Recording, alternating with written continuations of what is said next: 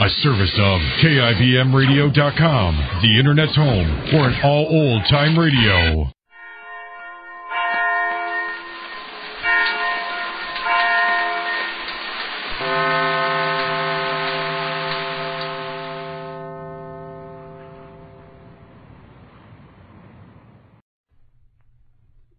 Your Coca-Cola bottler presents Claudia.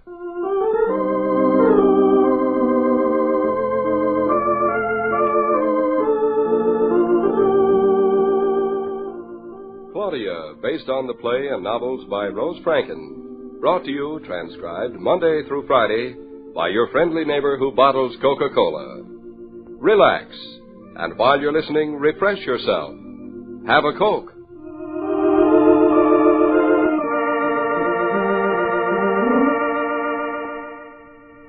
And now, Claudia.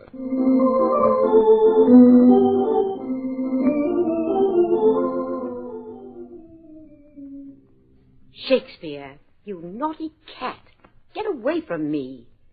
Haven't you got something better to play with than my shoelaces? Oh, come back here. I didn't mean it.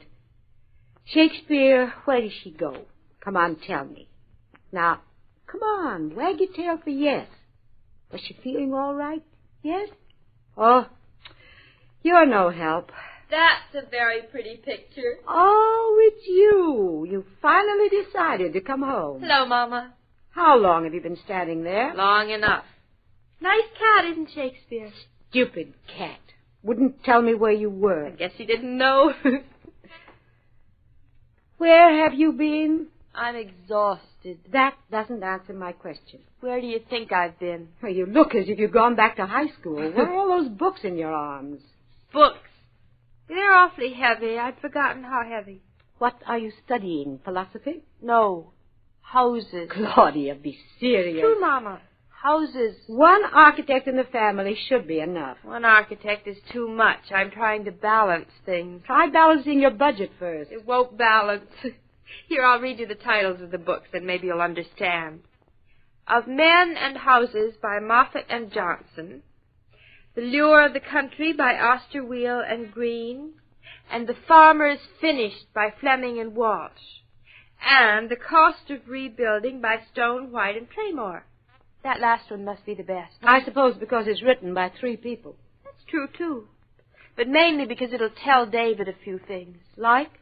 Like why we shouldn't buy that house in Eastbrook, that's all. That's all. Well, that's quite an order for 4 books to accomplish. But I don't know how else to do it. Well, why don't you just tell David that you don't like the house? Just come out with it. I can't, Mama. Why can't you?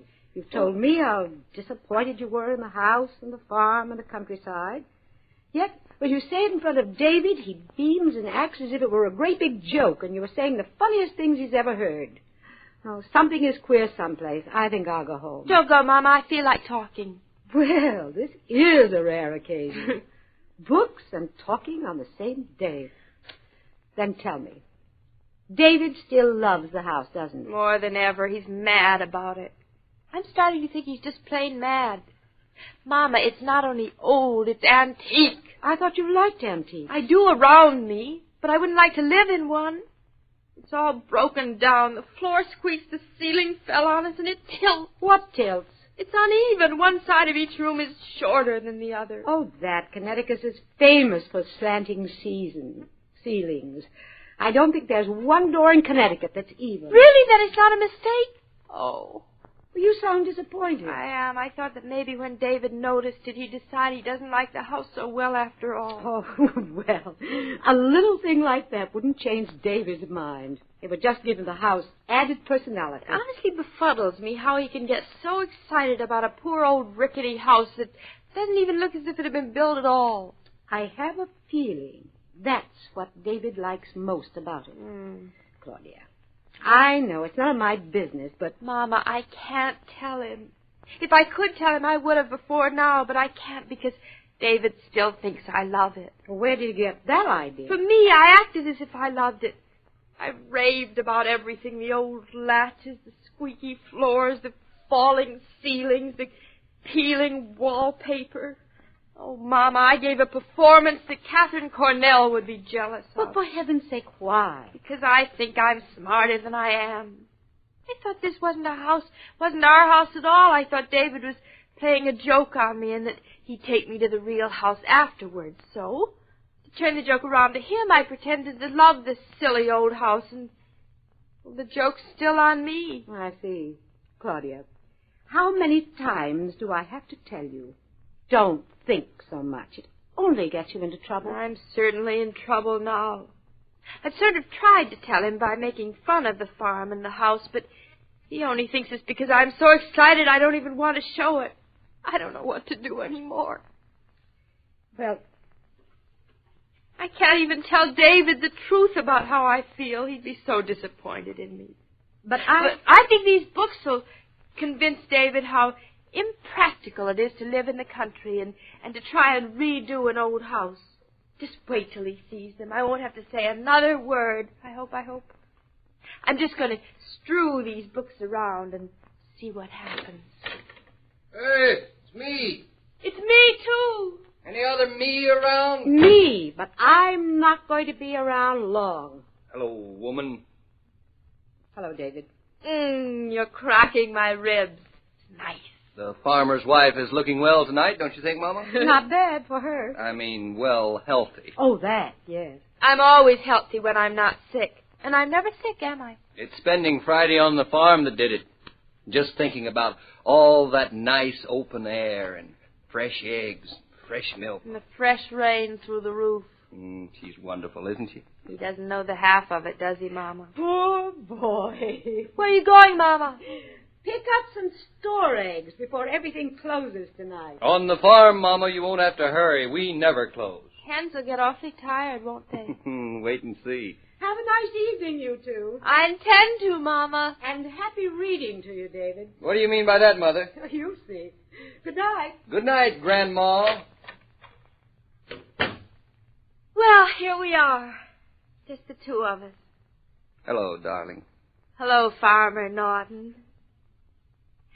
You know, you get home awfully late at night, David. I know, but I can't seem to help it. Oh, I'm not scolding you or anything. I know you can't help it. It's just there's always a phone call or something that comes at the time I'm leaving or that I have to wait for. Well, we're just lucky we live so near the office, or you'd never get home. We are lucky. Are you sure you're not going to mind commuting? I mean, if we buy that house in Eastbrook. No ifs about it, are there? Well, won't it be hard on you, leaving so early and coming home so late? Oh, that's a small price to pay. You won't get home till 7 o'clock or later most nights. But it will really be getting home. It's all right with me if it's all right with you, darling. It looks as if it's all right with you. Does it look like that? It certainly does. Come on. Sit on my lap. That's a nice invitation. We'll talk about our house. Oh. Now, let me see. We want to build a nursery and an extra bath and then an extension maybe to... David, if we're going to buy a house, why don't we get one with all those features already in it? No house has everything you want. But this house at least offers all of the possibilities, plus being perfect in itself for what it is. But don't you want to look some more? I don't have to. Do you? I don't want to. So there. Now that settles it. Hey, where were you when Mama came by and you weren't here? I was out. You don't say. Where? At the library. At the library? Mm-hmm. What on earth? Oh. Claudia. Hmm? You're not intending to read a book, are you? And why not? Honestly, you and Mama. Well, it's just so sudden. I brought home a few of them. You brought home a few of them. What on? Houses and farms. What are you laughing at? You know, I love you very much. Why now? Because you go around pretending that you're not sure whether you want this house or not. You try to be very sensible and unexcited about the whole thing. The next thing I know, you're in the library reading a bunch of books about it. But you haven't even seen the books. How do you know what they say? Just the fact that you went and got them is proof enough for me. Oh, David, you're so trusting. And you're so modest. Now, where are these books? We'll sit down right over here, and we'll read them together. Well, here's one. It's called, Of Men and Houses by Moffat and Johnson. Of Men and Houses, huh? Sounds funny. It's not meant to be funny. It's tragic. Tragic? How? Here, read this part. Where? Right here. No man should buy the first house he likes. And no man should buy a house for the things he can do to it any more than he marries a woman to reform her. There. David! What are you laughing about? Well, that is the funniest thing I ever read. It is? Why? Because I married you to reform you, and it's worked perfectly. David, be serious, please. I am. Now, take a look at you now. You're the perfect recommendation, according to this book, for buying the house. I am. Yes, you. Now, what else does the book say? Nothing. This book is a dope. Here, read another one. All right. You were very clever to bring these books home. I was, wasn't I? We'll spend all evening reading them. Maybe it wasn't so clever. Let me see this. The cost of each egg when homegrown is about 3 times the cost of an egg bought on the highest open market. Now, what do you think of that for a statistic? That's ridiculous. Why? Because when we get through with the eggs, we'll still have the hen and lots of her chickens, and the hen can still go I won't eat her if that's what you're thinking. Eat one of our own hens? Why, that's worse than being a cannibal. I'm glad to see you're already so sentimental about the hens we haven't got. Oh, what am I saying? David, look, let's forget about all these silly books. They're nothing but boomerangs. You're right now. You're right. We don't need any books to tell us this is the house for us. Those beautiful old latches and beams. And drafts and mortgages and plumbing that's plumbing. Darling, I didn't mean it. I wouldn't change one thing about you either. Not one beam or buttress or closet. From now on, I'm going to do all of my reforming on the house. I mean, our house. I'd much rather you did it on me. You mean you like it just the way it is? Darling, you are wonderful. David, can't you take a hint? You mean these books? Yes, these books. Sure, I know why you got them. Only you could think of that way of telling me you love the house and want it exactly as it stands. Oh, what's the use? I've tried, but everything I say and do works backwards. Oh, David, kiss me so I'll shut up.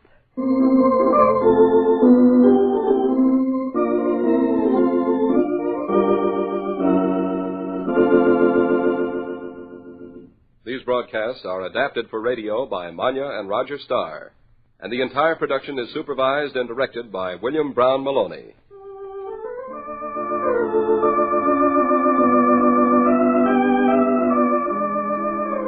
Next time your patience wears thin while you're marketing, take a look around for one of those familiar red coolers. You find them in more and more food stores nowadays with Coca-Cola ice cold and ready for you to enjoy on the spot. In the middle of your shopping, pause and treat yourself to a bottle of ice-cold Coke and see how much easier it is to shop when you're refreshed.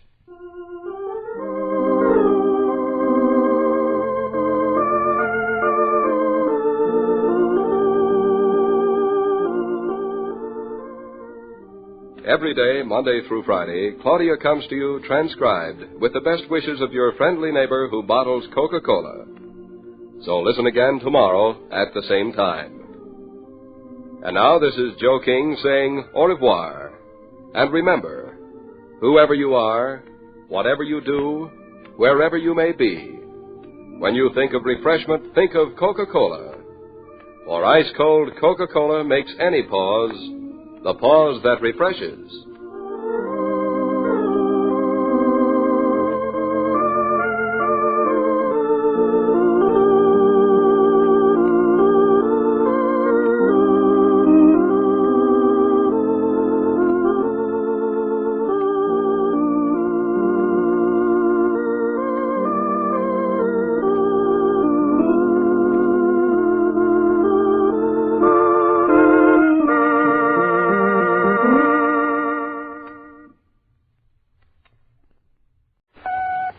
The Jack Benny Program. Quality of product is essential to continuing success.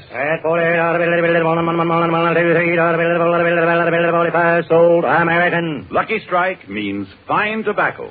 So round, so firm, so fully packed, so free and easy on the draw.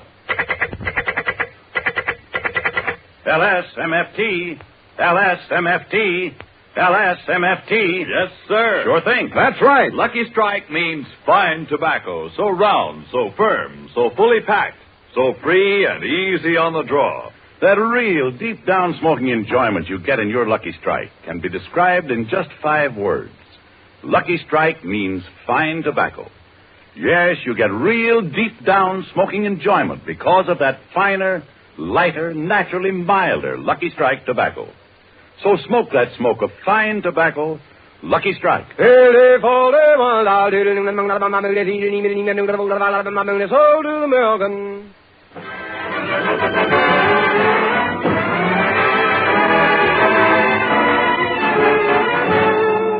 Lucky Strike program, coming to you from the Astor Hotel in New York City, starring Jack Benny, with Mary Livingston, Phil Harris, Rochester, Larry Stevens, and yours truly, Don Wilson.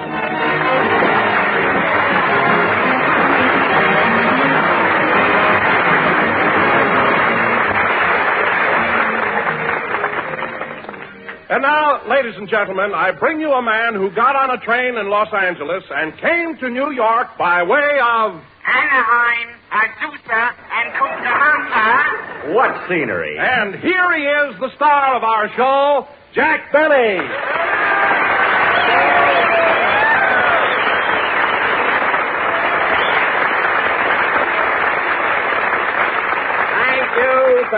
Thank you. Hello again, this is Jack Benny talking, and Don, when I arrived in New York, now you won't believe this, but I got an official welcome. In fact, Mayor LaGuardia wanted me to be with him so much, he made me an honorary fireman. Gosh, what an honor it was to meet Mayor LaGuardia. There he was, dressed up in his fire hat and everything. And Don, when he shook hands with me, I was chilled.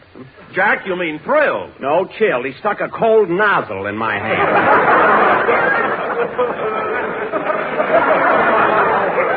Well, anyway, Don, here we are in New York. What a town. I don't know what it is, but it's so different from Waukegan.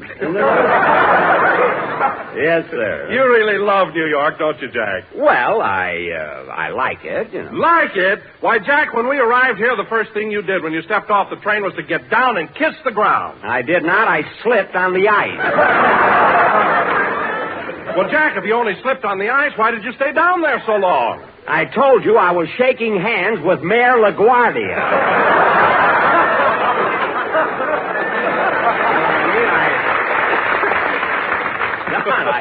I had to do it then. After all, who knows when I'm going to be down that way again. Anyway, Don, kidding aside, it's really great to be back in New York. Yes, it is, Jack, and my wife and I are having a grand time. Oh, you brought your wife with you. I didn't know that. Yes, you see, Jack, it's our anniversary, and we wanted to be together. Oh, your anniversary. Well, congratulations, Don. Oh, thanks, Jack. And I'll tell you what I'm going to do just for a little anniversary present. As long as we're in New York, I'll pay all your expenses, your hotel bill and everything, for you and your wife. Oh, you don't have to do that, Jack. Oh, yes, I No, insist. Jack, no, really. I don't feel that I should... Don, I don't want to hear any more about it. I insist on paying your wife's expenses as well as your own. Well, thanks. Thanks, Jack. That's darn nice of you. That's all right. By the way, Don, where are you staying? At the Waldorf Astoria.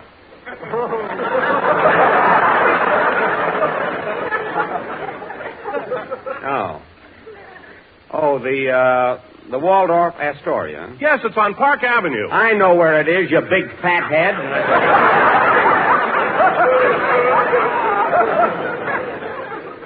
All right, Don, I made a promise, and I'm going to stick to it. You can live at the Waldorf. Well, thanks. And here's a handful of nickels. You know where to eat.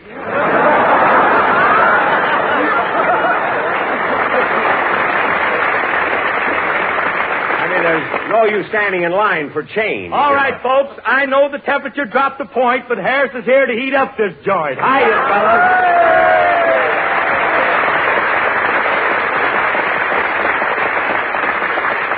Hey, Phil, you don't have to bust in here like a heat wave. Harris is here to warm up the joint. It's not that cold in New York. It ain't, huh? No. Well, it's the first time I ever seen the Statue of Liberty blowing on her hands.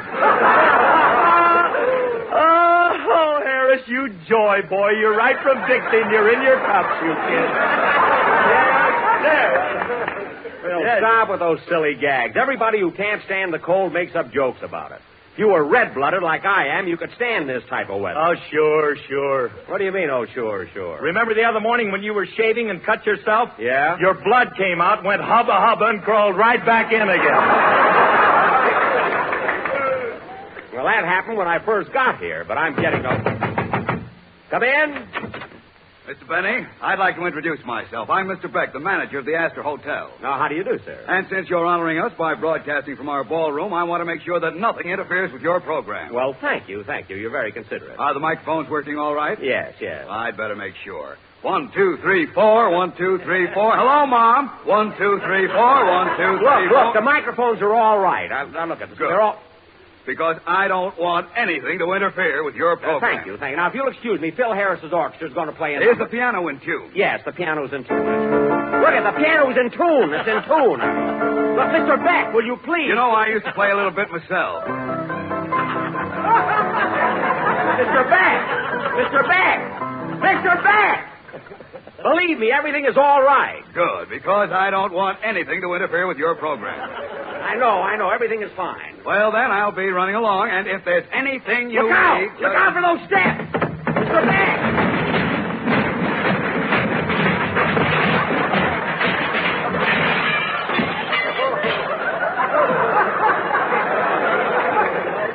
I knew that would happen. I knew it. Play, Phil.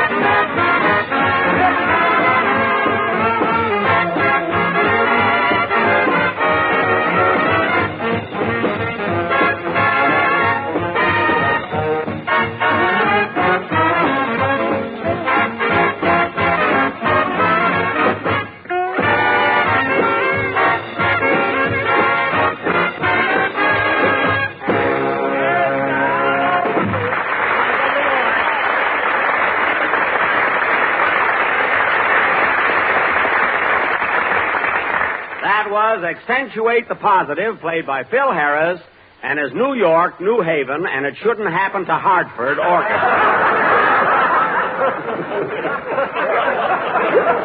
It's the one I wanted Mary to hear at home. Say, Phil. I love that gag. Say, Phil, where did you pick up these boys? Oh, what are you talking about? This is my regular orchestra. I brought them from Hollywood. From Hollywood? Yeah, you just don't recognize them. They're wearing shoes. Shoes? Oh, yes, they are. Phil, how in the world did you ever get them to put them on? Well, I told them it was a publicity stunt. Oh. Well, are they having fun here in New York? Well, their feet hurt them, but they're having a good time. Well, that's fine. Hey, Donzie, how about you? You enjoying your stay here? I sure am, Phil, especially since my wife is with me. Oh, yeah, I forgot this is your anniversary, isn't it? Happy anniversary, Don. Well, thanks, Phil. And you know what, Phil? No, what? Well, Jack's paying all the expenses for my wife and me at the Waldorf Astoria. Say, that's great. Jack who?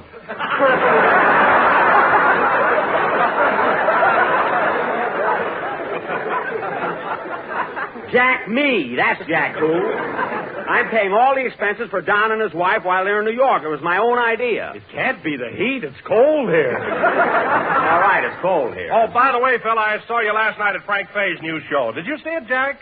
Frank Faye? Not yet, Don. Ah, well, don't visit. He's a scream. I tell you, Jack, my side still ache. Oh. Frank Faye, huh? Yeah, you should have been there, Jackson. You know, Don laughs louder at Frank Faye than he does at you. Oh, he does, eh? What else you see, Phil? Oh, I've seen a lot of shows. You know, I've been going to the theater every night.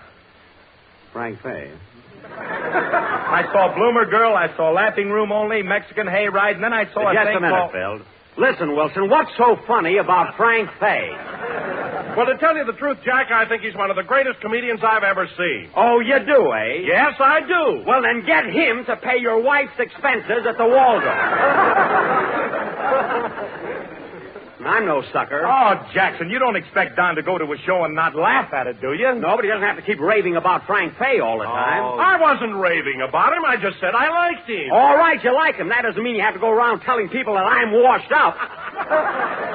Then he is through, finished. Who said that? I can read between the lines, brother. Oh, what are you talking The minute about? he gets in town, he's got to go right over and see Frank Faye. Well, now, wait a minute, Jackson. He didn't When he say comes to that. the program, all he talks about, Frank Faye, Frank Faye, Frank Faye. Frank Faye. What about me? Well, what about Right it? here. Well, what about it? I see no reason for paying Mrs. Wilson's hotel bill. So, the deal's off, Don. Oh, boy, I wish I'd get out of my girdle that easy. Never mind the joke. You're here to do the commercial, and it's time we had one. So Well, go ahead Jack, with it. I should have mentioned this to you, but the sponsor told me that while we're in New York, he'd like a little variety on the commercials, so he's sending over a special announcer to do them. Oh, well, he'll probably show up. That's strange, bringing in another announcer. I wonder if... Hello, Mr. Benny. Oh, hello, Larry. How are you, kid?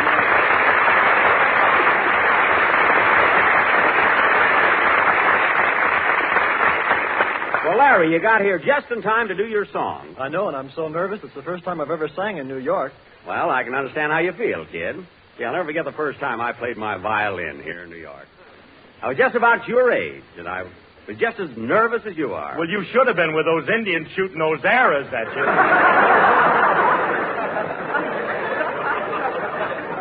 Phil, stop exaggerating. Larry's nervous enough as it is. Now go ahead and sing, kid, and don't worry about the Indian. Don't worry about anything. Okay. Hold it a minute, kid. Come in. Yes?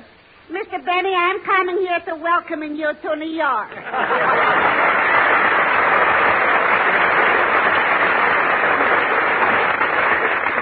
Yeah, why, it's Mrs. Nussbaum. I'm resembling maybe the Bloomer Girl.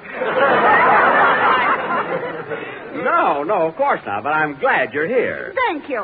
And, Mr. Benny, I'm inviting you after your broadcast. You should be guest of honor at my new restaurant.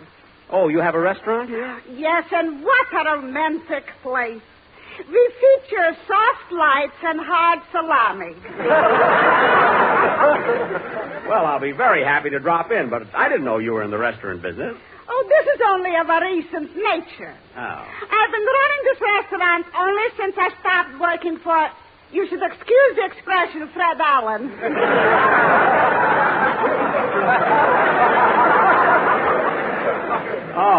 Not only is mine restaurant serving the best from delicacies, but we are also featuring a floor show which would make Herman Billingsley turn Greek with envy. Oh, you have a floor show, too? Yes. And for my featured attraction next week, I'm trying to get Frankie Boy. Oh. You mean Sinatra? Well. When Frankie Boy is singing, "One shoot on the van, we should meet again," I am telling him instantly. Mrs. Nussbaum. And when he's singing, "Don't fence me in," I am already waiting at the gate.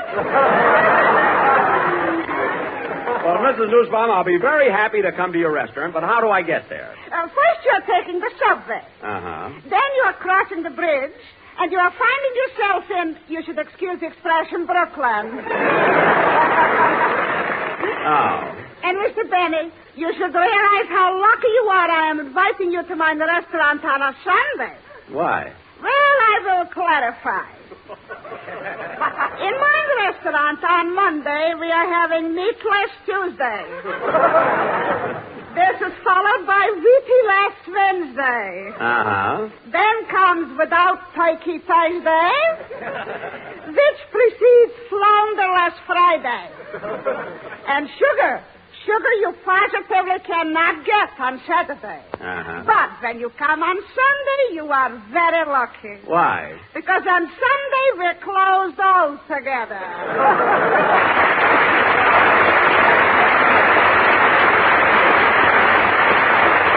Well, it was certainly nice seeing Mrs. Nussbaum again. All right, Larry, go ahead and sing. Oh, say, Mr. Benny, I meant to ask you, where's Miss Livingston? Why, she still has a bad cold. She's listening to the program at the hotel. I'm sure she'll be with us next week. Well, Mr. Benny, would it be all right if I dedicate my number to her? Oh, that'd be very nice, Larry. I'm sure she'll appreciate it. Go ahead and sing, kid.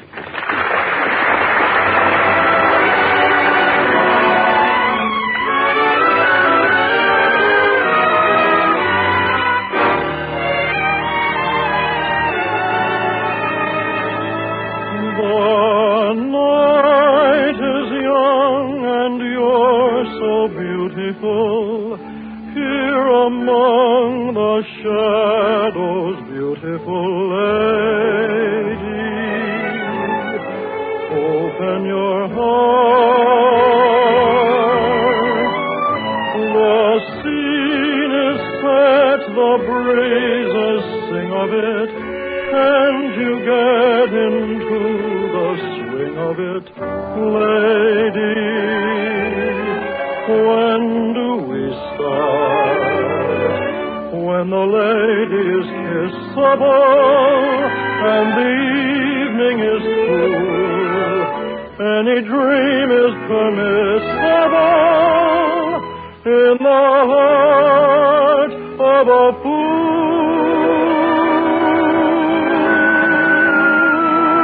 The moon is high and you're so glamorous, and if I seem over amorous, lady, what can I do? The night is young, and I'm in love.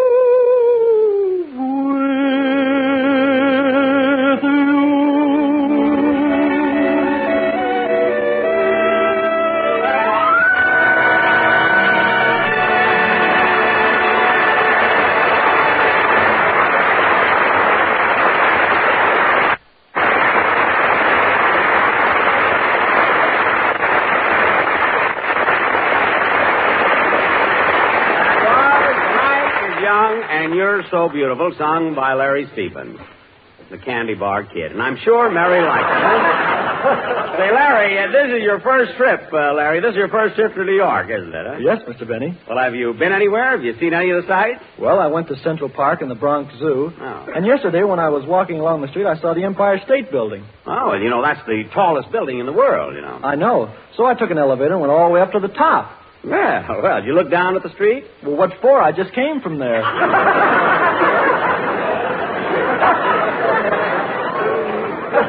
Calls for some kind of an answer there. Larry, the only reason people take the elevator to go up. Come in. Hello, everybody. Good evening, Mr. Benny.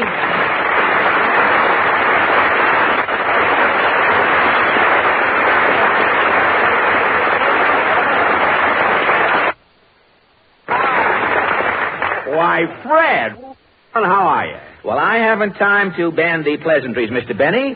This really isn't a social call. I'm here on business. Business? Yes. Your sponsor hired me to read the commercial.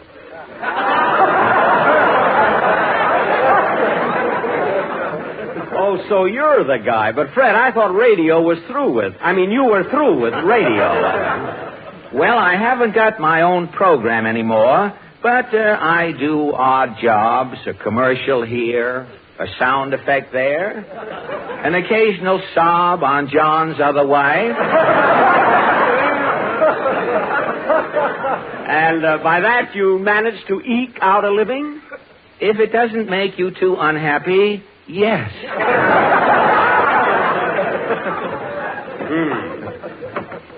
And here I am tonight slumming on your show.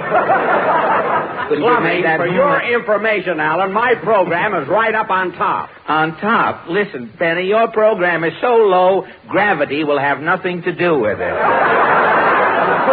And you won't find it in there. I called in a little writer who was going by on the street.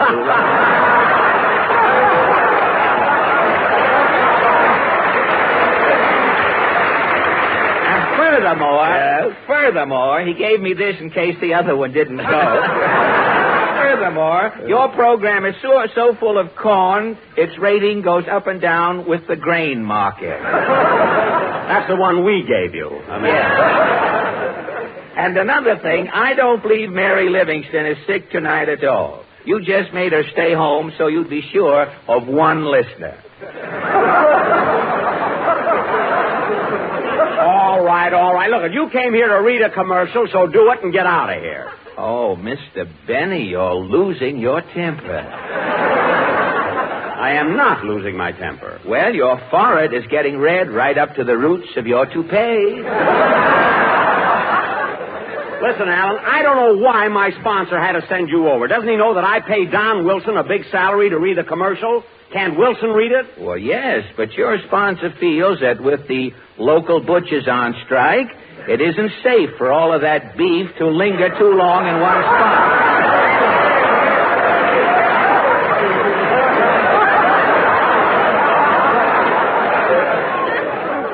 Well, then, all right, read the commercial and get out of here. All right, well, now, you just step aside, Mr. Benny. I use big words and make gestures. I need a lot of room. Would you step back from the microphone?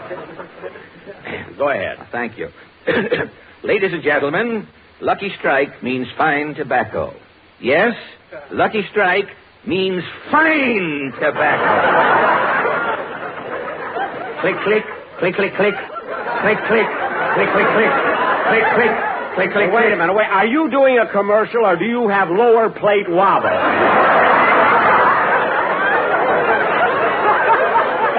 Nice to get one in myself here once in a while. Now, quiet, please, Mr. Benny. This may be my big opportunity. Click, click, click, click, click. Yes, sir. Sure thing. That's right. Oh, boy. Wahoo! Lucky Strike means fine tobacco. What diction? So round, so firm, and like Mr. Benny's wallet, so fully packed. Now, look. But unlike Mr. Benny's wallet, Lucky Strikes are free and easy on the draw. Now, wait a minute. With men who know tobacco best, it's Lucky's 2-1. That's better. And with men who know comedians best, it's A-L-L-E-N. It's B-E-N-N-Y. B-E-N-N-Y as well. 42, Billy. Fred, that's enough. Fred, that's enough. Now, don't stop me, Jack. Up to now, this is the cleverest dialogue on your show. Fred, where are you going? Fred, look out for those steps.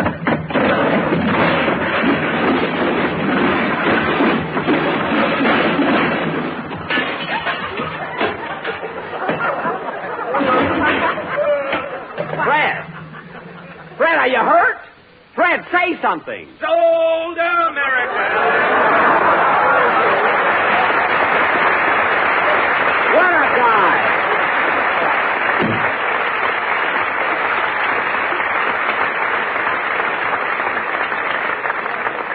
You know, Phil, I can't understand the sponsor sending a guy like that over here to do a commercial. Oh, I don't know, Jackson. Alan's a pretty sharp apple. You know, he was on Information Please. So what? I've been on with the Quiz Kids 3 times. Oh, Sharp yeah, apple. that's right. I remember the last time you were on with the Quiz Kids, you got sore at Slapperman. That's Copperman. Oh. Joel Copperman.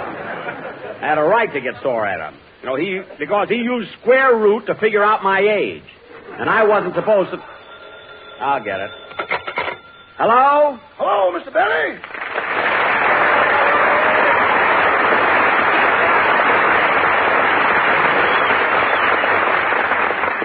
Is that you, Rochester? It ain't the voice of the turtle.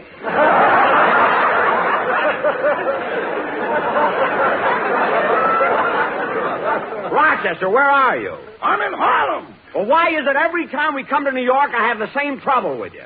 I didn't even see you when we got off the train. I jumped off the train when it passed 135th Street. Jumped off? Yeah, when I go to Harlem, I like to get a running start. Rochester, you got the keys to my trunk and you've been gone 4 days. I bet you're on some kind of a wild party. Oh, no, boss. No, I'm not. You're not, eh? Oh, no, sir. I'm here visiting my grandmother. Your what? My grandmother. She's 88 years old. 88 years old? Yeah, sweetest little old lady you ever saw. Well. Granny, pour me another cup of tea, will you, please? Now, Rochester. Just a minute, boss. Put an olive in it, honey.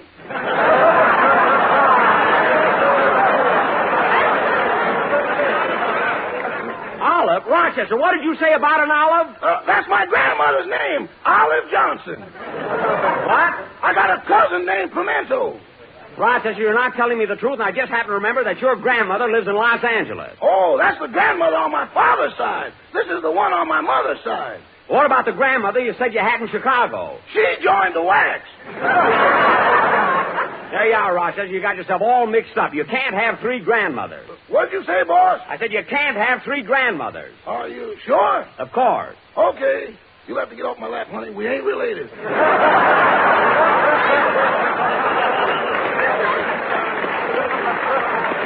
Now, Rochester, you're not fooling me. I know you're at a party. I want you to be at my hotel in an hour. Goodbye. But, boss, can I stay just a little longer? If I leave now, it'll break up all the fun. Why, how many people are there at the party? 22. 22? Then how can your leaving make any difference? Because 21 of them are girls. 21 of them are girls, you're the only man, and how can you call that a party? Oh, boss, come now. I don't want to hear another word about it. Goodbye. Goodbye. Every time I come to New York, this happens. Every time. Play, Phil.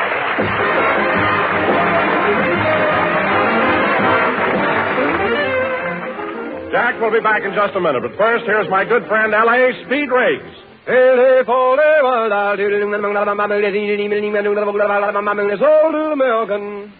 spent 13 years buying tobacco. The advantage I have over most smokers when it comes to selecting a cigarette is that I know tobacco so well. And at auction after auction, I've seen Lucky Strike buy quality tobacco. That's why I've smoked Lucky's myself for 12 years. This is what Charles Belvin of Durham, North Carolina said. And when a tobacco expert like Mr. Belvin gives eyewitness testimony as to who buys what tobacco, you know Lucky Strike means fine tobacco. Yes, Lucky Strike means fine tobacco. The famous tobacco auctioneers heard on tonight's program are Mr. F.E. Boone of Lexington, Kentucky. At 45, sold American. And Mr. L.A. Speed Riggs of Goldsboro, North Carolina. Basil Basil Rysdale speaking for Lucky Strike. LSMFT, LSMFT, LSMFT. You bet. And how? Lucky Strike means fine tobacco. So smoke that smoke of fine tobacco, Lucky Strike. So round, so firm, so fully packed, so free and easy on the draw.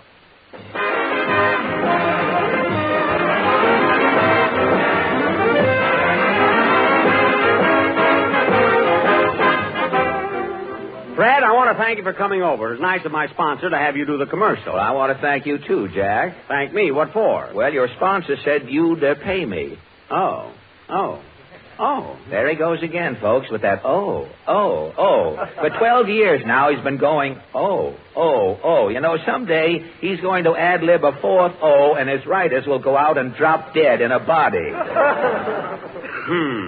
You hear that, folks? He said, what a change of pace. Look, Fred, instead of sending you a check, I'll be a guest on your program. But, Jack, I haven't any program. Well, then I'll just walk around with you for about a half hour someday. Good night, folks. Good night.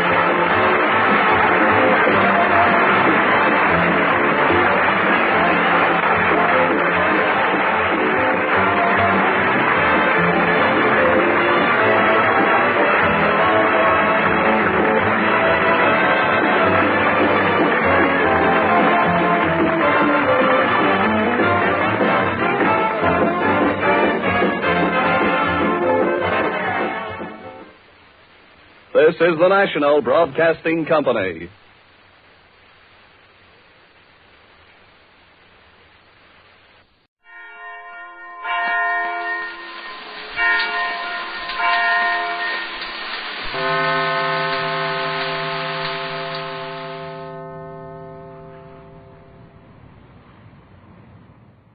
The Jack Benny Program. Quality of product is essential to continuing success.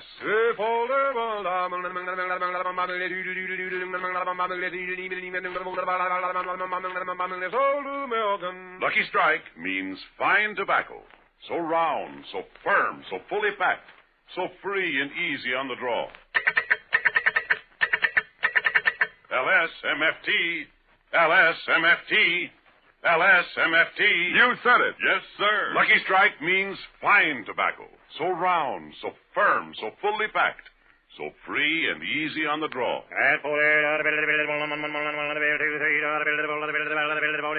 Sold American. It takes fine tobacco to make a fine cigarette, and Lucky Strike means fine tobacco.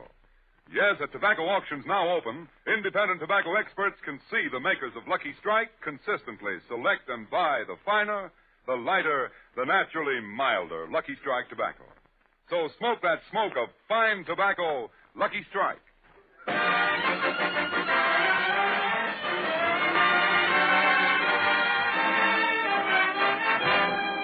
From New York City, the first stop on their March of Dimes tour, we bring you the Lucky Strike program starring Jack Benny.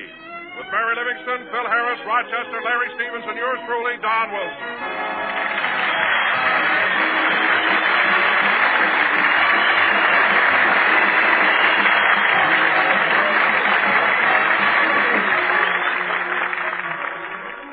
And now, ladies and gentlemen, we take you to Jack Benny's room at the Sherry Netherland Hotel. Jack is waiting for the gang to show up as they're all going ice skating in Central Park.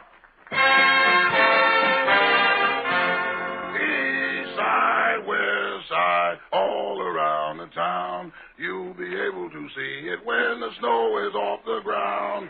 Rochester. Hail and snow together, ice all over the walk. You slip and you slop and you flip and you flop on the sidewalks of New York. Rochester, stop singing. You know I'm going ice skating, so you better get my things ready. Okay. By the way, did you have my ice skates sharpened like I told you to? I sure did, boss. I had it done yesterday when I was up in Harlem. Good. Are they nice and sharp? Sharp? What do you think I shaved you with this morning? Stop being so silly and get my things ready. As long as I'm going skating, I want you to get out my knickers and press them. Boss, you better wear your long pants. You don't look good in knickers. Your legs are too skinny. My legs are not skinny. They ain't. Remember that time you played Hamlet and had to wear those tights? Well, what about it? The theater manager took one look at you and said, if those legs have any muscle, they must be on inside the bone.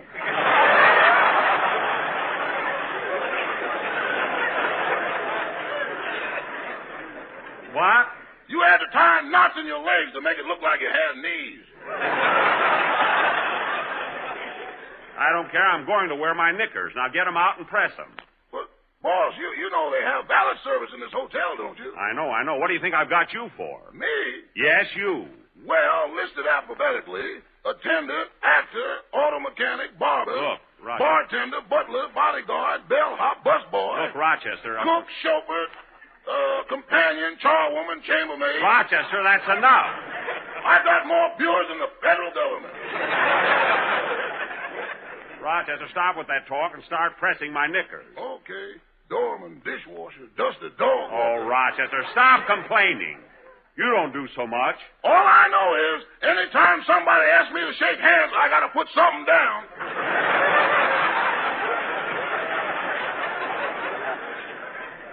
Now, you know that's not true. Anyway, I've got to get... Rochester, put down the iron, the whisk broom, and the shoe brush and answer the door. What? Oh, never mind. Go press the door. I mean the knickers. It's going to be pretty cold in the park, so get out my long underwear. Come in. Well, hello, Mary. Hello, Jack.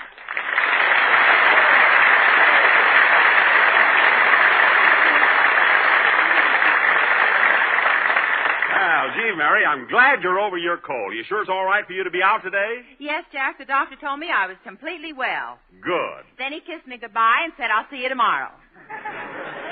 The doctor kissed you goodbye? Wasn't that awful? It certainly was. Fine doctor. When he kissed you, why didn't you slap his face? How could I? I was holding his bag for him. Oh, I get it. You wanted him to kiss you. You catch on fast, don't you, Jackson? Jackson, yeah. Look, Mary, you don't have to make any outside dates. While we're in New York, I'm going to take you around. Oh, sure. Just like last year. Before we left California, you said, Mary, when we get to New York, I'm really going to show you the town. Well, I did, didn't I? Yeah, from the top of the Empire State Building. Well, they don't let you up there for nothing, sister.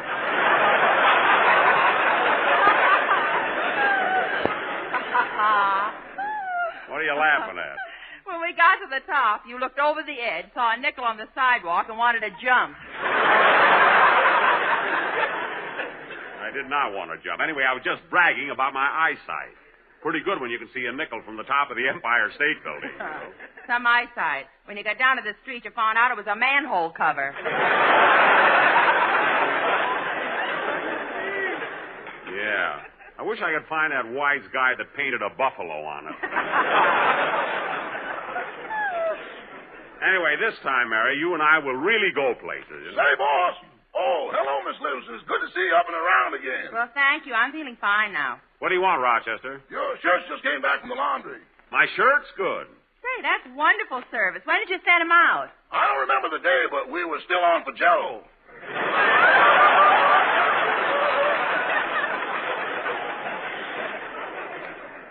Oh, for heaven's sake. And I thought they were lost.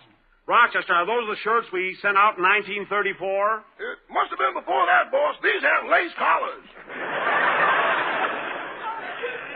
Oh, those. Well, put them away. I'll give them to my writers for Christmas. Say, Rochester, when is my breakfast coming up? Did you order it from room service? Yeah, a long time ago. You want something to eat, Mary, before we go skating? No, thanks. Say, Jack, I can't get over you living in such a classy hotel as the Sherry Netherlands. Why? Well, every other time you came to New York, you stayed at the The Acme Plaza. Oh, yes. What a creepy joint that was. Well, I'll admit it wasn't the best hotel in New York, Mary, but it certainly was conveniently located. You're not kidding. All you had to do was walk up one flight of steps and you were in the subway.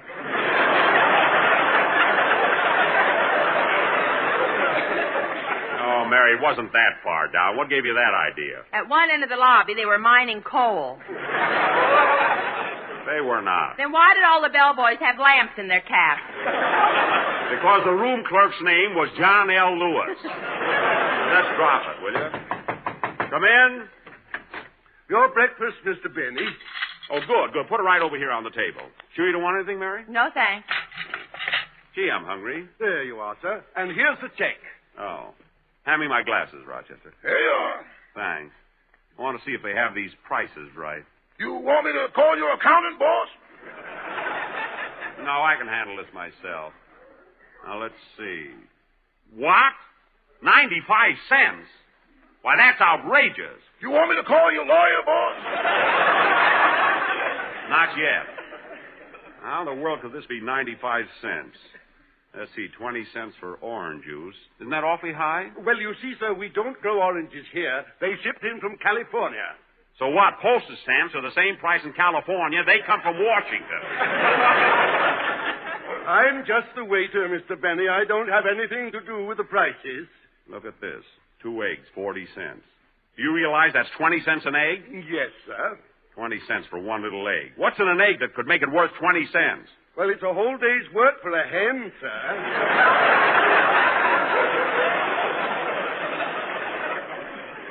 See, 10 cents for coffee. Well, that's all right. Hey, what's that extra quarter for? That's a 25-cent charge for serving meals in the rooms, sir. Oh, well, open the door. I'll eat it out in the hall.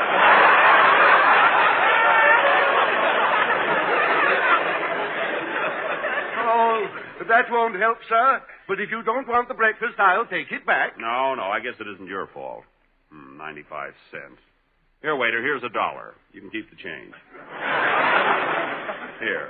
Oh, thank you, sir. Now I can buy that farm in Connecticut. Look, just go, will you? Yes, sir. Mary, you sure you don't want anything? If you do, I can call the waiter back. Never mind. I wouldn't go through that again for $8 million. Yeah, well, I might as well eat. Yeah, you better hurry up, Jack. The gang will be here pretty soon. There's somebody at the service entrance. Oh, Rochester. Just a minute, boss. I'm ironing your long underwear. Well, open the back door. I can't. You got it sewed up for the winter.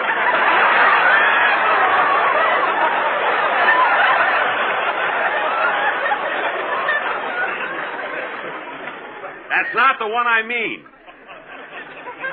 Oh, well, never mind. Come in. Oh, hello, Larry. Hello, Mr. Benny.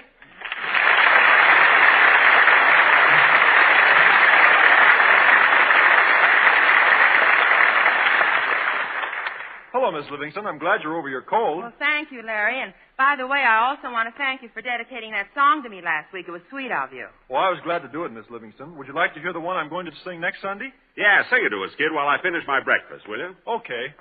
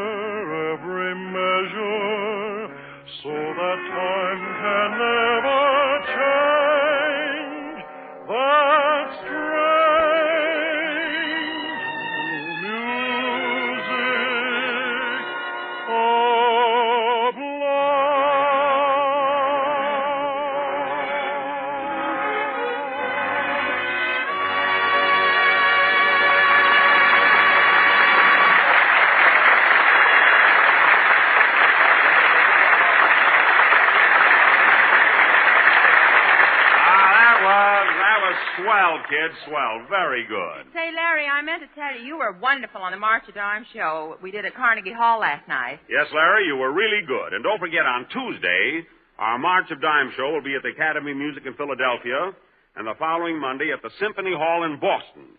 So, kid, you haven't seen all the sights in New York. I mean, if you haven't, you better do it in the next few days. Well, I've been around quite a bit, Mr. Benny. I went to Rockefeller Center, the Statue of Liberty, and yesterday I went to Grant's tomb. Oh, Grant's tomb, huh? Gee, that's funny. I remember the first time I came to New York. No, I went to Grant's tomb, too. Yeah, but Grant wasn't in it yet.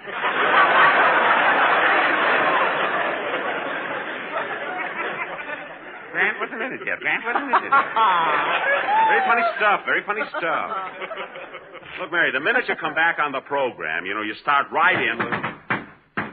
Come in. Hiya, Jackson. Hello, Phil.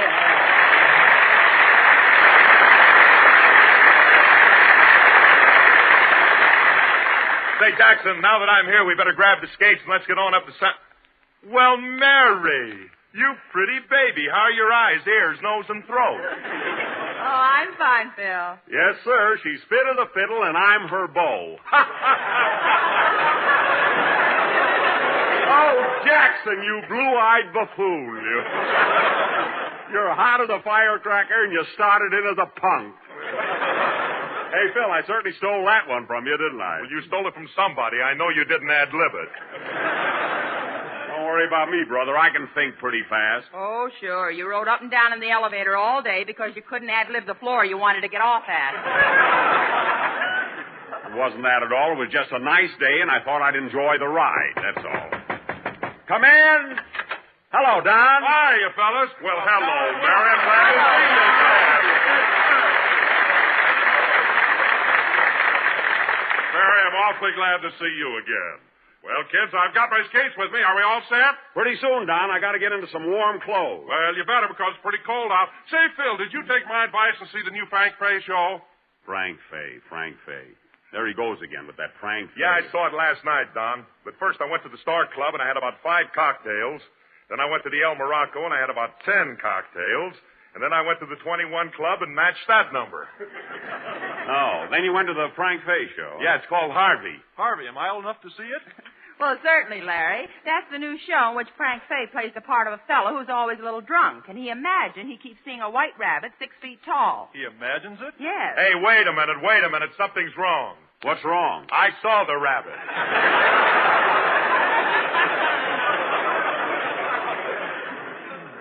Phil, that's an imaginary rabbit, and nobody can see it. What are you talking about? He came off the stage, sat down beside me, and asked me what I liked about the South. Oh, my goodness. Then the rabbit got mad and walked away. Well, I don't blame him. He was probably jealous because your eyes were pinker than his. That's exactly what happened. Exactly what happened. Phil, we've been trying to explain to you that in that play there is no rabbit. I don't know. They're taking in plenty of lettuce at the box office. Oh, Harris. Oh, shut up. Now, we're going skating. Let's get started. Yeah, all right, let's get going. I want to go. Oh, gosh. What's the matter, Mary? I forgot my scarf and my gloves. Well, I'll call your hotel and have Pauline bring them over. Mary, you living at the Astor, aren't you? Yeah. I'm getting it. Astor Hotel, 44th and Broadway, overlooking Times Square in New York City. Operator. Every room suited to your taste. Bachelor apartments, bridal suites, coffee shop, and spacious lobby. Operator, Elevator service, room service, tailor shop, jewelry shop, and radio in every room. Look, all I want is... Also, writing paper, pen and ink. Combination writing desk that folds up into a dresser. I want to get Miss Daily Livingston's... rates, weekly rates, monthly rates, and traveler's checks, cash without question. There's no question. So if you're ever in New York, the only place to live is the Astor Hotel, 44th and Broadway, overlooking Times Square. Operator, I'm trying to I'm sorry, your 3 minutes are up.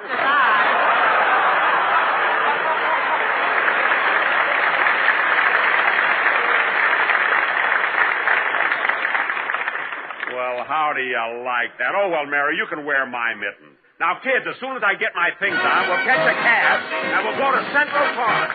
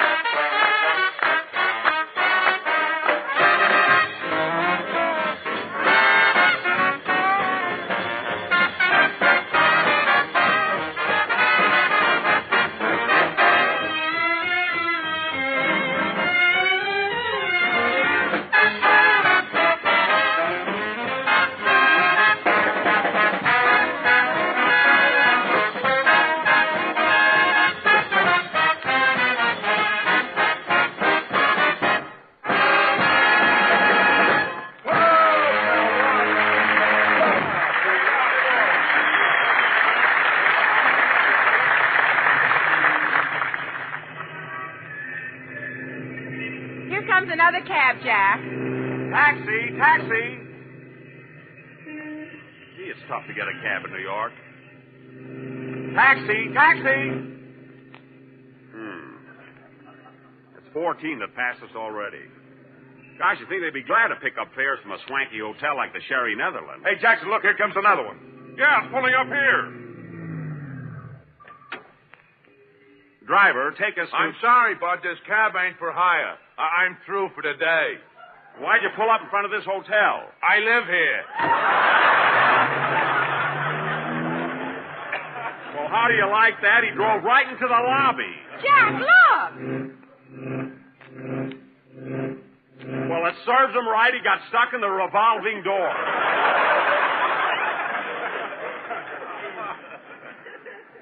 We'll never get a cab standing here. It's only about 8 blocks to the lake. Let's walk. Okay.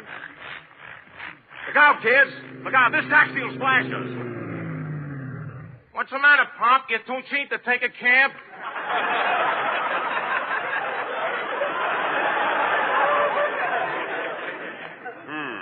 No, driver. We've been waiting for one. All right, hop in.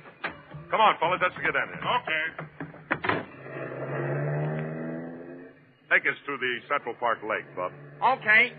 Strangers here in town? Well, you might... I've been living here all my life.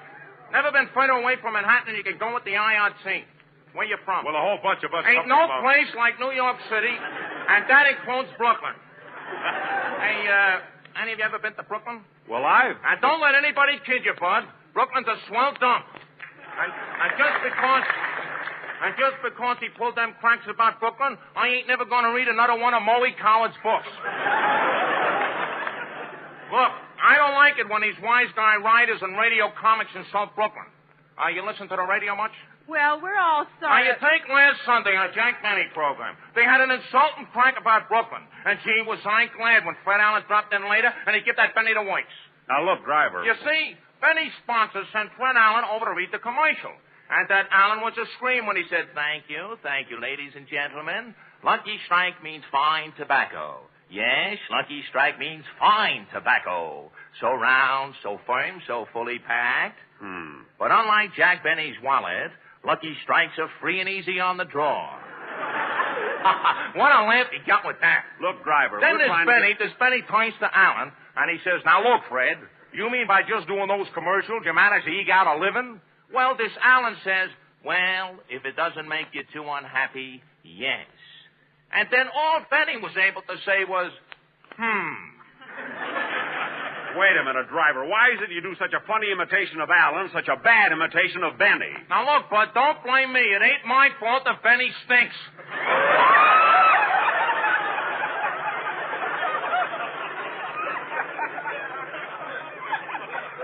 Now, listen, driver. Here we are at Central Park Lake, and 60 cents.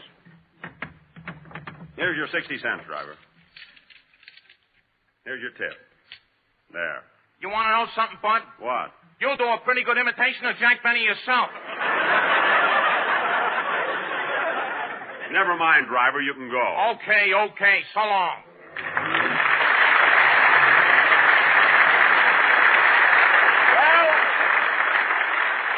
Well, kids, here we are at the lake. Let's go skating. Come on, last one on the ice is a rotten egg. I'm the first. Look at me go. Da-da-da-da-da. Da-da-da-da-da. Da-da-da-da-da. What is it, Mary? Come back here. You forgot your skate.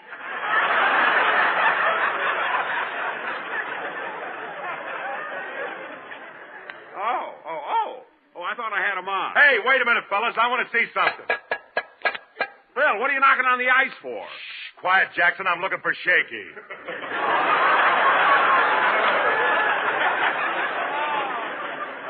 Hey, kids, look at Wilson skating around there as though he owns Central Park. Yeah, what's he so stuck up about? Look at him. He just found out that lard is back on the ration list. Yeah. Hey, kids, you want to see some fancy skating? Oh, anybody can cut a figure eight. I know, but watch this. Well, I'll be darned. LSMFT. Don, that was wonderful. Wait a minute, I got my skates on. Watch me. I'll show you kids some real skating. Here I go.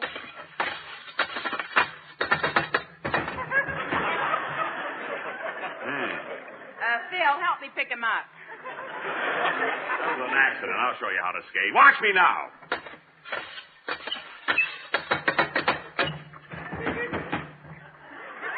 Never mind, Phil. I can get up myself.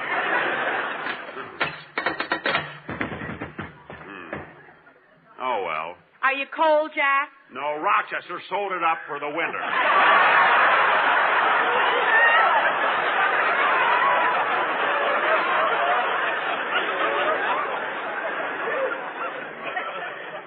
Gosh, I can't understand. I used to be the best skater in Waukegan. Well, I'll try it again.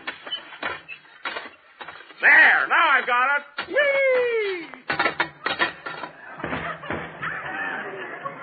What's the matter with me? Mr. Benny, when you tripped, your hat fell off your head. Here. Thank you. And your fur piece fell off, too.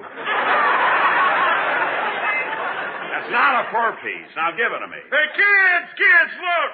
There's a fellow over there giving an exhibition. He's jumping over 7 barrels. There he goes.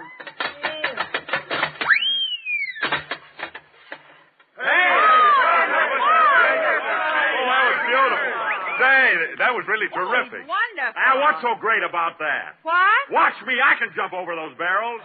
Jack, don't be a fool. Ah, watch this. You better not try that, Jack. Don't worry about it. I was just kidding you guys, making believe I can't skate. Watch this. Jack, please. Here I go, right over those barrels.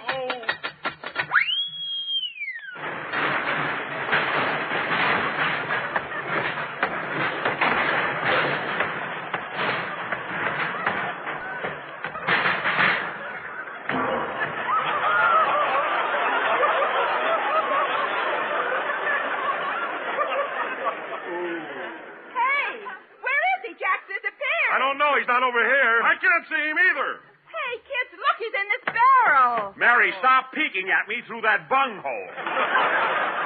Come on, fellas, let's roll it. Yeah, get Mary. Jack, come on. Now let me out. Mary, I'm getting dizzy. Now cut it out, kid. Cut it out. Will you not cut it out?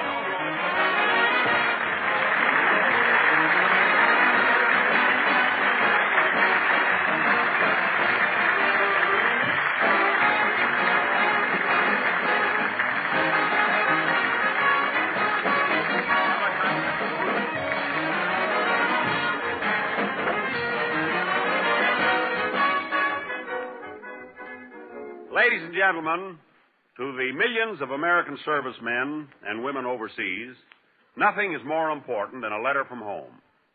A letter from a loved one can mean the difference between a man who knows why he's fighting and a man who knows only bitterness and indifference. Don't write worrisome things about such as baby has the mumps or the landlord won't do anything about the plumbing.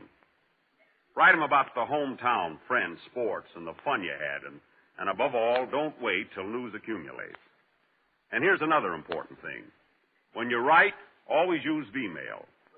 Our planes and ships are hard-pressed for space, and much more V-mail can be carried than regular bulky letters. V-mail is inexpensive, too. It flies overseas for only 3 cents. So remember, folks, write them cheerful, fresh news regularly. But be sure to send it V-mail. Also, don't forget the March a Dime shows. We'll be with you in Philadelphia and Boston. Thank you very, very much. Well, Jack, we'll be back in just a minute. But first, here's my good friend, F.E. Boone. Sold American. Lucky Strike means fine tobacco because Lucky Strike consistently selects and buys the finer, the lighter, the naturally milder Lucky Strike tobacco. This fine Lucky Strike tobacco means real deep-down smoking enjoyment for you. So smoke that smoke of fine tobacco, Lucky Strike. So round, so firm, so fully packed, so free and easy on the draw. The famous tobacco auctioneers heard on tonight's program are Mr. L.A. Speed Riggs of Goldsboro, North Carolina. Mr. F.E. Boone of Lexington, Kentucky. At 45, sold American. Basil Rysdale speaking for Lucky Strike. LSMFT, LSMFT, LSMFT. A fact known the world over. Lucky Strike means fine tobacco, so round, so firm, so fully packed, so free and easy on the draw.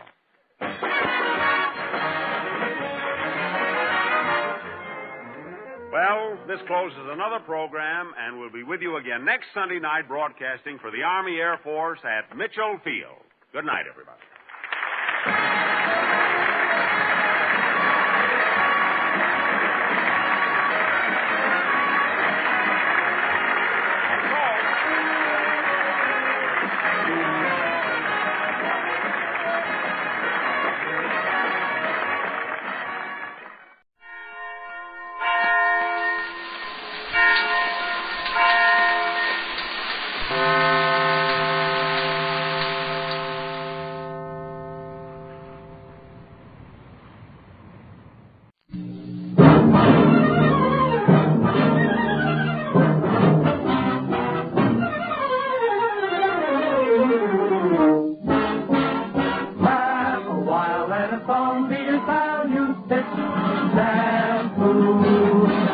Don't despair, use your head, save your hair, use Fitch shampoo.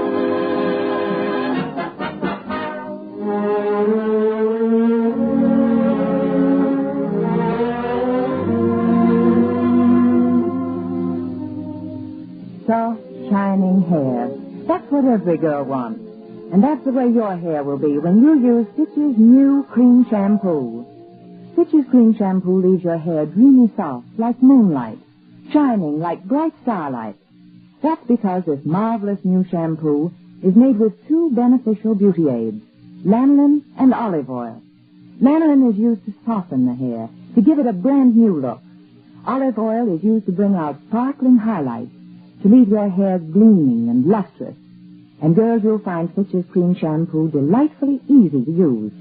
Just a small dab whipped into heaps of lather to thoroughly cleanse your hair and scalp. To rinse, just a swish of plain water and every bubble of suds is gone. Then see how soft and bright, how gloriously white this amazing shampoo leaves your hair. It looks as though it had been brushed and brushed and brushed. Fitch's cream shampoo is thrifty, too. Compare the size of the jar, compare its low cost, and buy it at drug or toilet goods counters. That's Fitch's cream shampoo, made with lanolin and olive oil for softer, shinier hair. The F.W. Fitch Company, makers of Fitch Shampoo, presents the Fitch Bandwagon with Elliott Lewis, Porter Hall, Wally Mayer, Frank Nelson, Robert North, Walter Sharp in his music, and starring Alice Faye and Phil Harris.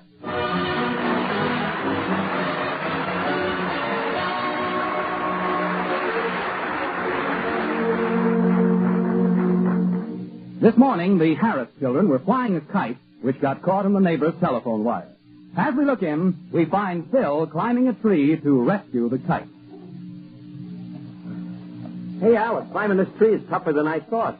Careful, Tarzan. You're not as young as you used to be. Never mind. I'll just grab this limb and lift myself right up. Phil, what happened? What did you break? I ain't sure, but if a branch doesn't come down, it was my arm. That could have been my line. Phil, are you hurt?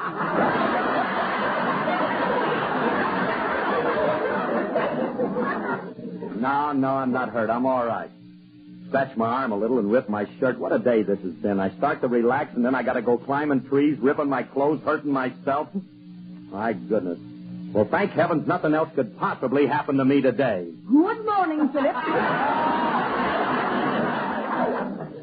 had to open my big fat mouth. Things ain't bad enough. Little Beaver just rode up. Philip, how in the world did you get up in that tree? How did I sat on it when it was an acorn and grew up with it. Now, keep quiet a minute, Beaver. Now, if I lean over, I can just about reach that telephone wire. There, I got it. Look out, Phil. You're losing your balance. Help, Alice, I'm falling. Oh, Phil, are you all right? Tell me, are you hurt? No, fortunately, I fell on top of Willie. I knew he'd come in handy someday. Hey, you okay, Willie? Oh, I'm somewhat bruised, but otherwise I'm not hurt. What did he say, Phil? He hurt he's somewhat and bruised he's otherwise. Oh, Phil, you're so clumsy. Well, what are you kicking about? I got the kid's kite, didn't I? I got it right here in my hand, and... Hey, wait a minute. What's this I got in my other hand? Mr. Galen's telephone wire. You pulled it down with you. Oh, no, Alice, no. Let's get in the house and hide before that crabby old neighbor finds out what happened. He's a mess, that guy. Just a moment, Philip. You can't run off and leave this broken wire lying here. Your neighbor won't be able to get any calls. Huh? You know something? You're right, Willie. Here, you stand here and hold the wires. What am I going to do with them? Stick them in your ears, and if a call comes through, take the message and give it to Galen. And believe me, you can do it. Come on, let's get in the house. Oh, Phil, you'll have to go and tell Mr. Galen what you did. All right, honey. I'll tell him later. Now, leave me alone. Why is everybody picking on me? What's wrong with you, Philip? You've been awfully grouchy lately. Well, last week the doctor told him to slow down, and now that he has time on his hands, he doesn't know what to do with himself. Philip, what you need is a hobby. Like what? Well, why don't you become a philatelist? What's a who's this? A philatelist. That's stamp collecting. Stamp collecting? You dear boy. That sounds like an exciting hobby. Next, you'll be telling me to take up crocheting. You know, that's an excellent suggestion. You can Hold make it, all... Buster, hold it. Oh, Phil, it's a wonderful form of relaxation. There's nothing wrong with a man crocheting. Lots of men do it. Oh, fine. I can just see myself with the guys in the band knocking out a lace tablecloth with one hand and marking a racing form with the other. Alice is right. Lots of men do crochet. I used to do it several years ago. I don't like to brag, but I became quite expert at it. And I did some very original needlework. Thank you, Betsy Ross. Oh, Phil, why don't you try it? Look, I'm crocheting a doily. Here, you take it and I'll show you how to do it. Oh, but Alice... That's right. It's very simple. All you do is put the hook through this loop, catch the thread, and pull it through. See? Oh, all right, I'll try it, but I ain't gonna like it. Pull the blinds down. This is the silliest thing that... Uh-oh, there's the doorbell. I'll get it. Hi, Curly. Oh. Hiya, Frankie. Come on in. Okay, I just stopped... Curly, what do you got in your hand? This? Oh, it's my needlework. Wait a minute, I'll go out and come in again. Curly, this may seem like a stupid question, but what are you doing with that needlework? I'm crocheting a doily. Well, la-di-da!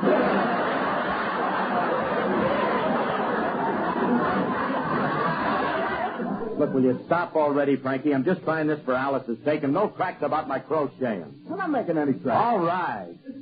Now, come on inside. Well, don't stand there. Come on in. After you, madame. Don't be a wise guy. Let's go inside. I'm just doing this because Alice thought I needed a hobby. No offense, Curly. It just seems a little strange to... Oh, hello, Alice. Hello, Frankie. Hiya, Willie. Good morning, Franklin. Franklin? Somebody come in with me?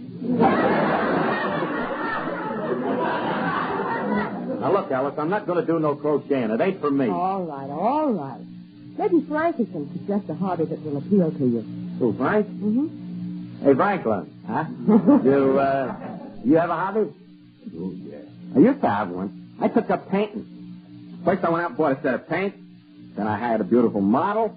Yeah? Then what? Then I threw away the paint.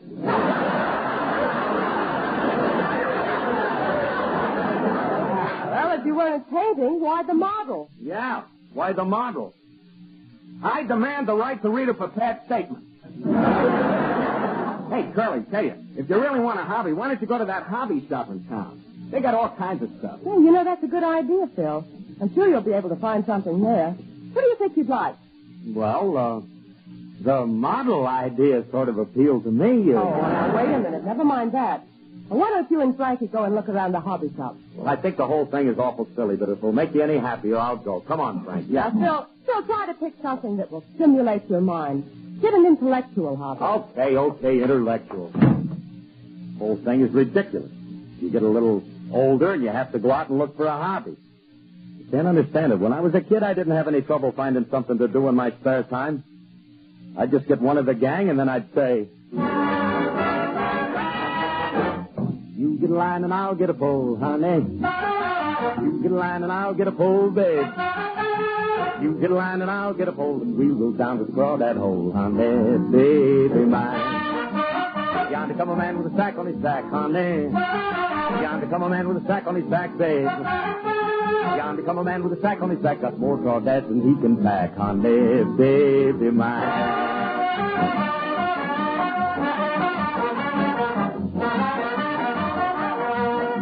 That man fell down and busted his sack, honey. That man fell down and busted his sack, babe. That man fell down and busted his sack. Just watch him crawdads back and back, honey, baby mine. I sell my crawdads 3 for a dime, honey. I sell my crawdads 3 for a dime, babe. I sell my crawdads 3 for a dime. Ain't no crawdads as good as mine, honey, baby mine.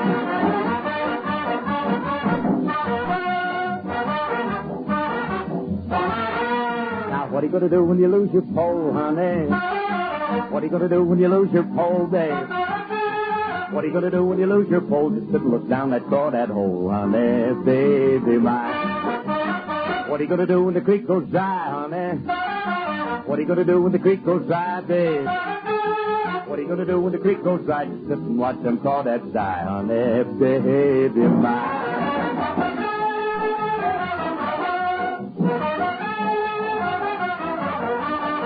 Well, get up, Kate, you slept too late, honey. Get up, Kate, you slept too late, babe. Get up, Kate, you slept too late. That crawdad man to pass your gate, honey, baby mine.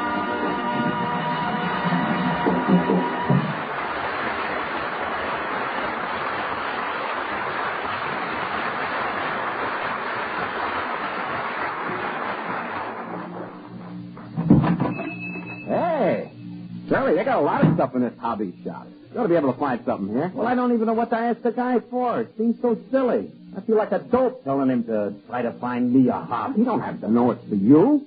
Tell him he's getting it for somebody else. Come on, we'll ask the clerk. Hey, Buck, come here, man. How do you do? And what can I do for you two? People? Say, look, we're looking for a hobby for somebody. Do you have anything intellectual? Well, we have them as intellectual as you want. We have things for the highest mentality. What's your friend's occupation? He's a band leader. Well, we have something for the lower mentalities, too. Perhaps I've heard of your friend. What's his name? Phil Harris. Oh, we really hit rock bottom, didn't we? Now, just a minute. Don't you say nothing about Phil Harris in front of me. Well, you got a lot of nerve saying that Phil Harris has a low mentality. Did you ever meet him? No. Then how'd you find out about his low mentality?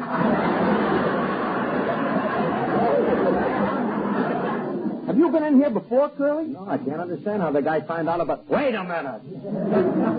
Now, look, Bob, I ain't got no time to waste. What kind of hobbies have you got? Well, we have wood-burning sets, clay modeling sets, model airplane kits, and there's something here that you'll love. What is it? A genuine nylon butterfly catching set. Okay, Frankie, let's blow. Let's get out of this. Now, wait a minute, Curly. I ain't going to stay in here and be responsible. Let's get out of here. Now, listen to me, kid. I think you ought to buy one of those. I ought to buy one. Absolutely. A man's a fool to be without a genuine nylon butterfly catcher set. You get behind the counter with him. Let's go. I'm sorry, Bub. You ain't got nothing in here I want. Now, wait a minute. I have something here. It isn't exactly a hobby. It's more of a gadget. I made it myself out of a razor blade, a piece of sandpaper, and an old windshield wiper. What is it? A face scraper for sloppy bubblegum blowers. Frank, me one. Better leave, Frank. We better get out of here. I ain't gonna... Hey, Curly, look, there's something for you. A set of electric trains. Why don't you get those? Oh, please, will you quiet down? Electric trains, that's for children. You're right. If I were you, I'd take the nylon butterfly catching. No. Look, Curly, it's a beautiful set of trains. All right, cut it out. Cut it out, both of you. You guys ain't talking me into anything. Now, I'm not buying no electric trains or anything else here, and that's final.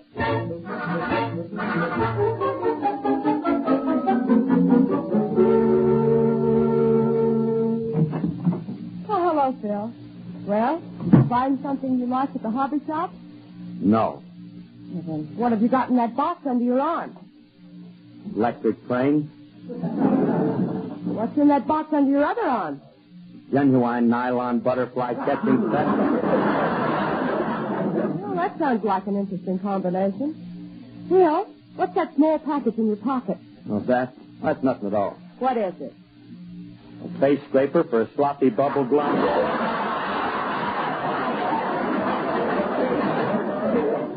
Blum? Oh. It's good for blowing blubbles, huh? Where's Frank? He's out in the car, and he's bringing in the rest of the package. Well, this here is the last box of stuff, Curly. Oh, hello, Alex. Hey, where did you see the electric train set me and Curly bought? Come on in the living room. We'll put the tracks up. There are these large boxes.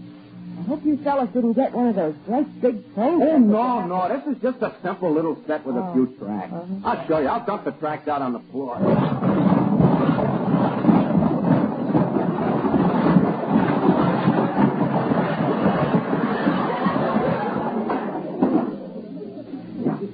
Well, that's the first box. See, Alice, this is... Hey, Alice, where are you? Right here in the back of this pile of tracks. Oh. Did you fellas say you have more tracks? Oh, just 4 more boxes. Well, come on, Curly. Let's get down on our knees and start putting the tracks together. Hey, Alice, you can help us, too. It'll be fun. Thanks.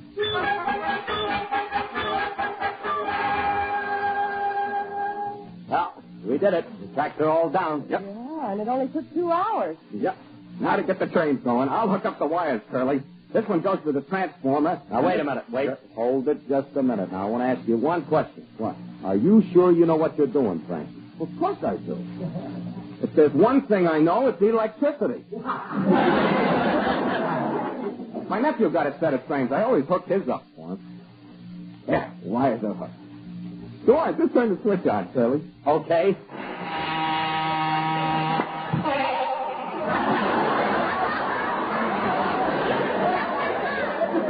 Now you did it. You blew out the transformer. That's funny. The same thing always happens to my nephew's set. Oh, Remley, you ought to be ashamed of yourself. You broke my electric train. Yes, Frankie, you went and broke Filthy's woody coo-choo twine.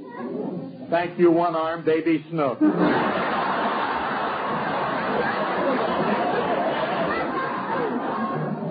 Understand it. You're always doing something like that. Now, we spent all that time putting the tracks down, and now we got no transformer, and how you...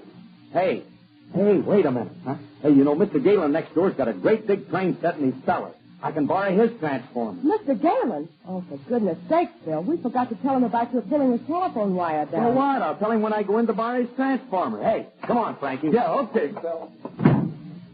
Oh, what a man. I guess I'm lucky he only brought home a train set as a hobby. He might have decided to collect antique cars. I could just see him breezing into the house and saying, get your veil and get your duster. Get the yen for goggles when the wind's a guster.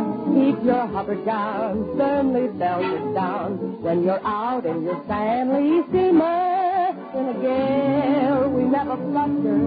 Coat where coat we get that old familiar luster. If you're dressed in style, everyone will smile. When you're out in your Stanley steamer, honk, honk, honk, honk, honk. The dog seems to have his time, but he's looking at us with alarm. For it looks like he's back to the farm. But if you stay with your combustion, then your feet is on a new adjuster. And you must be just the one we trust. Or we won't let you ride, no, we won't let you ride. That you plan in your Stanley steamer. That you plan in your Stanley steamer.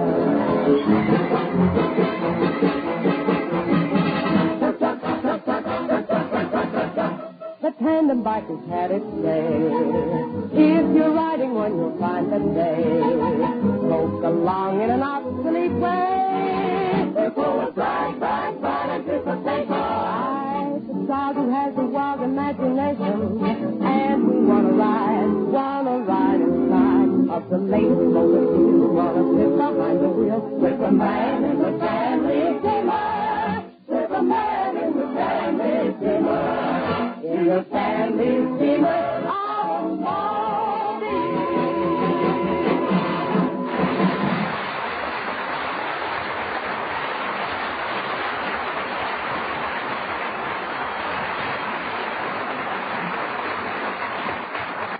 What's that would come down here? Old Grouch wouldn't lend it to us. Slammed the door in our face even before you could tell him you pulled down his telephone wire.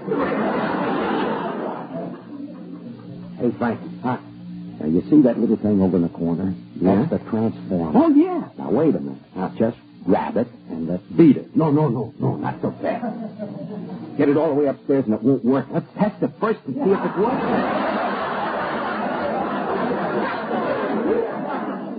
I'll put the plug in, and you attach that wire here and the other one over there. Wait a minute, Pluggy. Wait a minute. Just 1 second. Doesn't this little wire go here? Please, Curly, will you do it my way? All right. Everybody stand back. Here we go again. All right, there they are. The wires are hooked up. Good, you're a good man. All right. Turn the switch on, Curly.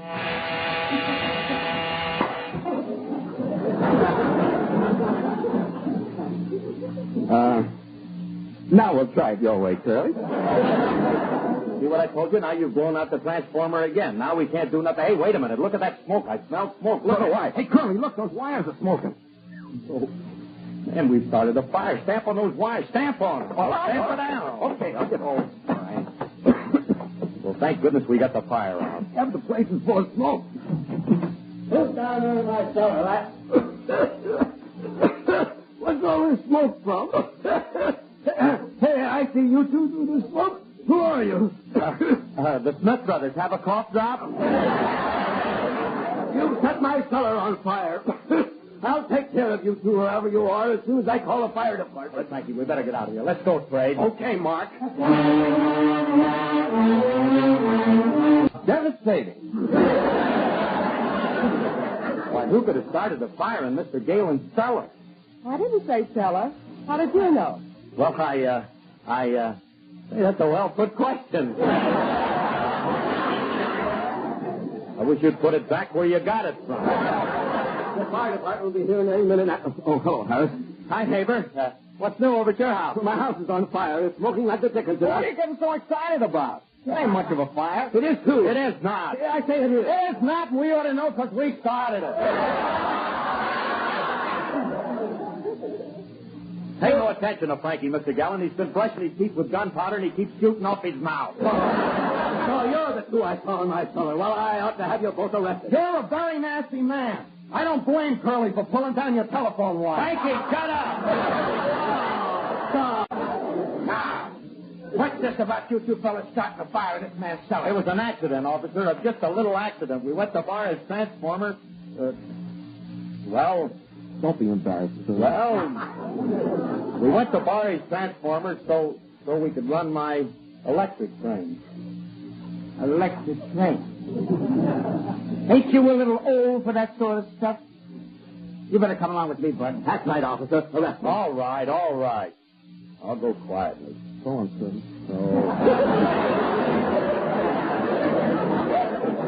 I never should have gone out to get a hobby.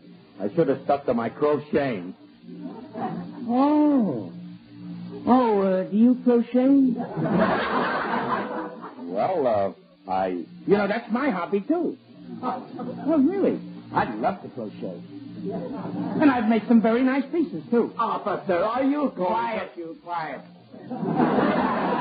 Tell me, have you crocheted anything lately? Well, I was just working on this little doily here. How do you like it? Well, let me see it. Say, hey, this ain't bad at all. I think you made a mistake here, though. Yeah, I suggest that you... Officer, I demand that... Shut up or I'll run you in. Now, as I was saying, Mr. Harris, you should have done it this way. Now, here, I'll show you. First you take the needle like this, see? And then you run the thread through this way. Oh, yeah. You mean underneath? Like that. Oh, you silly. I was using a number 16 needle. Well, that's going to be all right. I guess we'd better leave these two alone. Oh, okay.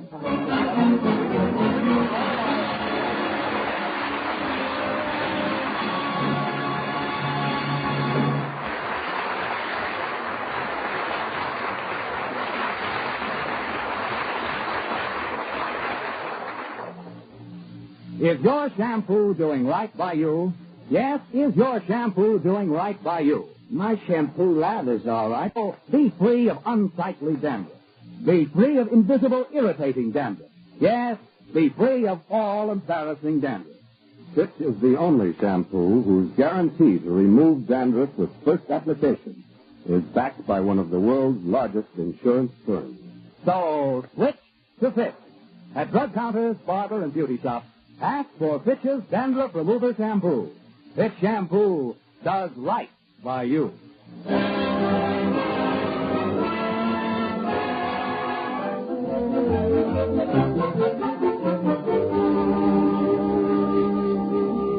Now, you see, Mr. Harris, you must follow through on this stitch this way. Oh, yeah, I see what you mean. Now, you see, I pull the thread through, and then I bring it through from the other side. That's right. Well, now I'm so you happy, got see, it. because I want to crochet a circle. Alice Faye and Bill Harris. This program was written by...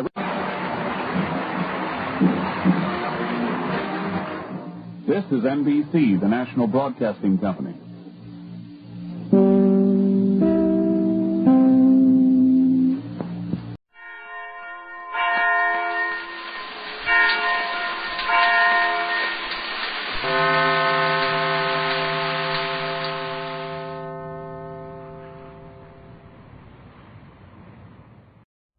Speaking of radio, the Jack Benny program.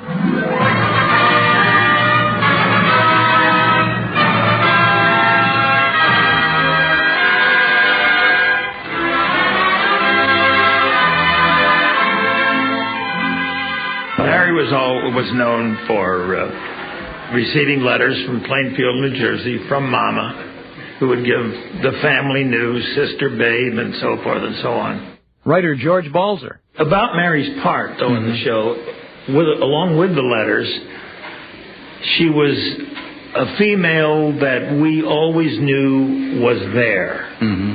She would play any part that we asked of her, and as she wasn't the girlfriend, she was just a friend. If we were going to do a romantic scene of some kind, why, Jack would have a date with some movie starlet or whatever. But if it helped the show, Mary would go along and take jibes at Jack during the evening. Oh, hello, Mary. Hello, Jack. Say, Jack, I got your message. What do you want to see me about? I'll tell you when the rest of the gang get here. Why'd you come over so early, Mary? Well, I got a letter from Mom, and I wanted to read it to you. Oh, a letter from your mother? Well, what does the Lauren Bacall of Plainfield have?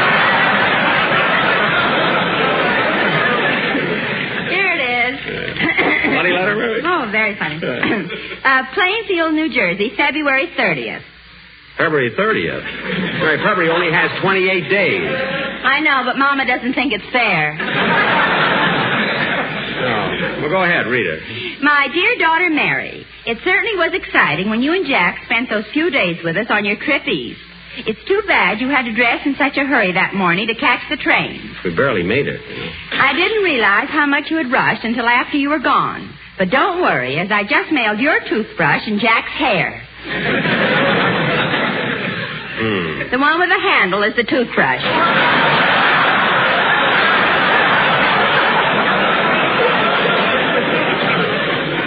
No wonder I caught cold in Chicago. Now for a paragraph or two about your sister Babe. Ah, good. This is the part I like. Since the warm weather is here, your sister Babe got herself one of those new French bathing suits. She tried it on yesterday, and I haven't seen so much of Babe since the doctor said it's a girl. However, she's very happy with the suit. Next month, she's entering a swimming contest. A contest? Gee, I didn't even know that she could swim. Oh, sure, Jack. Babe's a regular mermaid. Well, I've noticed the resemblance, except the wrong half looks like a fish.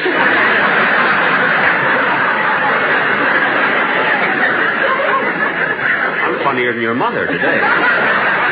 Continue with the letter, Mary. Okay.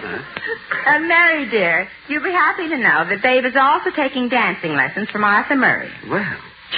She got a swell deal, too. He teaches her dancing, and she fixes his plumbing. I knew she could do it. And now, in closing, Mary, I have some neighborhood gossip that will really surprise you. Guess who murdered his wife this morning? No other news. Love, Mama. And that's how you met Mary? You were in L.A.? Yeah, I was playing at the Orpheum Theater in Los Angeles, and Mary was working across the street at the May Company. Let's see, I better go over it again. Ladies and gentlemen, mere words fail to express my deep appreciation for this wonderful gesture. And I thank you from the bottom of my heart. Oh, yes. My goodness, Jack. I'll draw a heart on my cuff. That'll remind me of it. Another thing, Mary, at the end of my speech, I mustn't forget to mention the people who've been associated with me during all these years. Let's see, of course, I'll mention my present cast. You know, Don Wilson, Phil Harris, Dennis Day, and Rochester. And Mary Livingston. Yes, of course. Oh, and don't forget Andy Devine and Schlepperman. That's right, Andy and Schlepp. And then I want to mention Ed Sullivan again. You know, he was the first one that I was on the air for. And then when I first started out on Canada Dry Ginger Ale, see, there was Ed Thorgerson, George Hicks, George Olson. You remember George Olson? Yes. Faye. And Paul Douglas, Ted Weems. And Andrea Marsh. Yeah, Andrea. Of course, Andrea. Then there was a bunch who worked with me on Chevrolet. You remember there was Frank Black, James Melton, Howard Claney. And then later on in that same series, there was Frank Parker and Aloys Havrilla. And Mary Livingston. Mary, everybody knows that. Let's see, and then when we went on General Tires after that's where Don Wilson joined us. And also Don Bester. And remember those spats he used to wear? Yeah, I bet he still got them on. Now, let's see. Where did we go from General Tires? To Jell-O. Oh, yes, good old Jell-O. That was back in 34. And then a little later on, Johnny Green joined us. Gosh, how he used to play the piano. Yeah.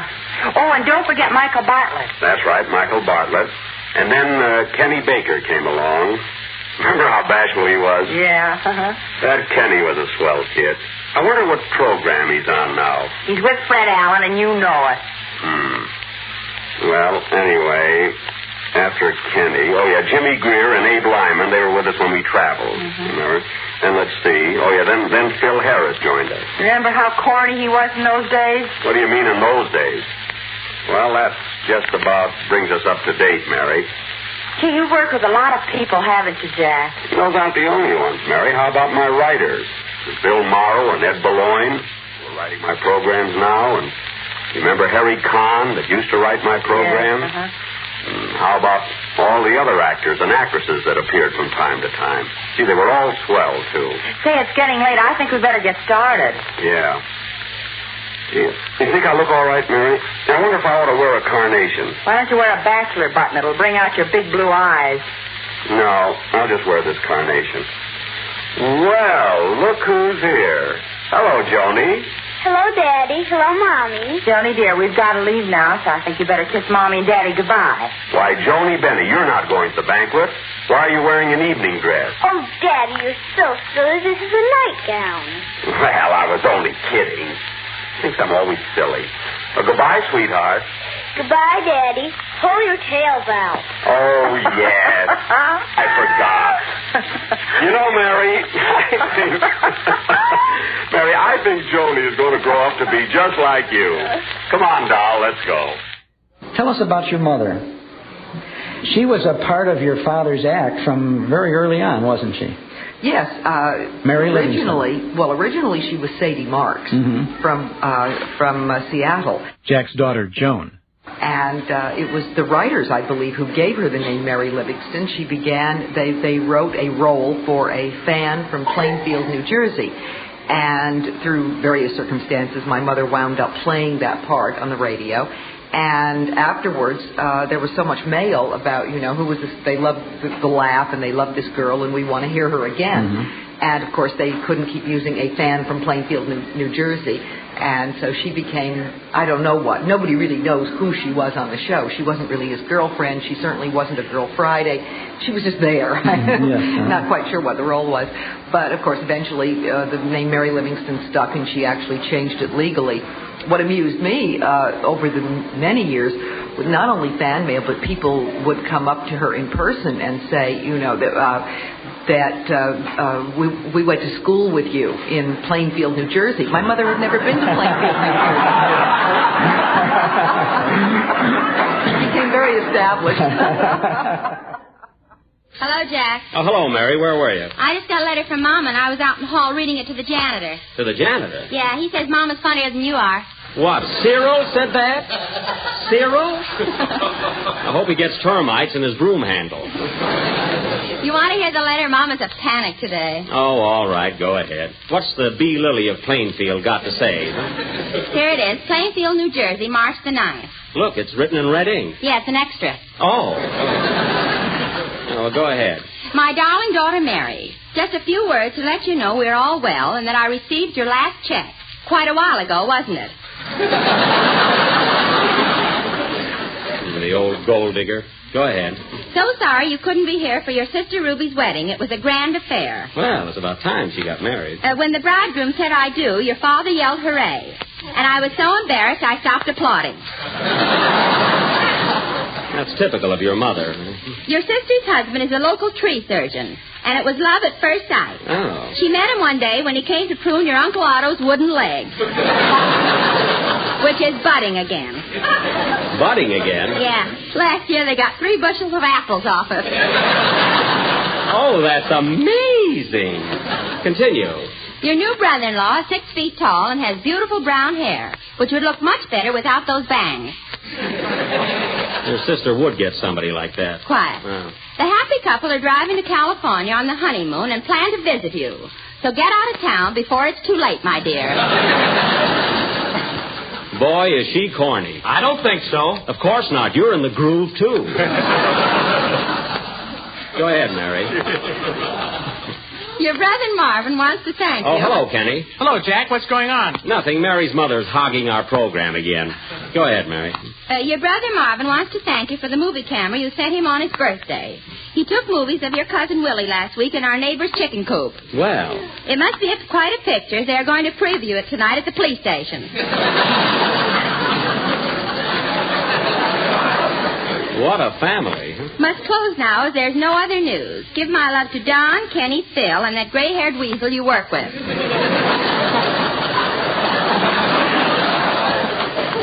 Thinks he's comical. So goodbye for now. Your loving mother, Pygmalion Livingston. Pygmalion? Well, she's topical anyway, huh? P.S. I almost forgot to tell you. When your father read about Hedy Lamarr eloping, he tried to kill himself, but with gin as usual. Well, I'm glad that's over with. I can remember an occasion where we had finished, we were at Jack's house, and we had finished working on a script. Writer George Balzer. And I had quickly looked it over, just for my own benefit. And I said, Jack, do you know that I don't think you've got one laugh in this whole show? And I remember his response. He says, George, don't worry about it. He said, because on Monday morning, people are still going to say, if it's a good show, did you hear the Jack Benny show last night? And he was so right. It made no difference to him. A lot of comedians, especially radio comedians, would count laughs. And if they had a routine with the guest star, and the guest star got a laugh, the comedian better have a laugh to go with it. And maybe more laughs. Or if there was a good joke written for the guest star, the comedian would take that joke, and it didn't fit him at all. But it was a funny joke, and he was going to do it or else. He wanted to laugh. He wanted to laugh, yes. Jack never operated that. He says, I don't care who gets the laughs. It's my show. Well, that, I think, was part of the great success of the Jack Benny program. Right. No question about it. We were doing our show, and we had a scene in it where Rochester was talking to a friend of his about Jack Benny, which we did frequently. Writer Milt Josephsberg. And what happened that week is England devaluated the pound. The pound had been worth, in my figures may be off, like $4.88 in American money. It was devalued to $2.75. And please don't anybody write in and say the figures are such and such. But anyway, the value of the pound was nearly cut in half. Well, John Tackerberry and I were writing a spot where this friend of Rochester's was talking to him, and he says, does Mr. Benny, do you completely understand Mr. Benny, something like that? He says, no. He says, sometimes he puzzles me. Like, this week he started paying me in English pounds, which was a funny joke. Now, George and Sam, Perrin and Balzer, they wrote a spot, and they wrote, in their half of the show, they wrote a whole spot, 3 pages, with Don Wilson, where Don Wilson claimed that he no longer weighed 260 pounds, he only weighed 140 pounds. And it was very funny. But Jack read the show over, the completed show, and he said, I would rather do the one joke where Roger says, this week, for some reason, he started paying me in English pounds. Now, there is a rivalry among writers, particularly in those days. But when it comes to sacrificing one line, as against sitting for 2 hours and writing a whole spot for Don Wilson, we immediately began to take Balzer and Perrin aside, saying that's great, it should be. And Jack was adamant. He says, no, it goes this way. And we had to write a whole new spot for Don Wilson. And in retrospect, Jack was right, because the other was just another fat joke. Mm-hmm. Although we argued, Jack said it's just another fat joke, and we said, well, this is another cheap joke. He says, yes, but it is so clever. Yeah. He says, we won't get another clever one like that. So he did take part in the shows, in the writing of the shows, to that extent. He always said that he couldn't write, but he was the best editor in the business. Mm-hmm. I can remember, if I may tell a little incident to show you how brash I was, I guess. I shouldn't have been, but I was. And it was about my 5th or 6th week on the show. And I'm just a young kid.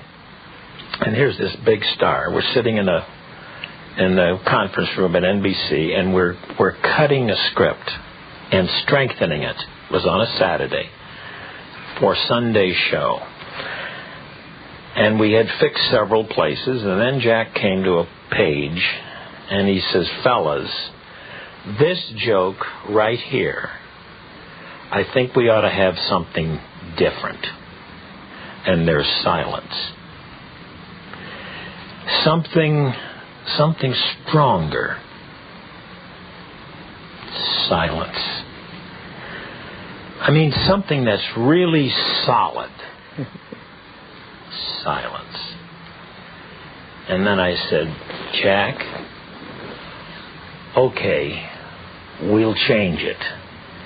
He says, oh, you agree with me, huh? I said, no, but it's possible that the 4 of us could be wrong. I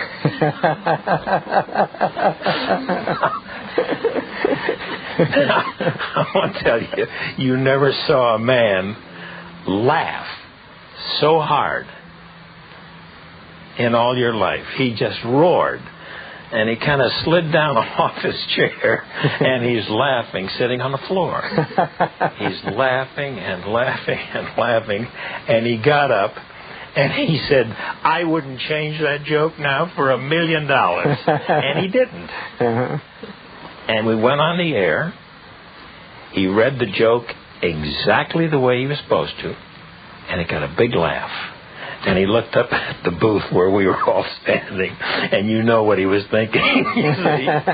But most comedians, and I really believe this is true, most comedians in that kind of a situation would have misread the line just to kill it purposely to make their point. Not Jack. Not Jack.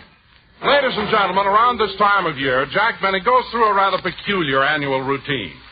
He takes inventory of all the commodities in his pantry. As we look in, Rochester and Jack are checking off the items. 2 cans of corned beef hash. 2 cans of corned beef hash. 4 bottles of olives. Rochester, slow down. I can't write that fast. Mr. Benny, I can't understand why you take inventory every fall. You run this house just like a grocery store. I do not. Uh-oh. I broke the point of this pencil. Where's the pencil sharpener? In the cash register. Oh, yeah.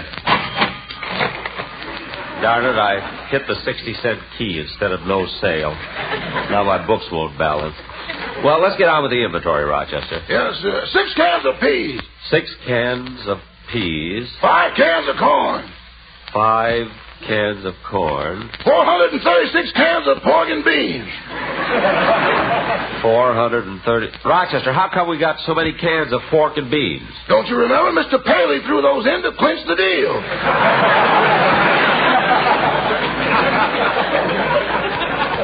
Oh, yes, 1 for each station.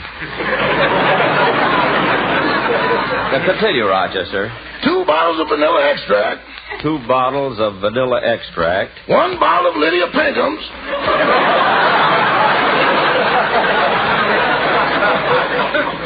1 bottle of Lydia Pinkham's. 12 slices of white bread. 12 slices of white bread. 7 slices of whole wheat bread. 7 slices of whole wheat bread. Oh, say, boys. What is it, Rochester? When we come to the toothpicks, let's just estimate.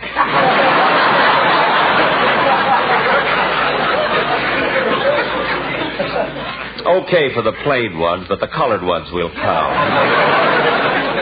Now, let's finish this. Yes, sir. 6 bottles of ketchup. 6 bottles of ketchup. 6 bottles of chili sauce. 6 bottles of chili sauce. 3 cans of Strongheart. 3 cans of Strongheart. Boss, why have we got that? I borrowed it from the Colemans. Well, we haven't got a dog. Why'd you borrow it? Well, they were out of butter, and I didn't want to leave empty-handed.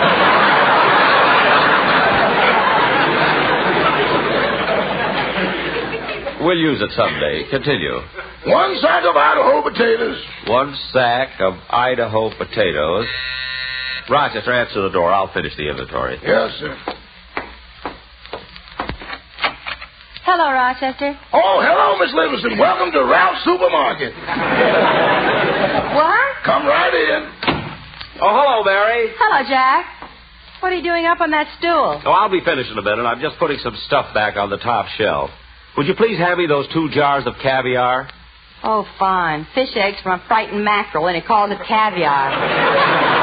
Mary, I've got a cold. Why do you have to come over here and... Jack, look out the stool! The cats are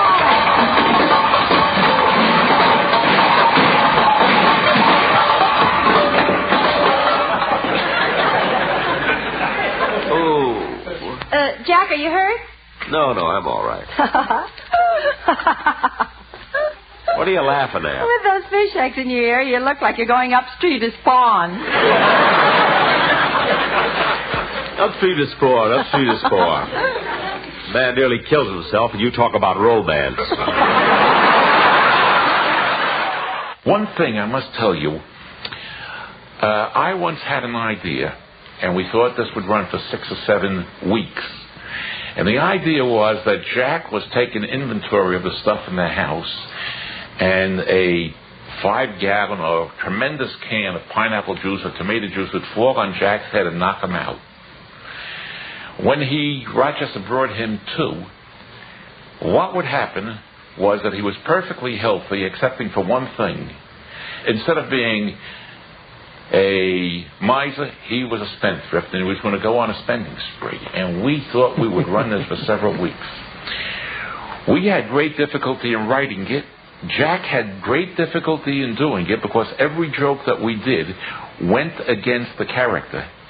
And all we were able to do was the following week we did it and had him snap out of it and come right back to where he was, because that character was so strongly established. Oh, I'll get that. Oh, hello, Mary. Hello, Mary. Hiya, Livy. Hello, boys. Come on in. Oh, say, Mary, that call sounded quite urgent. What happened? Yeah, what's up, Liv? Well, I'm worried about Jack. Last week, while he was taking inventory in his pantry, a big can of tomato juice hit him on the head. And since then, he's been spending money like mad. Wait just a minute. Hold it. Look, Mary, the acoustics ain't so good in here. Would you mind throwing that again? I said since Jack got hit on the head, he's been spending money. Jackson? Yes. Whose? His. No. Yes. Well, heavens to Max Factor. That old man has blown his top. Phil, this is no laughing matter. Will you please sit down? Well, the chairs are taken. He can sit on my lap. Pauline, you're not supposed to be in here. Now, boys, the question is, what are we going to do about Jack? Nothing. Why tamper with a slot machine when it's paying off?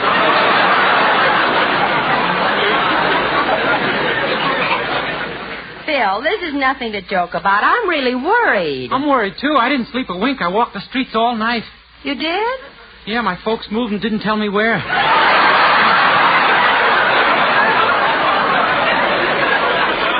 Well, I wouldn't worry about it, Dennis. I'm sure it was just an oversight. Some oversight. It's the 5th time they did it this month.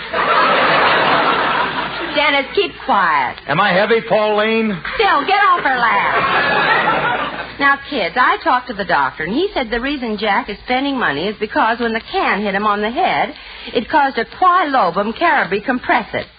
Quilobum cerebri compressit? What's that? That's Latin for hand me the jug, Gremley. It's cold outside.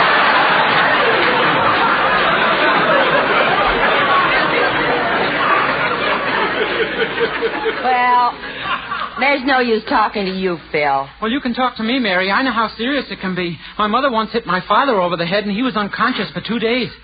For 2 days? What'd she hit him with? Me. With you? She kept hitting him and hitting him. Dennis. Oh, boy, could the Dodgers have used her.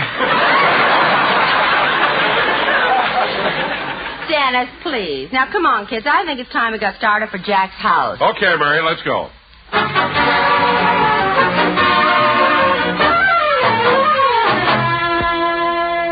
Rochester! Rochester! Hello, boss. I let you sleep late because I thought it would help your cold. And besides that, well, where'd you get that bathrobe?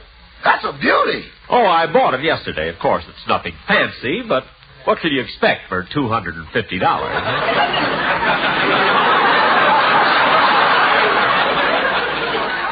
$250 for a bathrobe. And Rochester, send my old one to Fred Allen.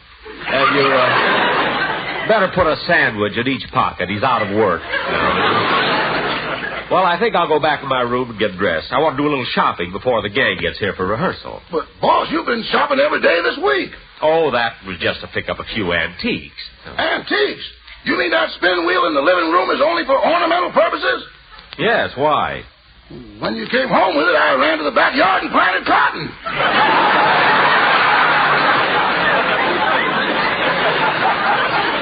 Now, Rochester, stop being silly. You have enough work to do around here. I have? Certainly. Now that I think of it, you can have the evening off. Gee, thanks, boss. I think I'll call my girl Susie and take her out. Well, that's a good idea. Rochester, here's $20. Show her a good time. Here, take it. $20? But... No, Rochester, I want you to have it. Now, you take that money and go out and have a... Oh, Rochester, you've got tears in your eyes.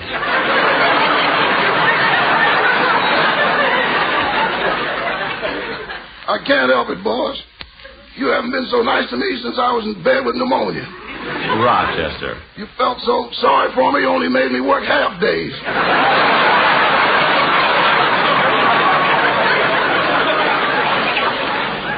What are you talking about? Don't you remember, boss? You used to pick me up at the hospital every day at noon. I don't remember that. Well, I'm going to put my clothes on. See you later. Da-da-dee-da-dum, da-dee-da-dum, da-dum, da-dee-da-da-dum. Now, let's get on with the rehearsal so we can... Oh, for heaven's sake, what's that can of tomato juice doing on the piano? Rochester put it there. Yeah, the newsreels will be here any minute. What? Dennis, be quiet. Now, why should a can of tomato juice be here? Oh, Rochester! Rochester! Oh, I'll put it away myself. Excuse me a minute. Can't understand what's the matter with everybody. Don trying to save me money, Mary whispering. Oh, well. Gee, the pantry is full. Oh, there's a little space on this top shelf. If I stand on my tiptoes, I could just... Boss, did you call me? Yes, Rochester. Why did you... Boss, look out! Look out! Your hands are falling!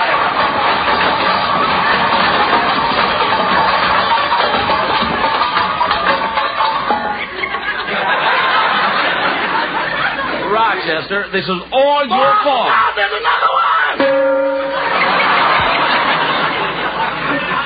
Ooh. How do you like that? It happened again. Rochester! Rochester, what's going on in here? Jack, what happened? Jack, are you hurt? Huh? What? What'd you say, Mary? I asked if you were hurt. No, I'm all right. Now, come on, Rochester, let's finish taking this inventory.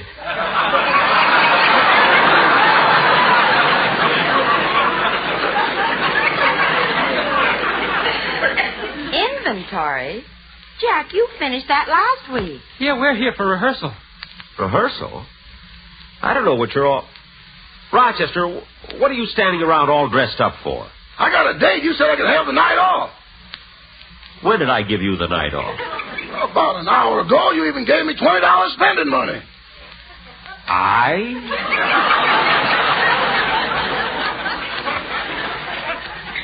I gave you $20? Sure. Here. I'll show it to you. See?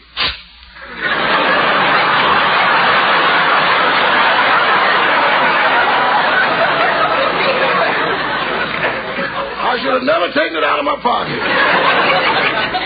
Don, he's back to his old self. Yeah, hit him again, harder. Dennis, you keep quiet. Now, look, kids, I don't know what this is all about. But come in. Well, here I am, Mr. Benny. I hope I didn't keep you waiting. Waiting? What do you want, mister? I've come for the $49,000 you owe me on the yacht. What? What did you say? I said I've come for the $49,000 you owe me on the yacht.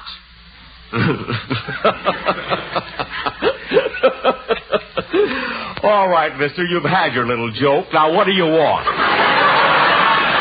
I'm not joking. You bought a yacht, put a $1,000 deposit on it, and still owe me $49,000. I gave you $1,000. Let me see it. I will not. I'm keeping it right in my pocket. Now I know why I'm a butler and he's a yacht salesman. Quiet, Rochester. This man is crying some swindle game saying I bought a yacht. But, Jack, you yourself told us you bought it, and I think you'll get a lot of pleasure out of it. Now, you keep your big fat mouth out of it. Oh, he's right, Jack. You ought to keep the yacht. Mary. Oh, you even named it after me. Never mind, and get your hands out of that candy.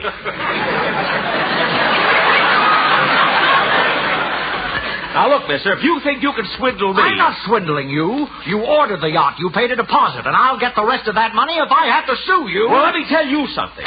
You're not going to get... Here I am, Mr. Benny. I hope I ain't late for rehearsal. Mel Blanc, what are you doing here? I don't need you on my show. Oh, but you hired me over the phone. You even raised my salary to $100.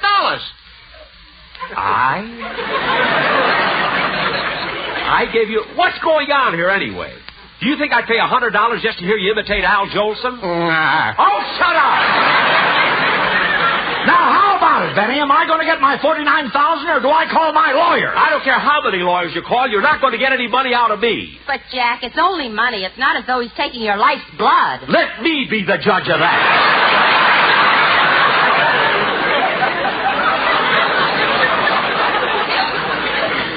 Now, mister, you better return my deposit. I must have been out of my mind when I gave it to you. I wouldn't pay $50,000 for any crummy boat. Crummy? I'll have you know that some of the best men in this country own our yachts. Men like Humphrey Bogart, Robert Taylor, and Al Jolson. Now stop that! And get out!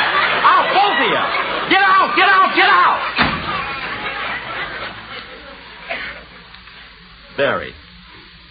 Mary, what's going on around here anyway? Is everybody crazy? No, Jack, I don't blame you for being confused. Come on in the other room and I'll explain it to you.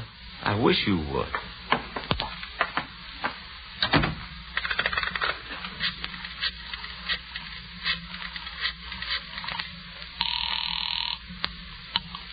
Hello? Hello, Susie. Our date is off tonight. I'm broke. Broke? Rochester, I thought you said you had $20. Have you ever heard that expression, easy come, easy go? Uh-huh. Well, I've just had a personal demonstration. Goodbye.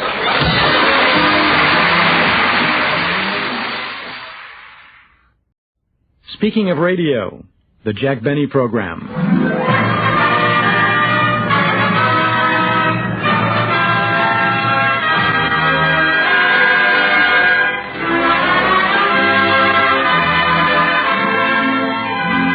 When Roch first came on the show, this was before my time. Writer George Balzer. He played the part of Pullman porter, and it went by the name of Syracuse. And it was so funny that Jack and his writers of that time decided to keep him on the show. So they, in order to do that, they had to give him a job within the house. So he became the butler, and they changed his name to Rochester. And it just went on from there. Ladies and gentlemen, during our long and pleasant association with Jell-O, we've had many memorable situations. And one of the outstanding among them was the first time Jack Benny met Rochester. A few years ago, Jack and the whole gang were en route here by train from New York. And Rochester was a Pullman porter. A Pullman porter, if you remember, who didn't know where Albuquerque was.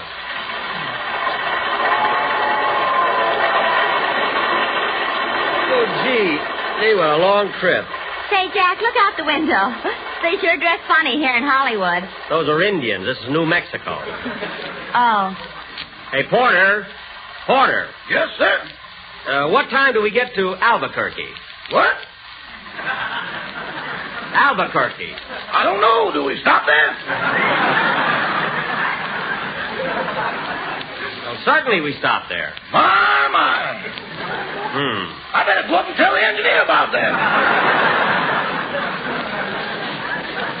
Yes, do. What's the name of that town again? Albuquerque. Albuquerque. What they going to think up next? Albuquerque is a town. You better check on that. I know what I'm talking about. Now, how long do we stop there? How long do we stop where? In Albuquerque. There you go again. Roch sometimes gave us a little concern because he kind of liked to keep people a little on edge, just playfully, nothing very serious. But this one time, he and a buddy of his went out fishing, deep-sea fishing. And we all went down to Palm Springs, and we wrote the show there. We were going to broadcast out of there. And one afternoon, we get a story on the radio, a bulletin, that Eddie Anderson, Rochester, the Jack Benny Show, is lost at sea.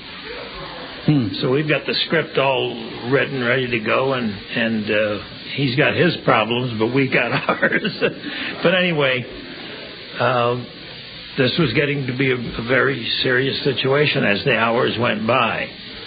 Well, then finally they were rescued. The Coast Guard found them and brought them ashore. Then Roch came down to Palm Springs, and everything was fine. But Jack said, since this was a national event in all the papers, we can't just ignore it and do the script we have. We have to rewrite his spot and refer to it. So we did.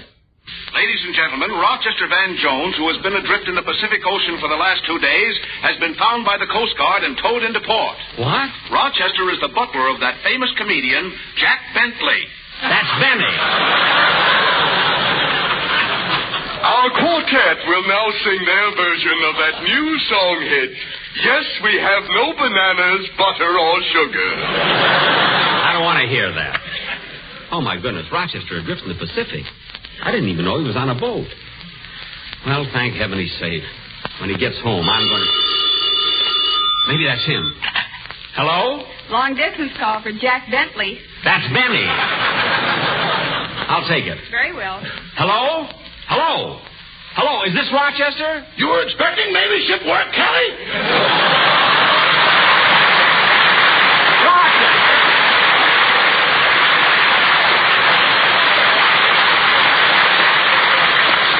Rochester, I just heard about you being in the ocean for 2 days. How are you? Salty.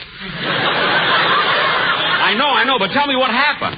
Well, boss, me and my friend Sam were about 20 miles off Catalina when we developed motor trouble. And you know I can't swim. Uh-huh. Then suddenly a big wave swept me overboard, and I landed right next to a vicious-looking shark. So I got back to the boat fast. Wait a minute. You just said you couldn't swim. I didn't think I could run on water either, but I did.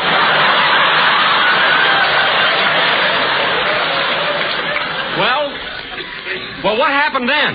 Well, when we weren't rescued after the first day, we realized we were in a tough spot. So we started sending out messages in bottles. What did the messages say? Send more bottles. Rochester, I hope you weren't drinking out there. Oh, no, boss. No, sir. But after the second day, we sure got hungry. And fortunately, a bird landed on back of the boat. A bird? Good. So I picked up my rifle, took aim, and I... Rifle? Rochester, you wouldn't shoot a poor little bird. No, I just wanted to frighten her enough to lay an egg. Did you frighten her? Did I? She laid 2 eggs, 3 strips of bacon. Rochester, don't be ridiculous. A bird can't lay bacon. Boss, when you got a gun in your face, you find out you got talent you never knew you had.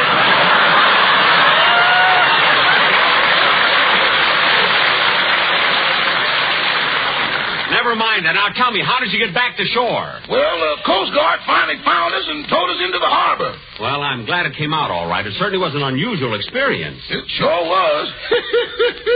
Rochester, what are you laughing at? It's the first time I ever lost a weekend on water. Anyway, Rochester, I'm glad you're safe, and hurry out here to Palm Springs. I will. Goodbye. Goodbye. In 1945, I think, I had an idea. We were going to go to New York, which we did many, many times to do shows out of New York, Chicago, and so forth.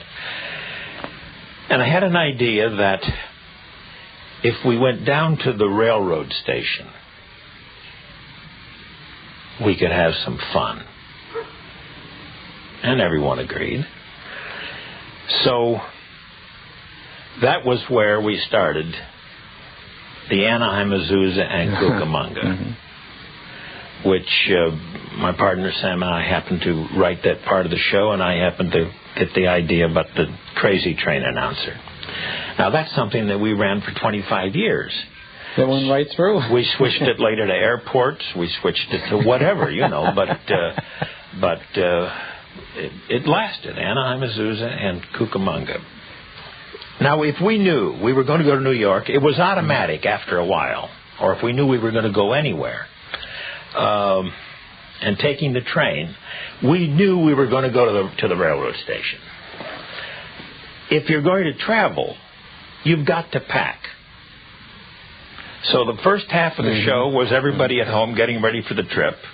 And the second half of the show was the problems of the station. So we knew that in the station we would be running into Mel Blanc, so he's already taken care of. He was the crazy train announcer. It was already set. We knew Frank Nelson would be the man at the ticket agent. Benny Rubin would be there in the playing some odd parts, behind the information desk. And when Jack went up, you ask a legitimate question, Benny say, I don't know. You probably heard those routines. Yes, something says, I don't know. I don't know. For heaven's sake, if you don't know anything, why are you behind that information counter? Well, he had a crazy answer, like I had to get behind something, I tore my pants, or whatever the line was. So, and the tout, Jack would go to buy something, and the tout would say, hey, Bud, come here a minute. Now, strangely enough, in that first railroad station that we did, came the crazy train announcer. The tout was in that first station. These things are all that ran for 25 years. What else did we run into? A couple of other things. All got started in that one show? Either in that one show or very close together. There was a year where we added all kinds of crazy things. How did you decide on Anaheim, Azusa, and Cucamonga? I mean, why not? There's several other crazy name cities out here in California. The first one we had in the script. The first one Anaheim? That was written in the script was train leaving on track 5 for Anaheim, Azusa, and Pomona. And he says, oh, come on, does anybody want to go to Pomona? And we used Pomona. We went into rehearsal, and it didn't play right. It didn't ring. And I believe it was Jack who said, is there something else? Some other town that we can get? And fortunately, I happened to think, I says, how about Cucamonga? And we put in Anaheim, Azusa, and Cucamonga. And Cucamonga eventually became a play word for Mel, with the kook and the long amonga. Yes. Sometimes Mel would use the kook and it would stop and they'd go through a whole bit. Yes, right? He would do a 2-line conversation and there's this amonga. Yes. Now I guess I answered the question. That kind of show just dictated. It just fell into place then. Attention, please. All passengers for Anaheim, Azusa, and Cucamonga will have to walk. We lost the train going through Santa Anita.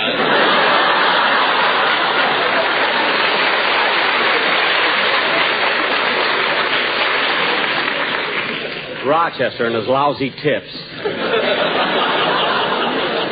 Gosh, Jack, look what time it is. Yeah, I hope this ticket window isn't too I say, old chap, Uh-huh. begging your pardon and all that sort of rot, could you inform me as to the location of the information booth, please? Well, now, I'm not sure. Perhaps, old fellow, your daughter would know. No, this girl, This girl isn't my daughter. Oh, I don't mean her. I mean the little one with the feathers. That's a parrot. You see? I say, old boy, did you sit on the egg? There's such a resemblance. Look, mister, I don't know where the information booth is. Well, cheerio, bubble gum and all that sort of thing. What is there about me? Everybody walks up to me. Oh, Jack! Oh, Jack, here comes Don. Oh, hello, Jack. Hello, Mary. Hello, Don. Don, I was just going over to pick up my Pullman ticket. Have you got yours? Well, I certainly have, Jack. I'm in lower 9. Don, you could have saved yourself some money by taking an upper.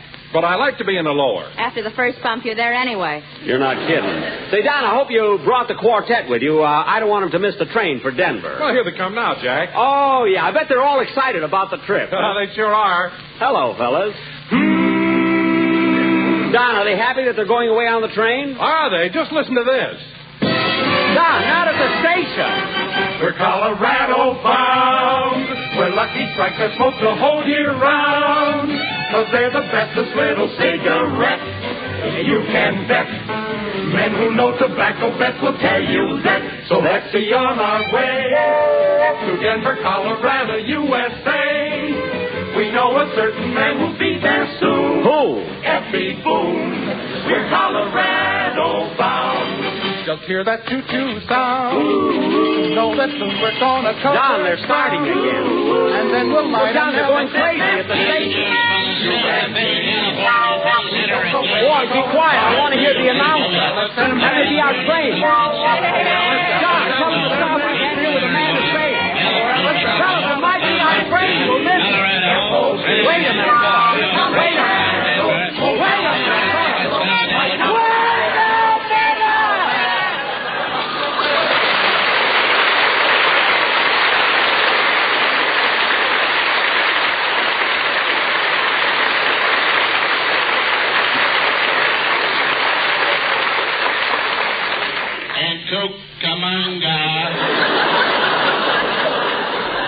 Don, I couldn't hear a word that train announcer said. Jack, you better hurry over and get your tickets. I'll meet you on the train. Okay, Mary, you take the parrot, and I'll see you and Don at the gate. All right, but hurry. Now, let's see. The ticket window is over... Oh, there you are, mister. I'm so glad you haven't left yet. Oh, for heaven's sake. You again. I'm trying to get a ticket, will you? Please, take care of yourself. Mister, I'll take care of myself. I bought something for you. Here, take this fruit and these flowers. Flowers? Give them to the little lady. Thank you, but mister... I just hate to say goodbye. Look, you don't have to worry. I'm a stranger. I'm a stranger. I didn't want to come all the way to the station, but you made me. You made me. I know. Why do people have to go away?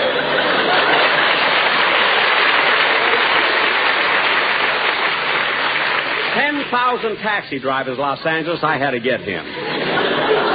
Well, here's the ticket window. Good, there's nobody ahead of me. Oh, mister. Yes? Oh, fine. Are you the agent? No, they put me behind these bars because I toasted marshmallows out of season.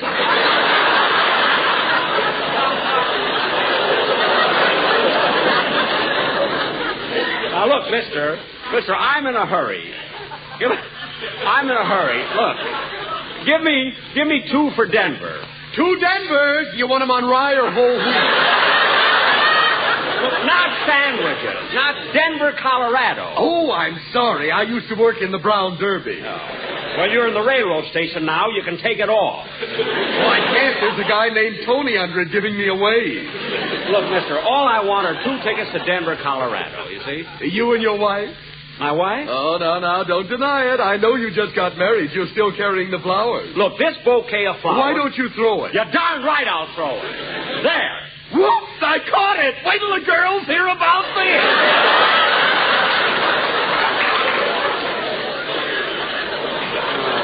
Look, mister. Will you do me a favor? Look. Give me 2 tickets for Denver, Colorado. That's all I want. That's all. Yes. See, 2 tickets. That's all I want. 2 tickets to Denver, Colorado. Do you have your baggage all taken care of? Yes, I have. Well, it may be cold in Denver. Is your coat checked? Well,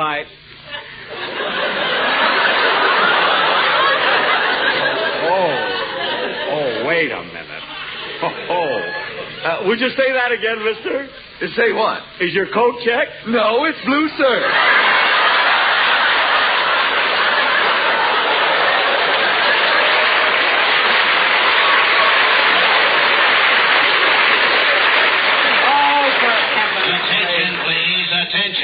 Santa Fe, California, on track 7 going to Denver is ready to leave. Oh, my goodness. Hey, give me those 2 tickets to Denver. Quick. Jack, hurry. Coming, Mary. I'm coming.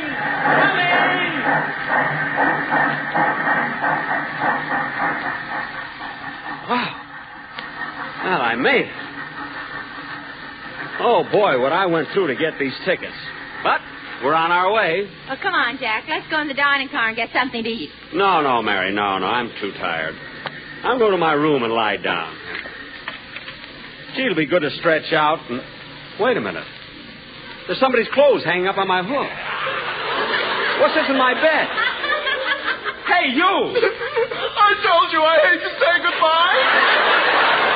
I tried to break away, but I couldn't. Don't cry. I'm coming back. It's all your fault. I didn't want I'm only to go going to to the station. Denver. But you made me. But I'm coming back. Oh, nuts. Hey, Mary, I'll join you in the dining room.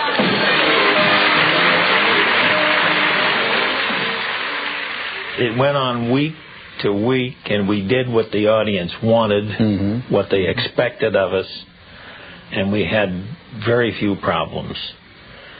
And it just worked out beautifully. Now, as we're talking about the railroad station, and to show you how things were expected of us, I had an idea one night. We were working on a show, or one afternoon, whatever it was, and we knew we were going to go away the next weekend. We knew we were going to do the railroad station. That was all set. We did automatic. So I said, Jack, I've got an idea. Here's what we ought to do. When we go down to the railroad station, we'll hear all the traffic noises as you get out of the cab and so forth. And then you stop and say, Mary, I can't do it. She says, what do you mean? What do you mean you can't do what? She says, I can't go in that crazy station again. It drives me nuts. She says, but Jack... He says, no. She's, Jack, you've got to go in. We have to go to New York. Now, we've got to get on the train. He says, oh, I guess so, but these people drive me crazy. The doors opened,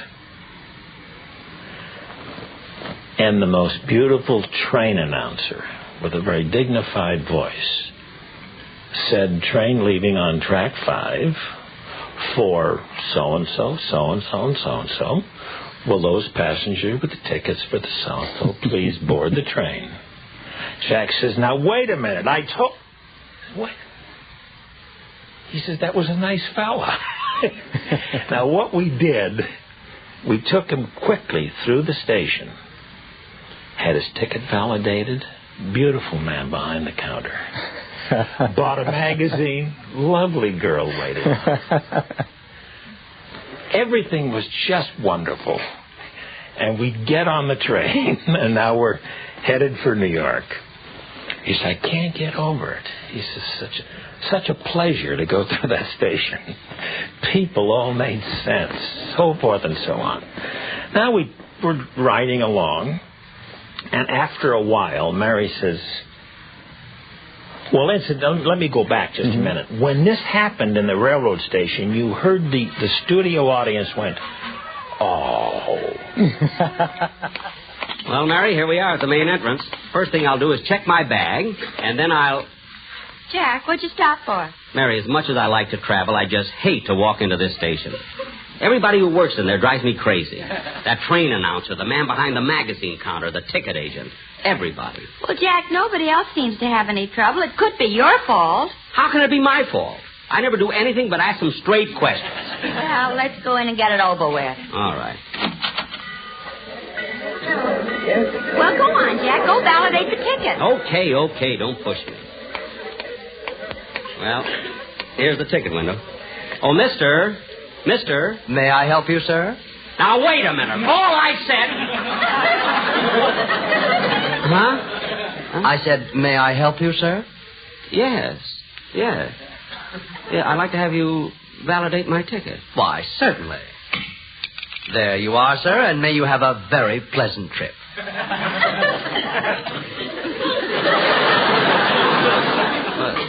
Thank you. By the way, where's the other fellow who used to validate the tickets here? Oh, Mr. Nelson, he isn't here anymore. You see, Mary, he's not here anymore, so it wasn't my fault. Attention, please. The Super Chief for Albuquerque, Kansas City, Chicago, and New York, now loading on track 7. Hey, that train announcer wasn't silly at all, was it? Something wrong, sir? No. I was just thinking, that train announcer, he's new, isn't he? Yes, he is. The other fellow isn't here anymore. Oh, good. You know, Mary, this is the first time I've ever enjoyed going through this Union Station. Attention, please. The Super Chief now departing. All aboard. We better hurry, Jack. That's our train. Right behind you, Mary. Now, we're on the train, and we're talking back and forth. Phil, Dennis, Rochester, Don Wilson, so forth. And then Mary says, oh... Jack says, what's the matter? She says, I forgot to buy a magazine when we were in the station. Jack says, Mary, you don't have to worry about that. Says, I'll get you a magazine. We're going to stop in Pasadena in just a couple of minutes. I'll run in, get a magazine, get back on the train, and you got what you want. She said, Jack, don't bother. He says, no, it's no trouble. I'll do it. Now, we pull into Pasadena. Train stops. Jack gets off, says, I'll be right back. Runs up, opens the doors, and the trainer says, train leaving on track 5 for Anaheim, Azusa, and Cucamonga. And there, for the next 5 pages, we had Frank Nelson, we had the tout, we had everybody who just drove him crazy. Now, that was just a delay. And our fun was that we played with the audience a little bit, and that we made them think we weren't going to do it.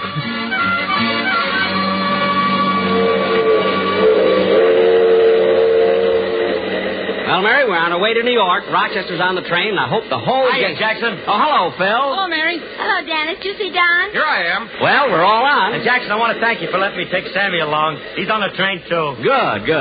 You know, Jack, this is the first time we've ever started on a trip with you being so happy. Well, why shouldn't I be? For once, I got on the train without running into a lot of crazy people.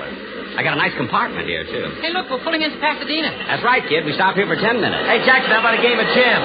Okay, Phil, get out the cards. Jack, while we're stopping here, I'm going to step off and get a magazine. Mary, you stay here. I'll get one for you. Phil, deal the cards. I'll be back in a minute. Yada-dee-da-dum, da-dum, da-dum, da-dum. Oh, gee, they got a nice station here in Pasadena. See, where's the entrance? Oh, here it is. Let me see. Where's the magazine counter? Oh, there it is, over there. Yada-dee-da-dum, da-dee-da-dum, da-dee-dum, dee-da-da-dum. Oh, Mister.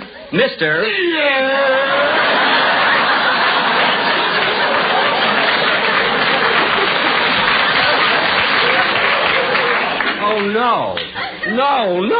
Train leaving on track 5 for Anaheim, Azusa, and Cucamonga. Not him, too. Look, Blue Eyes, you want a magazine or don't you? Well, certainly. That's why I got... Leaving on track 3 for Old Punch-Up and Tennessee. Well, shut my mouth, the magnolia tree.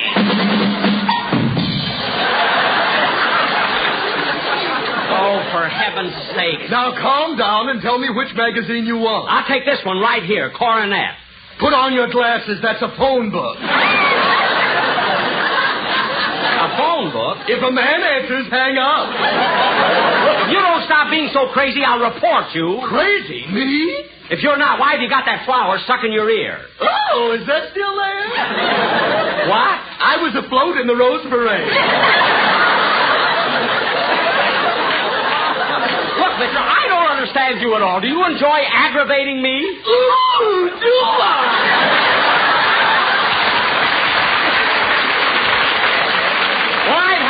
Give me a magazine, any magazine. My train leaves in 5 minutes. Good. I couldn't stand you any longer. Oh, nuts. Train now leaving on track 8 through Illinois to New York State. South Pacific and Kiss Me Kate. Sammy, get back on the train. And that that's what I better do, too. Hey, Jackson, you better hurry up. We're pulling out of here soon. Coming. I didn't have so much trouble here. I'd have been there. Hey, Bud. Bud. Uh-huh? Come here a minute.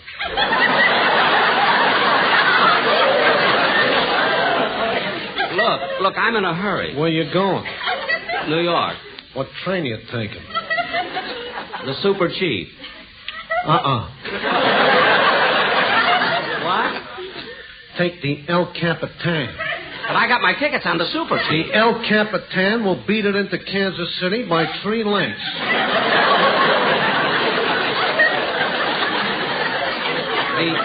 The El Capitan? Get a load of that position. It's on the rail. What? And look at the breeding. It's by Santa Fe out of Los Angeles. Gee, maybe I could... Jack, you better hurry. Okay, Mary. I'm sorry, mister, but I'm not taking the El Capitan. I'm going to stay on the Super Chief. Well, okay, if you want to take a chance on a sleeper. You're darn right I do. Rochester, coming. Jack, hurry. Faster. Don't worry, Mary. I'll make it. There, I'm on. Oh, Mr. Nelson. Yes? He's on the train. So he is. Are you all packed? Uh-huh. Well, then let's hurry and get to the airport. Ooh, will he be surprised when we greet him in New York? Oh, will he?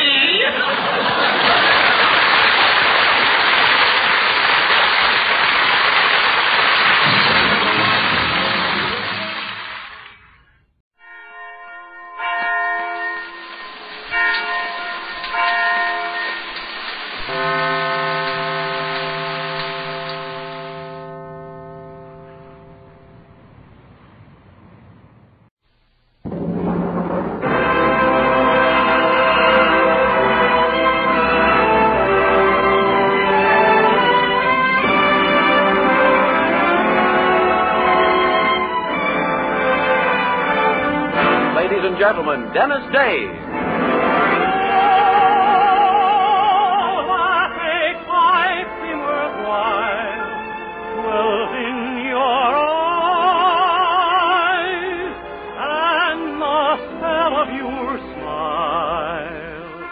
Dennis Day is brought to you by Palmolive Soap and Colgate Dental Cream.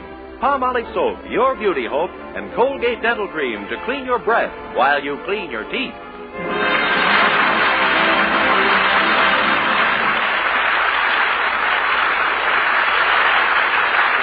Dennis Day Show with Barbara Eiler, B. Benaderet, Dink Trout, Charles Dant in the orchestra, and yours truly, Vern Smith, is written by Frank Galen and stars our popular young singer in A Day in the Life of Dennis Day.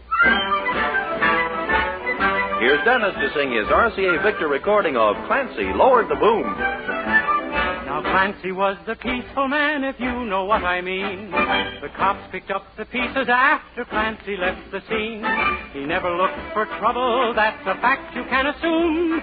But nevertheless, when trouble would press, Clancy lowered the boom. Oh, that Clancy! Oh, that Clancy!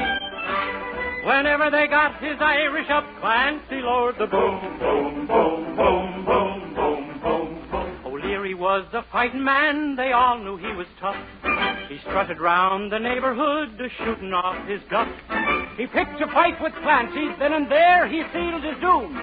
Before you could shout, "O'Leary, look out!" Clancy lowered the boom. Oh, that Clancy! Oh, that Clancy! Whenever they got his Irish up, Clancy lowered the boom. Boom, boom, boom, boom, boom, boom, boom. Oh, Clancy left the barber shop with tonic on his hair. He walked into the pool room and he met O'Reilly there. O'Reilly said, "For goodness sake, now do I smell perfume?" Before you could stack your cue in the rack, Clancy lowered the boom. Oh, that Clancy! Oh, that Clancy! Whenever they got his Irish up, Clancy lowered the boom. Boom, boom, boom, boom, boom, boom, boom. O'Houlihan delivered ice to Mrs. Clancy's flat. He'd always linger for a while to talk of this and that. One day he kissed her just as Clancy walked into the room. Before you could say the time of the day, Clancy lowered the boom. Oh, that Clancy! Oh, that Clancy! Whenever they got his Irish up Clancy, Lord, the boom, boom, boom, boom, boom, boom, boom. The neighbors all checked out for Kate O'Grady's wedding night. McDougal said, let's have some fun, I think I'll start a fight. He wrecked the halls and kissed the bride and pulverized the groom. Then quick as a wink before you could think, Clancy, Lord, the boom. Oh, the Clancy, oh, the Clancy. Whenever they got his Irish up Clancy, Lord, the boom. Oh, the Clancy, oh, the Clancy. Whenever they got his Irish up Clancy, Lord, the boom.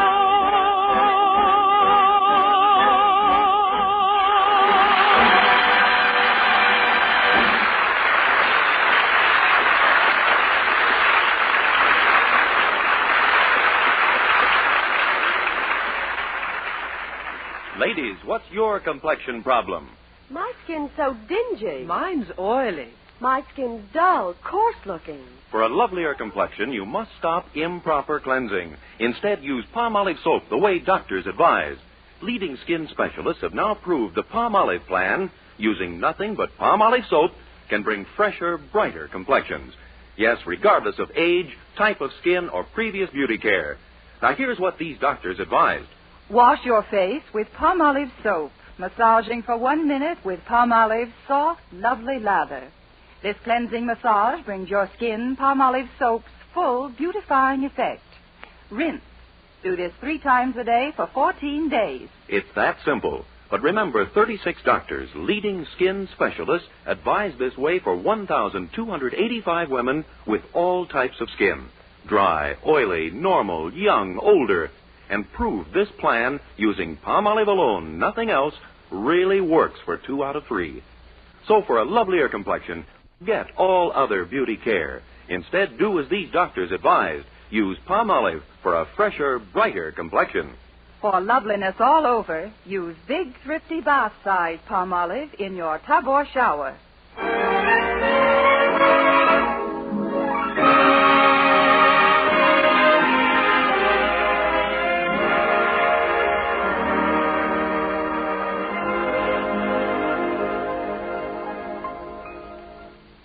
Well, once every couple of years, some touring theatrical troupe decides to play the town of Weaverville.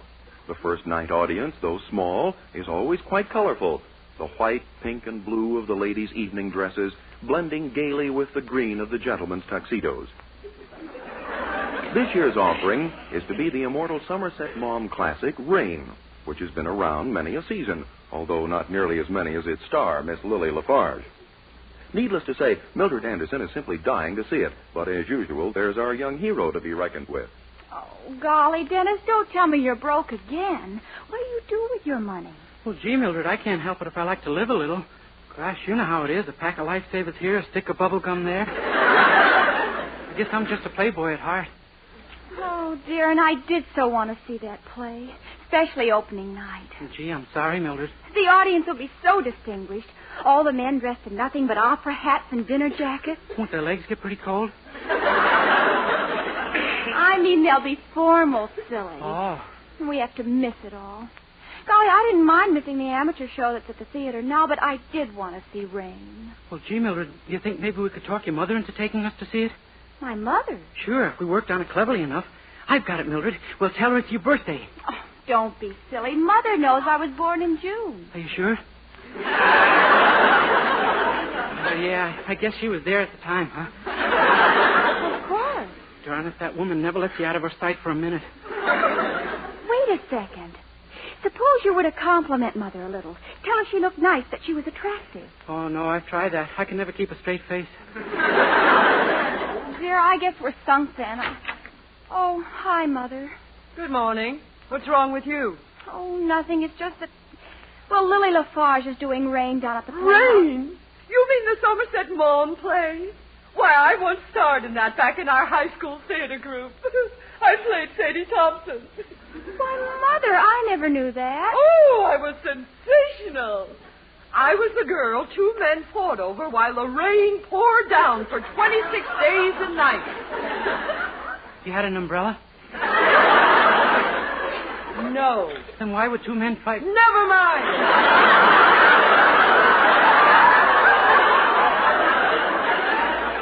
Oh, you must have been wonderful, Mother. Do you still remember any of your lines? I'd love to hear you do Sadie Thompson. Oh, would you really, Mildred? Oh, it's been so long. You wouldn't like it. Oh, yes, I would. Come on, Mother. Oh, it would bore you, Mildred. Go ahead, Mrs. Anderson. Teach her a lesson.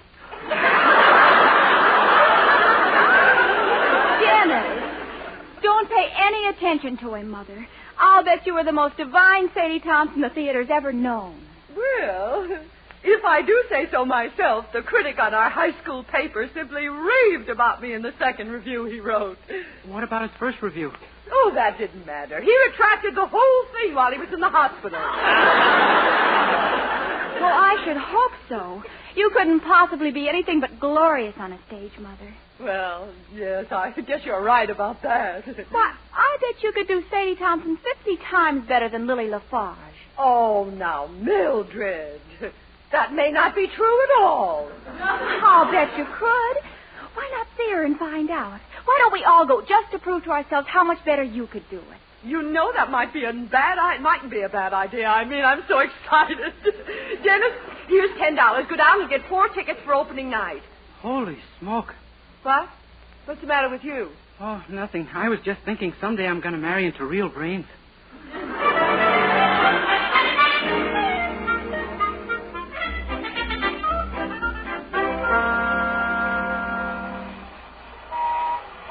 Gee, I hope they're not sold out for opening that. Why, Mr. Anderson. Hello, my boy. What are you doing here? I'm waiting to see Lily Lafarge. I believe I'm in trouble, son. Trouble? With Lily Lafarge? Yes, you see, a long time ago, when I was young and impressionable, I wrote some letters to her. You mean fan letters?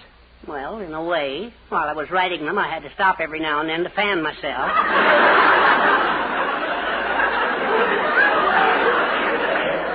Oh, I see. Yes, I was really a little bundle of quivering passion in those days. Anyway, this morning I got a call from Miss Lafarge's manager. She wants to see me about the letters. Son, I'm afraid it may be blackmail. Oh, my gosh. Well, don't you pay her a cent. And have Poopsie read the things I wrote to another woman? Why, she'd pack her trunk tonight. Yeah, and you'd be in it. You said it. Oh, if only I could get my hands on those letters, by hook or by crook. You mean you'd steal them? Well, after all, Dennis, in some cases, robbery isn't actually dishonest. Why, look at Francois Villon. A used car dealer?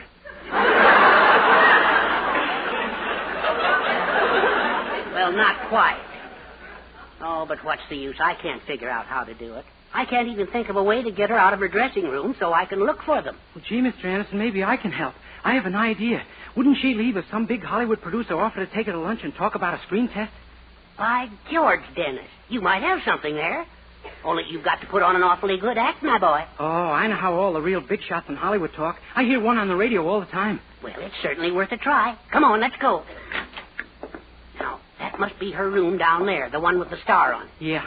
Now, I'll be waiting out here in the hall to sneak in the minute you get her out. Good luck, boy. Thanks. Yes? How do you do? You are Miss Lily Lafarge? Yes, but who are you? My dear young lady, you are having the honor of meeting the greatest producer in all Hollywood, Louis B. O'Brien.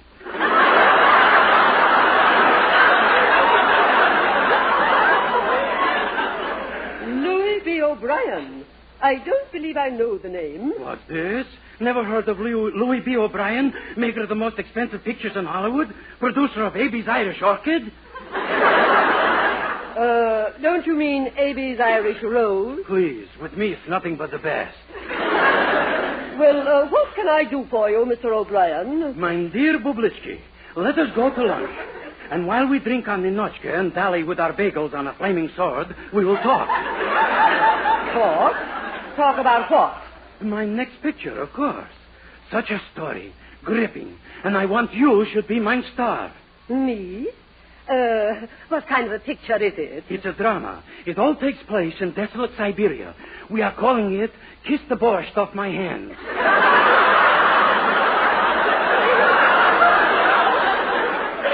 Well, really, Mr. Mr. O'Brien. I don't think I Wait, can. you have not heard the story. You play a beautiful American girl who meets the boy she loves in a salt mine. She marries him, and 2 months later they have 12 lovely children. What? Why, how's that possible? Huh? Oh, trick photography. Are you crazy or something? Oh, you don't like that, huh? Well, all right, I'll let you play on my other picture. The greatest in history. The American version of Hamlet. You're going to make Hamlet? To be sure. And I want that you should play Ophelia. Oh.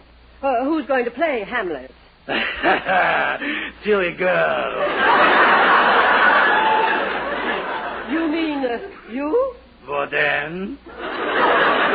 Why, you're mad. You think I can play Hamlet? All right. I will recite for you the great soliloquy. Listen. To be or not to be? Well, go on. There's more. That did it. You get right out of here this minute, you fake, and don't you show your face around here again. But, my no, dear child... you take that phony accent with you. Now get out before I throw you out. But gosh, Miss LaFarge, that's no attitude to take. Besides, don't think you can throw me out so easily. I'm a lot stronger than I look. Oh! Gee, she is, too.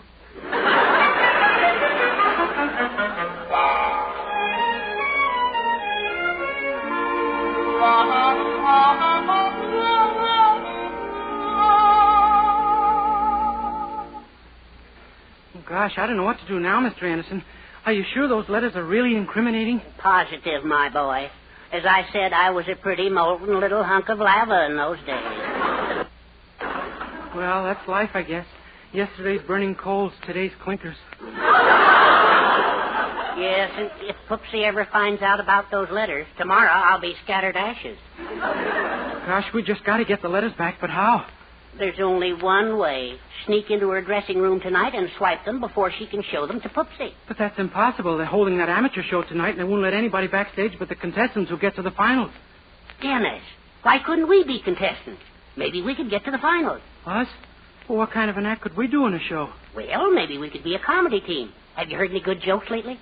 Well, I did hear a fellow telling his friend one on the bus last night coming home from work. How'd it go? Well, let's see now. Oh, yeah. One woman says to another woman, "How long have you been married?" And the first woman says, "Why do you ask?"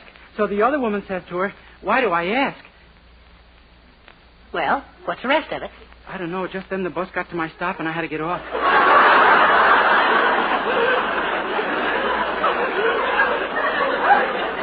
Well, so much for comedy. Yeah. Wait a minute. Hey, do you remember that act we saw out at the county fair last summer, the mind-reading act? Well, what mind-reading act? Well, don't you remember Mandini the Great? He had an assistant, that pretty girl in the bathing suit. Oh, you mean the one with the red hair and blue eyes with the French bathing suit and the high heels and long black stockings? Yeah. Well, remember what her partner did? She had a partner? Yes, and it was a very simple act. The girl was blindfolded and guessed the objects Mandini held in his hands. He gave her clues that she couldn't miss. Gee, you think we could do that? Why, it's a cinch. The clues are a dead giveaway if you just pay attention. Come on, that's the act for us. Well, okay. But I warn you, in that French bathing suit, I may leave something to be desired.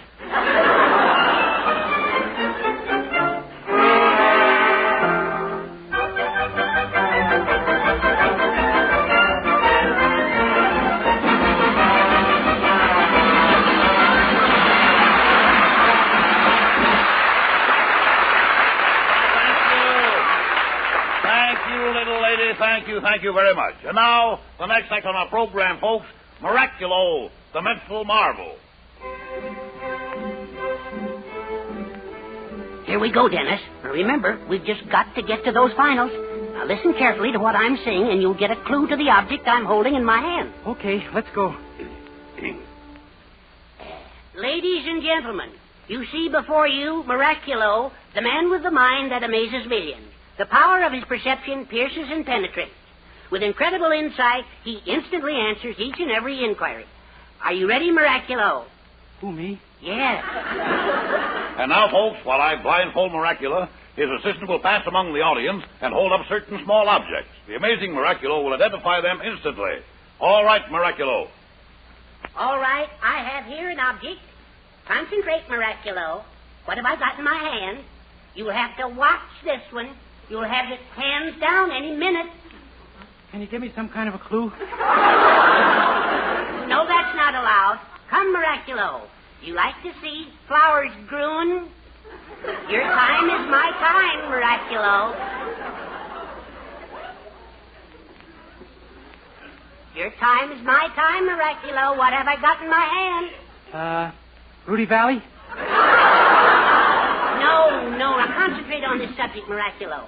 When a parade goes by, what do you do? I watch. A watch, absolutely right. Oh, uncanny, isn't he? This is an act? Now, here's an article a young lady just gave me. You mustn't let her fool you, Miraculo. This is a question any male can answer. Come now, post haste. Has it got writing on it? Yes, it has. Mail with writing. Now, what am I holding? A tattooed sailor. How do you like that? I thought he'd have trouble with that one. You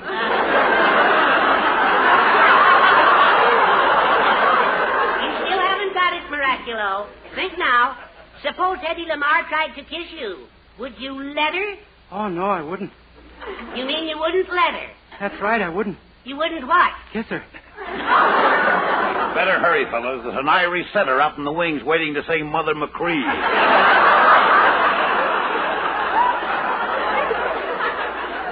Oh, but I haven't guessed what he's holding yet. He's holding a bottle of Airwick. No, I'm not.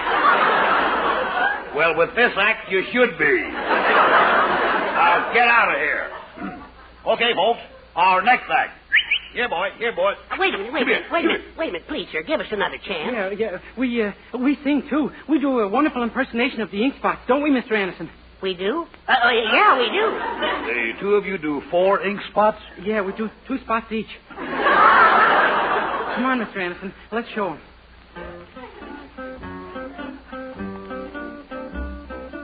I don't want to set the world on fire. I just want to start a flame in your heart. In my heart I have but one desire, and that one is you.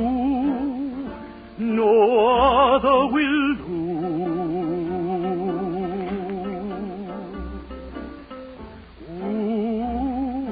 I don't want to set the world on fire. I love you too much. I just want to start a red-hot flame down in your big old fat heart. You see, way down inside of me, darling, I have only one desire. And that one desire is you, Footsie gal. Ah, no. Nobody else ain't gonna do. No time, no how. I've lost all ambition for worldly acclaim. I just want to be the one you love. And with your admission that you feel the same, I'll have reached the goal I'm dreaming of. Believe me, I don't want to set the world on fire. I just want to start a flame in my heart.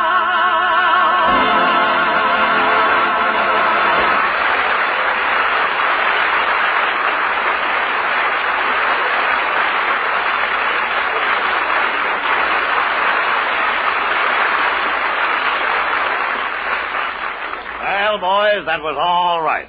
Well, back to the dressing rooms. I'll call you for the final. You hear that, Mr. Anderson? We did it. Oh, sure. Talent is talent, and I just happen to have it, that's all. Well, come on. Let's go get those letters. Okay.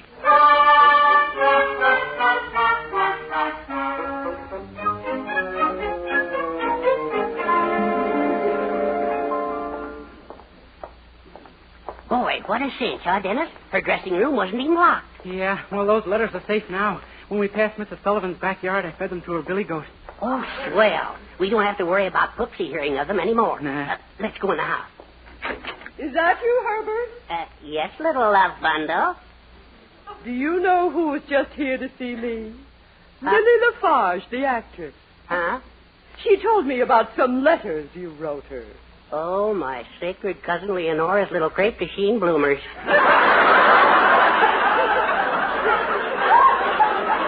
And guess what? She wants permission to publish them in her memoirs. She's going to pay you $500. Isn't that wonderful? $500? Oh, somebody lowered the boom. Well, so long, everybody. What? Where are you going? Oh, never mind. But get out the cookbook. See if you can find a good recipe for baked goat.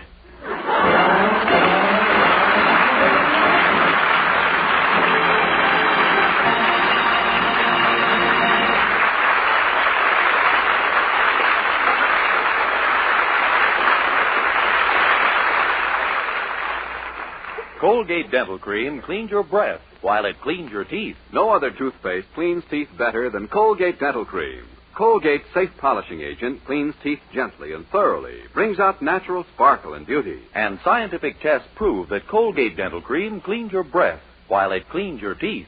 Yes, scientific tests prove conclusively that in 7 out of 10 cases, Colgate instantly stops unpleasing breath that originates in the mouth. Colgate Dental Cream is famous for flavor, too. Nationwide tests of leading toothpastes prove that Colgate's is preferred for flavor over every other brand tested. And no wonder, for Colgate Dental Cream is the result of constant effort to produce the finest toothpaste in the world today. For cleaning teeth, for flavor, for sweetening breath. See if you don't agree with the millions who have made Colgate Dental Cream America's favorite toothpaste.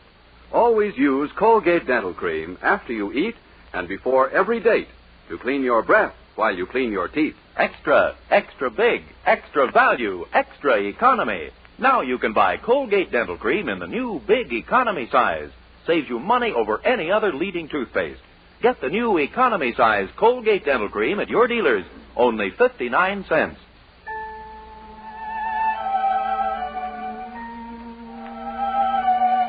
With Charles Dant and the orchestra, here's Dennis to sing the lovely ballad, Am I All of Your Future?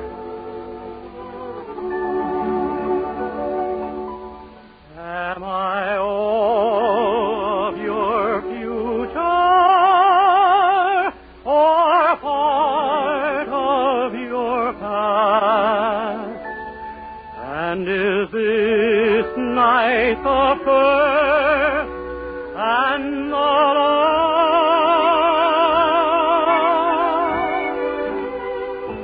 Will tomorrow again find me here by your side? Or have you and your lips only lied?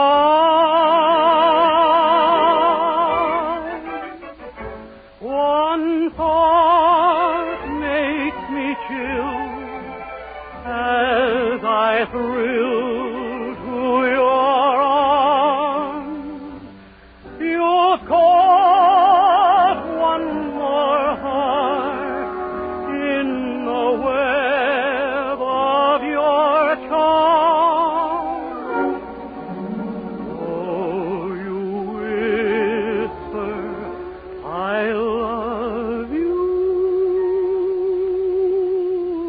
How long will it last? Am I all of your future, or part of your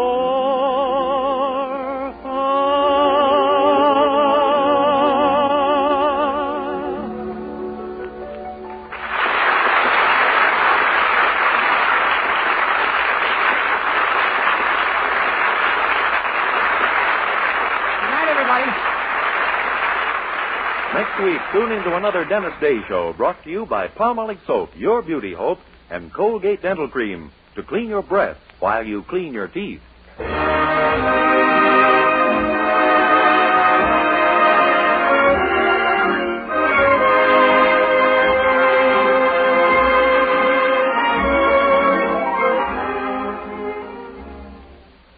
Tonight, show him how much lovelier your hair can look after a Luster Cream shampoo. Only Luster Cream brings you Kate Dumet's magic blend. Glamorizes your hair as you wash it. Yes, tonight, you can be a Dream girl, beautiful Luster Cream girl. You owe your crowning glory to a Luster Cream shampoo.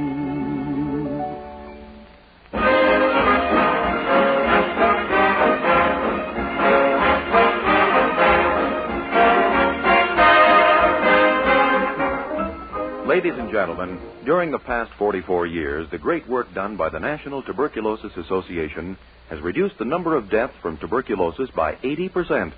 But even today, one person dies from tuberculosis every 10 minutes. Tuberculosis kills more people between the ages of 15 and 44 than any other disease. You can help stop tuberculosis by generously supporting the sale of Christmas seals. Your contribution will help vital medical research, mass X-ray, services, and rehabilitation for patients. So let's do our share. This year, let's buy as many Christmas seals as we possibly can. Listen again next week to Colgate's Hour of Fun, Judy Canova, followed by Dennis Day. And for another great comedy program, hear Blondie next Wednesday evening over your favorite NBC station. This is Vern Smith speaking. Good night.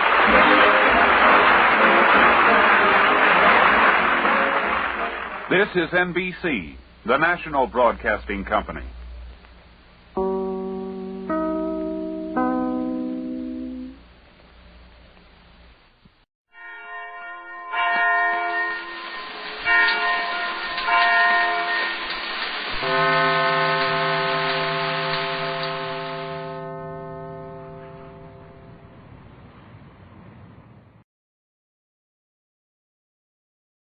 The Halls of Ivy, starring Mr. and Mrs. Ronald Colman.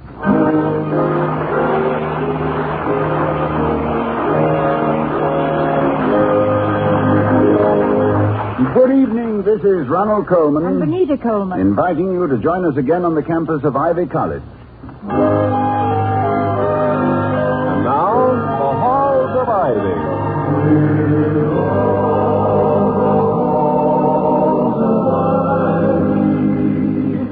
That surround us here today. Welcome again to Ivy College, that is, in the town of Ivy, USA. As in thousands of such institutions across America, students have come here to prepare themselves for life in a rather uncertain world. A world where courage is needed, and a strong belief in the great and lasting truths. Devotion to these truths has been the lifelong career of Dr. William Todd Hunter Hall, president of Ivy, who at the moment is seated in his study reading the evening paper. Victoria is reading a pocket magazine between desultory attempts at conversation. Toddy. Yes, Vicky? Toddy. At the risk of being repetitious, yes, Vicky? You're not listening. On the contrary, darling, I have heard with great interest your report of the faculty wives' tea. I told you about that yesterday. Oh, I'm sorry, my dear. What's the matter, darling? Matter?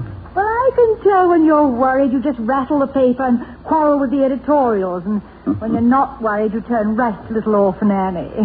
A great American, Vicky. A sweet parentless child whose idiotic optimism cheers my darkest hour. Is this one of your darker hours, Toddy? You look as though someone had just turned on the television set. You're sort of apprehensive, though hoping for the best. Well, as a matter of fact, Vicky, I do have a problem. A familiar one. Clarence Wellman phoned me he was coming over.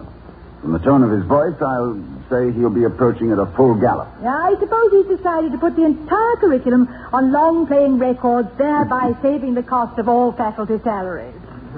For a mere woman equipped only with beauty, intelligence, and intuition, that's a pretty fair guess. Well, that's a pretty fair compliment. What have you been reading? Well, it's a condensed novel in a magazine.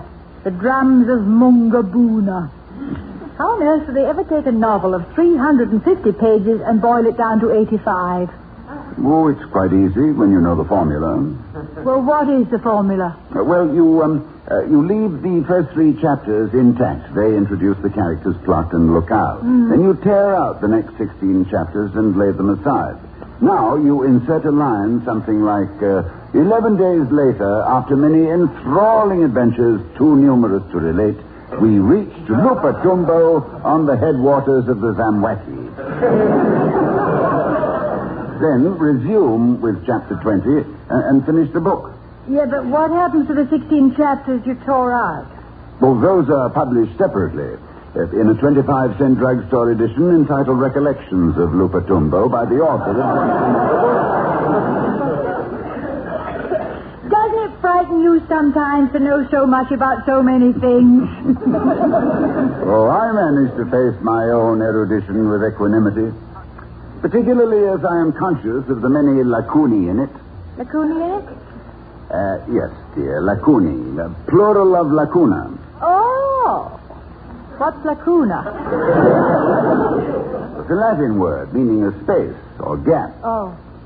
It has an interesting origin, really. It seems that in the early days of Rome, orders had been given by the Senate for the widening of the Appian Way, the great road leading to Rome. Well, I thought all roads led to Rome. That, my love, was mere publicity, released by the Roman Chamber of Commerce in 686. Anyway, an honest road builder by the name of Publicus Fixitus was in charge. And he had a wife who, though worthy, had an empty mind and a vacuous expression. Her name was Una.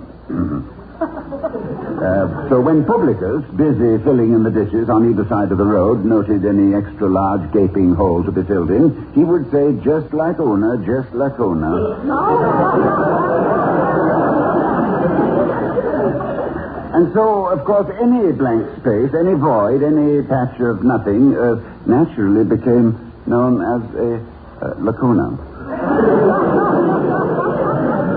Tell me, is it true, by the way, that the Appian Way was originally the Yappian Way on account of all the dogs that used to bark at the passing chariots?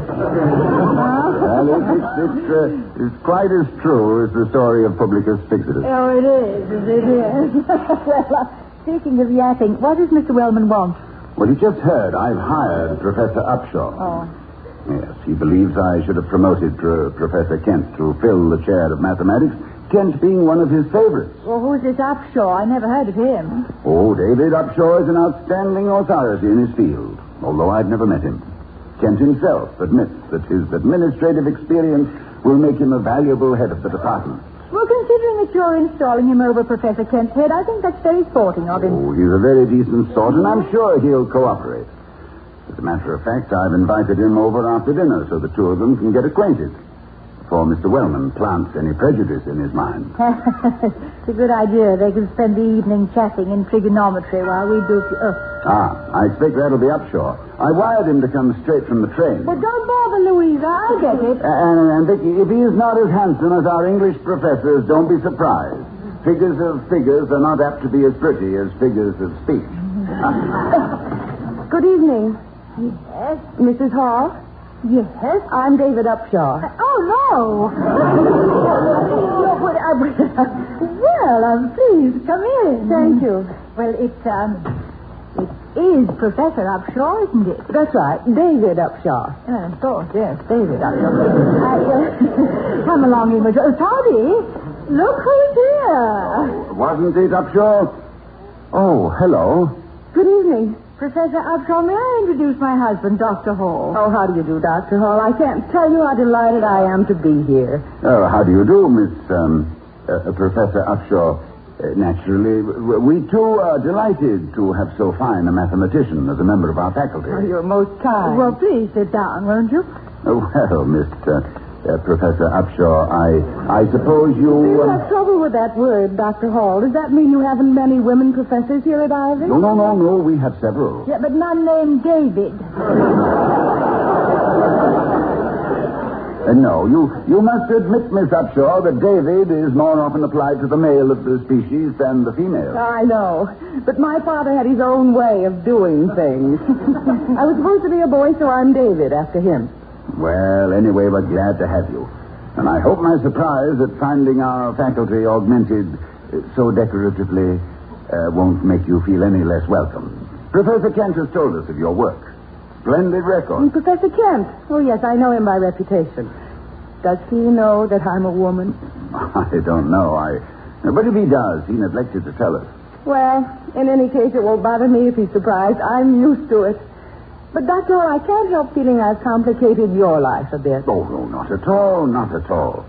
The number of sexes in the human race being somewhat limited and the possible complications not being infinite, I think we can cope with. Yeah, well... Of course, there may be one small complication. Yes, a small complication which I think has just arrived. You see, Professor, the chairman of our board of governors, Mr. Clarence... Mr. Wellman. Evening, Dr. Hall. Mrs. Hall. Good evening, Mr. Wellman. Mr. Wellman, I would like you to... Dr. Hall, I'm exceedingly exasperated.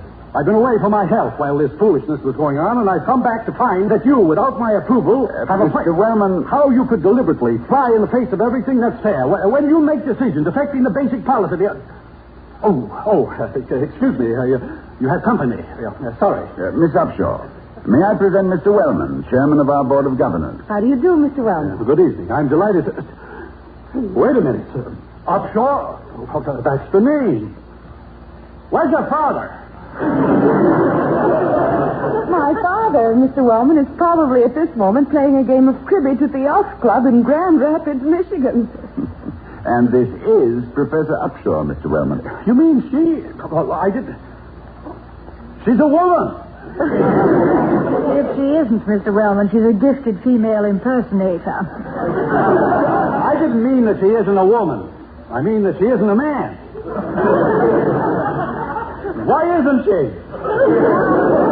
A woman is head of our mathematics department. It's ridiculous. It's absurd. Meaning no offense, of course, madam. But what's the matter with women as mathematicians, Mr. Wellman? After all, the world depends on them for multiplication.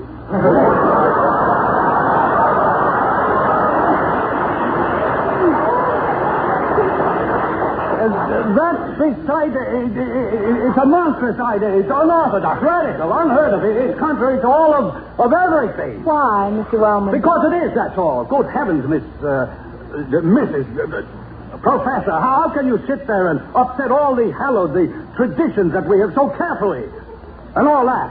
Why, the entire educational system. Mr. Wellman. Women as heads of mathematics departments. It's utterly fantastic. Mr. Wellman. What is it? Professor Upshaw has come to us in good faith upon my invitation. If you must shout at someone, and the necessity escapes me, please shout at me. I don't want to cause any dissension here. I apologize, young lady. I didn't mean to shout at you. Sorry and all that. None of us wants to cause dissension. So why don't you just pack up and then... Mr. Wellman, I must remind you that Professor Upshaw is engaged. Oh, good for her. Tell the lucky young man to make a home for her and let our mathematics department... My husband meant she had been engaged by him. That's ridiculous. He's already married to you. Well, how could he? She... Oh, you mean hired? Yes. And while I hold my current assignment, she will head our mathematics department. Oh, she will she? Well, Dr. Hall, I'll have to submit this entire matter to the board right away. You knew perfectly well that young Professor Kent met every qualification for this post, and yet while my back was turned, you secretly hired not only another man from the outside, but she isn't even a man. He's a woman. Good night. Do you have to contend with this as a regular thing? Oh, yes. It's only sound and fury, signifying nothing but our chairman's determination to be efficient at the top of his voice. Yes. And as one of my favorite characters in history, Duke Gerald of Tuscany, said, any sheep can be a lion among lambs, and the braying of an ass has meaning only for another.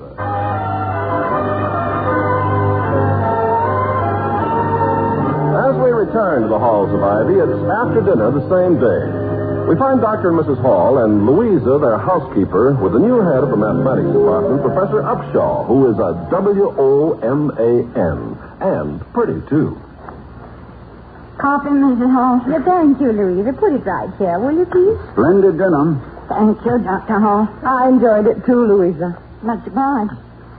Excuse me, Mrs. Hall.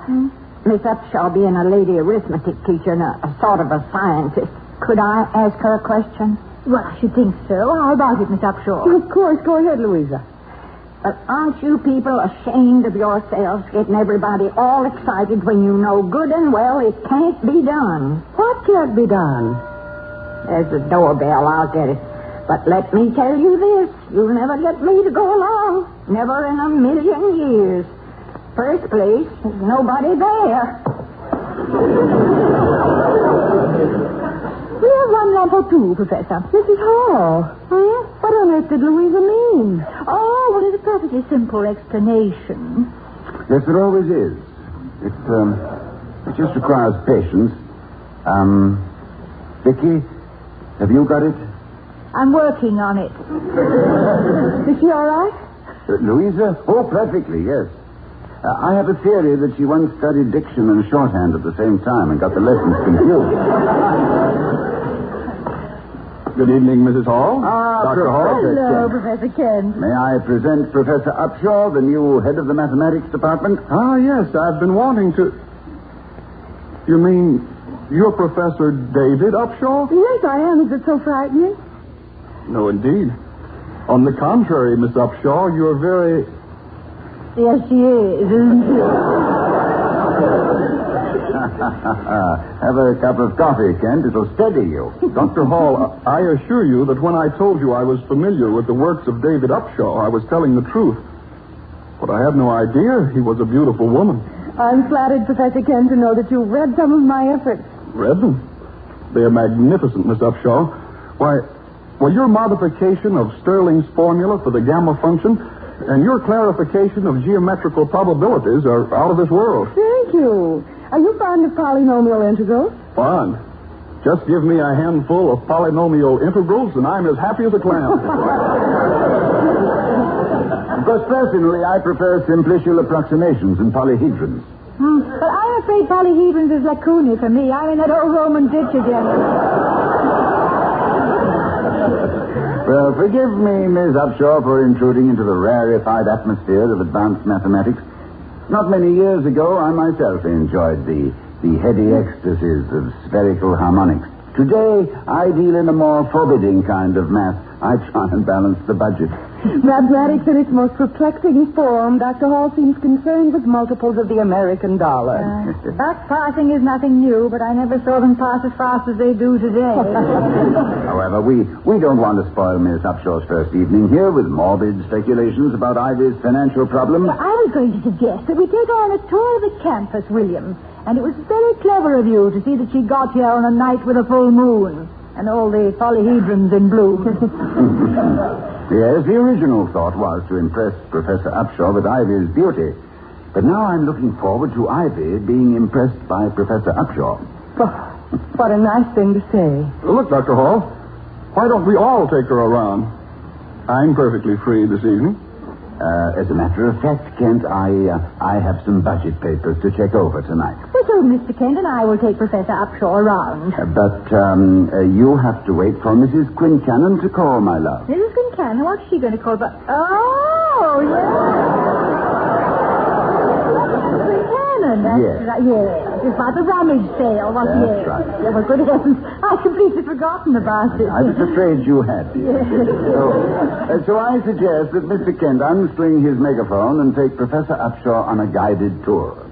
The view of the river from the chapel tower will be lovely tonight. You don't mind, do you, Kent? Mind? Are you kidding? I mean, I should say I don't. How about it, Professor Upshaw? Too tired? Oh, it's not at all tired, Mr. Cannon. I think it's a delightful idea. First impressions are important. Although I'll never have any nicer ones than meeting the president and his wife. Oh, thank you. Shall we go, Mr. Kent? I don't think I can be ready for 10 or 15 seconds. Remember, Mr. Kent, the Chapel Tower and the library and Emerson Hall. And Kent, I insist that you take Professor Upshaw for a stroll around the quadrangle. Well, certainly, sir. Though we do have more interesting sights. I know.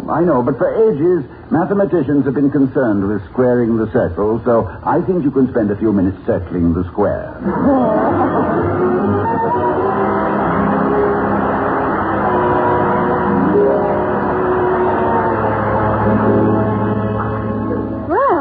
That was an interesting piece of matchmaking, Toddy. You practically threw them at each other. No, I was just taking advantage of their very obvious mutual liking.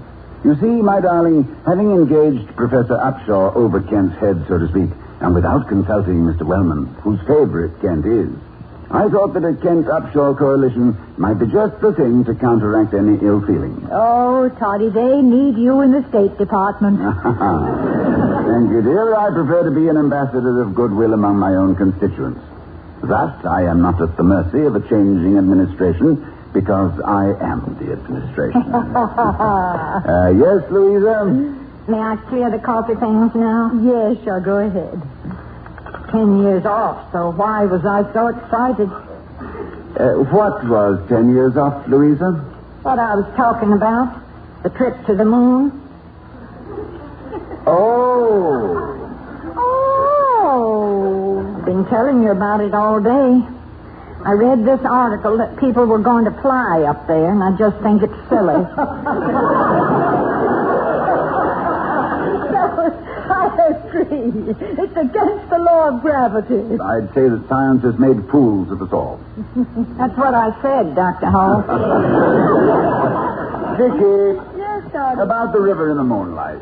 There's only one perfect view, and I thought we might take a little walk. Oh, what a good idea. Let's. Louisa, we'll be out for a while. If Mr. Wellman calls, tell him Mrs. Hall and I have gone to Lover's Leap. Yes, Dr. Hall. Tell him you suspect it's a double suicide. Due probably to the fact that we are so completely happy that we're quitting the game while we're ahead. Well, we all have to go sometime.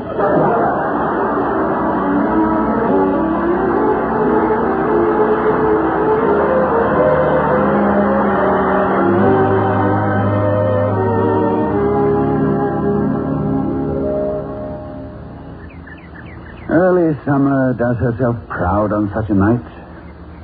If she does this well so early, think what she's capable of in August. Lovely, isn't it? I don't know why, but it reminds me of Scotland. I can almost smell the heather. It's this old tweed coat of mine. From the sheep of Dundee, the weavers of Edinburgh, and the tailors of Bond Street. Had I known then I was to meet Victoria Cromwell 3 days later, I would have saved the money and bought her a much finer engagement ring. Oh, well, a piece of thread from your tweed coat tied around my third finger would have held me just as tightly. Well, the sheep who produced it would have been as happy as I am to hear you say so. Well, it's a wonderful jacket, and I love it. Give me another sniff. Careful of the moths, darling. Strangers upset them. You see, they're rather partial to me. That's just cupboard love. I have fed and nourished them these many years. They know which side their lapels are buttered on. But thank you anyway, darling. It was a very friendly remark. Well, I'm a very friendly girl, Dr. Hall. Kiss me and see. Well, what happened to the moon? Nothing. You still have your eyes closed. Oh, yes. Yes, a difficult habit to break, and I'm not sure I want to. You see, I am the sole operator of the William Hall Eyelid Travel Agency. I shut my eyes and go where I wish. In a blink, I am in England again with you, or standing in the bow of a ship with you again, bringing you to Ivy for the first time as the most beautiful college president's wife as the most beautiful wife of a of a college president. I beg your pardon. Oh. Well, really, Mr. Wellman, you might at least have coughed. No, didn't think it was necessary. Been tapping Dr. Hall on the shoulder for 5 minutes. Was that you, Mr. Wellman? I thought it was my wife.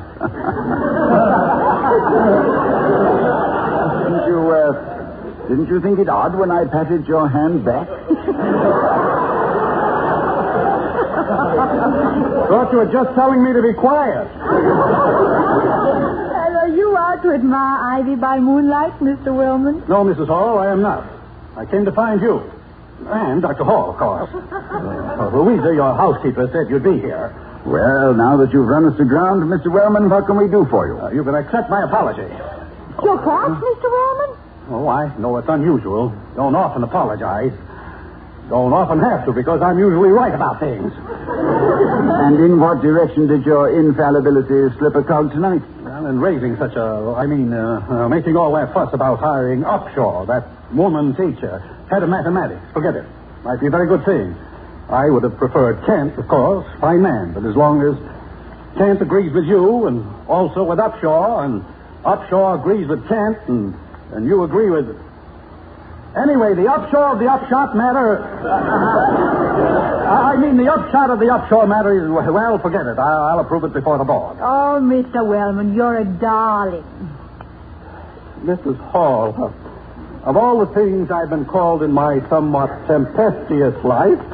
tempestuous, Mr. Wellman, you. That's who I was talking about, see? I was saying, in my somewhat tempestuous life, I have seldom been called a darling. Yes, I don't go into the things I have been called. It's too nice an evening. Well, that's all. Just wanted to make myself clear. Thank you, Mr. Wellman. It was very conscientious of you. Well, nothing of the sort. It just happens I love this college. And I want to do everything I can for it. Anything I can do to improve do the things that... Well, by George, I'll do what I think is right, no matter how wrong I am. Good night. Honey, do you realize what it cost him to make that confession? Oh, I do indeed, my darling. But the cost to pride of making rightful amends is, I'm sure, a deductible item in the books of the Collector of Eternal Revenue.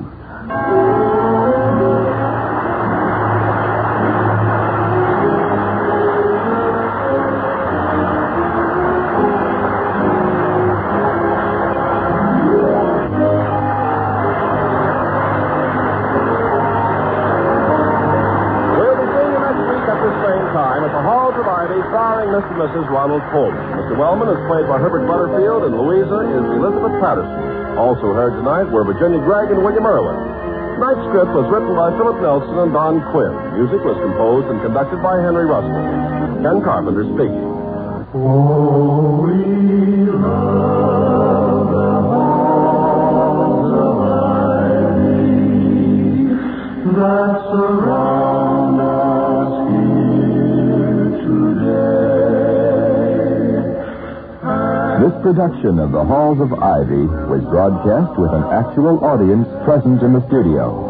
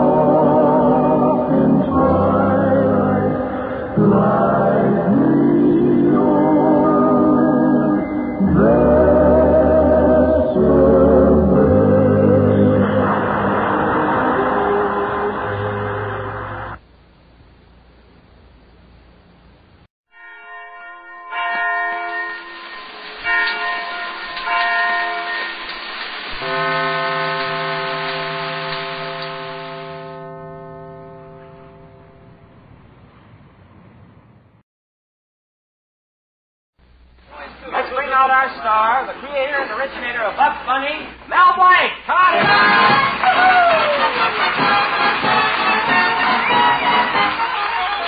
Good evening, ladies and gentlemen. I'm very grateful for this opportunity to meet you and to introduce myself.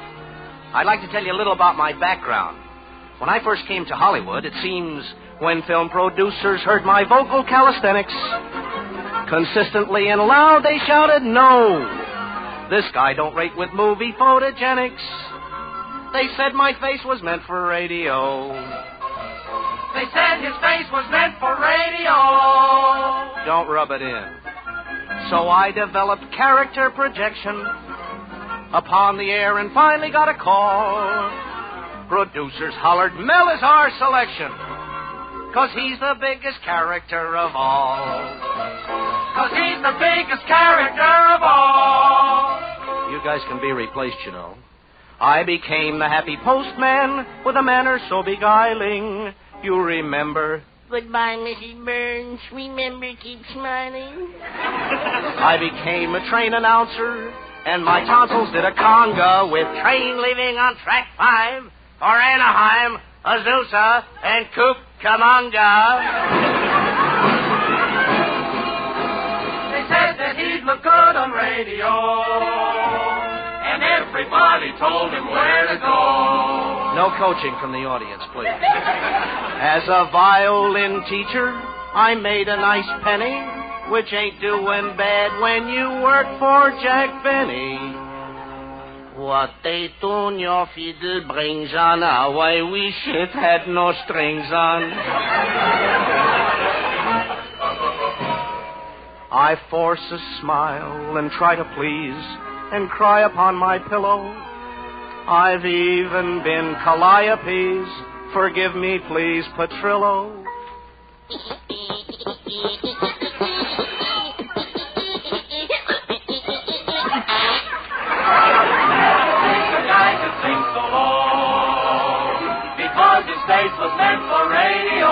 I heard that. As Pedro, when I see a girl with grace, Chiquita, I say, "Pardon me for talking in your face, senorita." And then this little guy I've saved for last. I'm Zuki, and in the fix-it shop, I'm the president. I'm the vice president. I'm the Not so fast! I'm taking in a lot of dough, because his face was meant for radio. It's a lie. Why do you think I got a fix-it shop? 'Cause I had to find a way to pay the rent. I'm what is known as a successful flop, 'cause before I get a quarter, it is spent. I'm on a lot of air shows. If I'm lying, I should choke. My tax consultant says if I get one more show, I'm broke. So why do you think I got a fix-it shop? 'Cause for radio, his face was meant. Agents get commission. Don't forget withholding tax. My dentist and physician, and my wife's account at Saks. Publicity and writers. Oh, my aching back and head. If I get laryngitis, then I might as well be dead. My paper profits grieve me, 'cause they never reach the bank. My assets, please believe me, like my second name, are blank. So why do you think he's got a fix-it shop? And I only hope the darn thing really clicks. I am the lowest of the guys on top. He has found that fame and fortune doesn't mix. There's dough for entertainment, bills and bills the whole day long. I even had to pay a guy to write this stinking song. So why do you think I got a fix-it shop? 'Cause I'm really in a heck of a fix. In carfare. I'm really in a heck of a fix.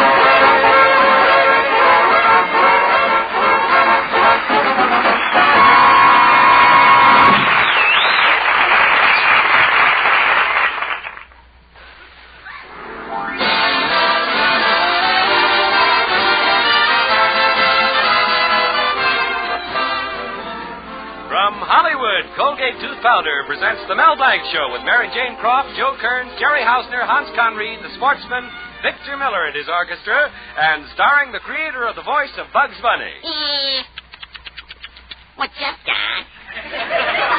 Yes, Colgate Tooth Powder for a breath that's sweet and teeth that sparkle brings you the Mel Blanc Show with Mel playing his new character, Zookie. Hello, everybody. Hello, everybody. Hello, everybody. Hi. And starring himself in person, Mel Blanc. Hi, folks. Ugga, ugga, boo, boo, ugga.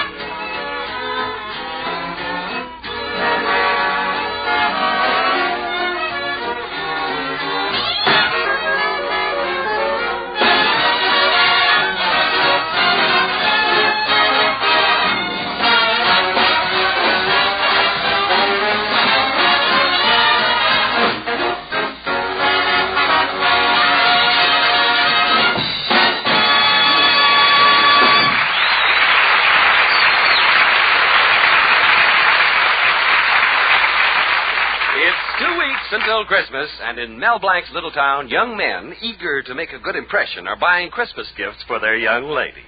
At the local furrier's, Sam Brown is saying to the clerk, I'll take this fur coat, wrap it as a gift, and send it Christmas morning. At the jewelry store, Tom Williams is saying, I'll take this diamond bracelet, wrap it as a gift, and send it Christmas morning. And in the candy shop where Mel Blanc has been shopping, Mel is saying, I'll take this 2-pound box of peanut brittle. No, don't wrap it as a gift. I'll eat it right here. So Mel ate the peanut brittle. Right now, we find him in his fix-it shop with his girlfriend, Betty. Being very low on funds, Mel is turning the pages of a mail-order catalog, hoping that the pictures may suggest a gift for Betty. Broom handle, garbage pail, nail polish, eye wash, diamond ring, fur coat, wristwatch, hand wipers, shoe horn. Mel, Huh? stop turning the pages so fast. Oh, all right. Well, let's start from the front of the catalog. Yeah, all right, good. Page 1, women's dresses. Page 2, women's bathrobes. Page 3, women's nightgowns. Page 4... Betty, stop turning the pages so fast. Oh, we don't need this whole catalog anyway. That's right. I got you a perfectly wonderful gift last year without the catalog. Oh, by the way, Betty, what did you get me last Christmas? Oh, don't you remember, darling, those long-handled Chinese back scratchers? Back scratchers? Yeah. And I've been serving salad with them all year. Gosh, Betty, won't it be swell when we're married and can have Christmas in our own little house? We'll get up Christmas morning and look at the tree with all the presents. Yes. And then maybe we'll hear the patter of little feet around the tree. Betty, Santa Claus doesn't bring children. I know that, Mel. And I think you should also know that Willie Murdoch is giving me a wonderful gift. And very expensive. Willie Murdoch. He's probably just trying to impress your father. Betty, why does your father favor him over me? He's got little narrow shoulders, and I've got, he's got a small forehead, and I've got, he's got practically no chin, and I've got, gosh, we look so much alike, I don't see how your father can tell us apart. Willie will take care of that with his Christmas gift. Oh, is that so? Well, I'm going to get some money and get you a much bigger Christmas present. Oh, hello, Mr. Colby. Hello, Father. Betty, are you here again? How many times have I told you to stay away from this no-good, timid nincompoop?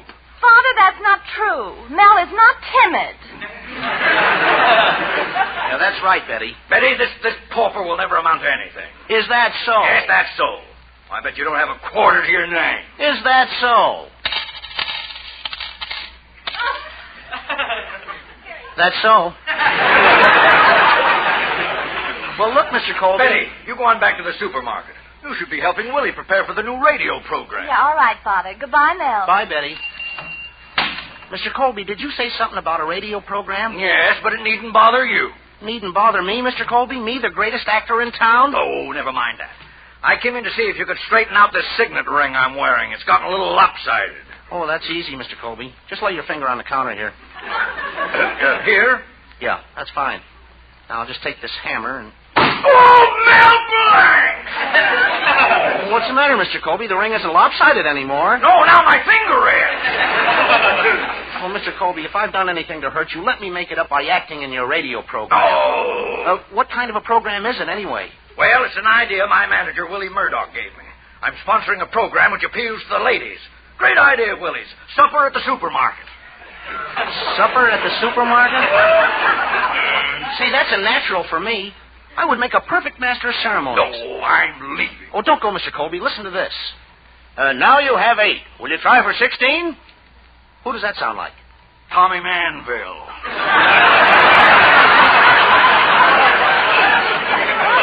No, Phil Harris. I'll even do his accordion. I should have said Baker. I'll even do Baker's accordion. I can do either one of them, but I'll do Phil Baker's accordion. Listen to this. Oh, Mel Blanc, I've had enough of your silly Look, clown. wait a minute. I'm a natural for radio, Mr. Colby. Listen to this. You gotta start out each day with a song, even if things go wrong. Mel Blanc, you come around to my program and I'll break every bone in your body now. How do you like that? Everybody wants to get into the act. Please, Mr. Colby, give me a chance. Besides, I need the money badly. I want to get Betty a Christmas gift, and I don't want to give her just anything. I want to give her something she'll like. Now, don't worry. She likes you. She'll like anything. Besides, my manager, Willie Murdoch's going to be the master of ceremonies. Well, I gotta go now. Oh, wait, Mr. Colby, just one more. There's good news tonight. The international picture is a bit clouded. On the one hand, we see good tidings. On the other hand, we see bad tidings. Who knows? Tomorrow may be just tidings. In conclusion, I'm leaving. Oh, gosh, I'll never be able to get enough money for Betty's gift. What'll I do? There's bad news for Mel Blanc tonight. In conclusion, we can safely say that for Mel, it looks very blank.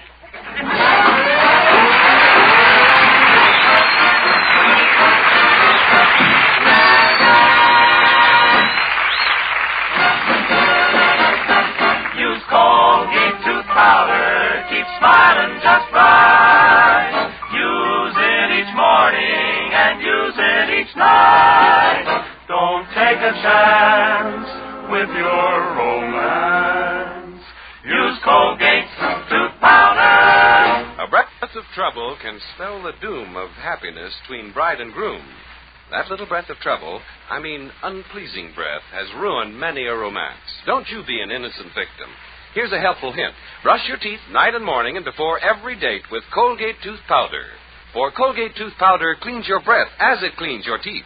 Yes, scientific tests have definitely proved that in 7 cases out of 10, Colgate tooth powder instantly stops unpleasing breath that originates in the mouth.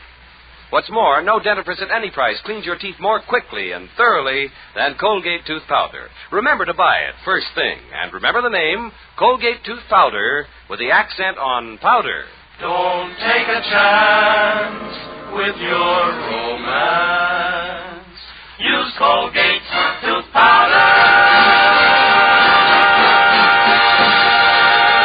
Now, Victor Miller, the sportsman, and Uncle Remus.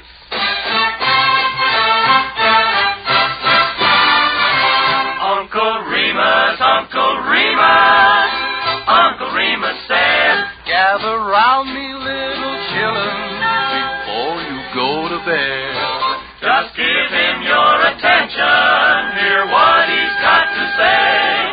I'll tell you how the animals got that way. The leopard's pappy got the gout from eating too much speckled trout. The mammy dreamed of polka dots, and that's how the leopard got his spots. That's what Uncle Remus said. That's what Uncle Remus said. From speckled trout and polka dots. That's how the leopard got his spots. More, Uncle Remus, tell us more. The pig he saw saw his monkey friend swinging by his other end. He tried the same thing on a rail, and that's how the piggy got a curly tail. That's what Uncle Remus said. That's what Uncle Remus said. He tried the same thing on a rail. That's why the piggy got a curly tail.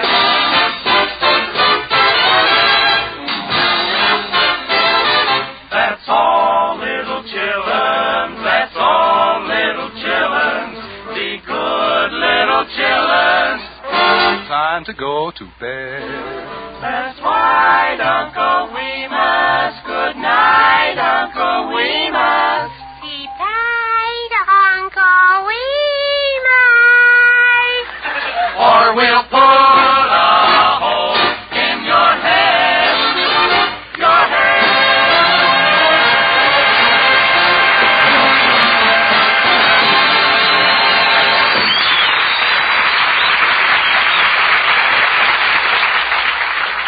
Mel Blanc tried to get the job of Master of Ceremonies on Mr. Colby's new radio program, Supper at the Supermarket, so that he could buy his girlfriend Betty as expensive a gift as the one his rival, Willie Murdoch, is getting her. But Mr. Colby turned Mel down cold, and Mel still hasn't been able to raise any money. However, the wonderful thing about Mel is that he never worries. Despite his predicament, he calmly goes about his duties in the fix-it shop.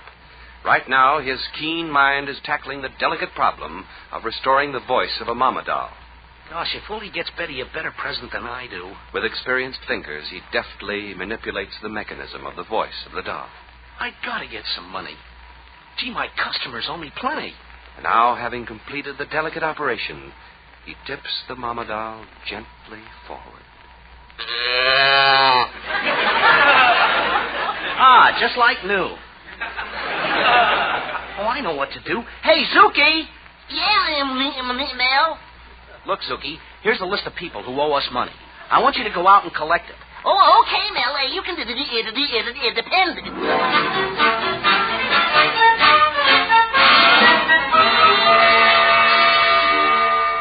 On me. Gee, I hope I can collect some money from Mel.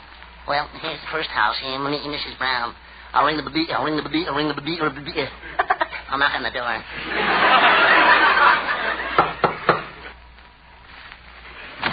Hello, Mrs. Brown. I came to collect for Mel's repair job on your washing machine. What?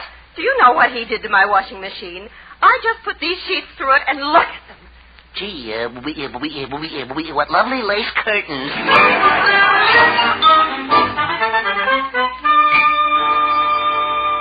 Well, here's the Jones house. How do you do, Mrs. Jones? I came to collect the bill for Mel Blanc. Well, here's the Smith house.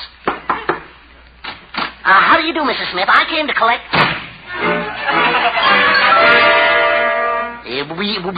Well, here's the Gibbs house. How do you do? Well, here's the Martin house.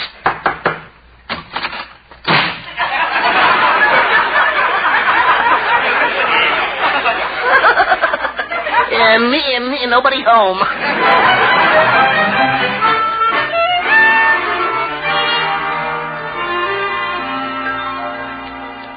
Well, Zuki, how did you make out? Oh, I collected 10 to the 5 to the 3 to the not a dime. Oh, Mel, here comes Mr. Cushing, the president of the Loyal Order of Benevolent Zebras. Thanks. Hello, Mel.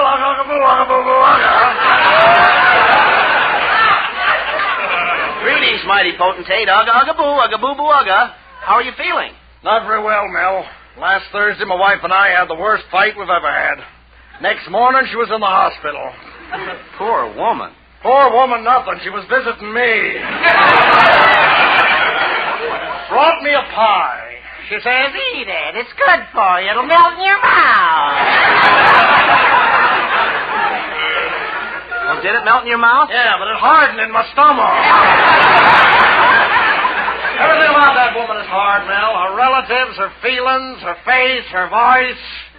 If only her arteries would get that way.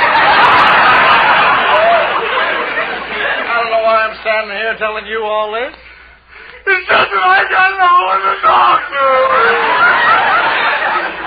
Well, Mel, you gotta be going. Before you unga, mighty potentate, where are you going? Well, I'm going to Colby's supermarket program. The wife will be there because they're giving away a $40 bottle of perfume to the oldest woman in the audience. Well, do you think your wife is old enough to win it?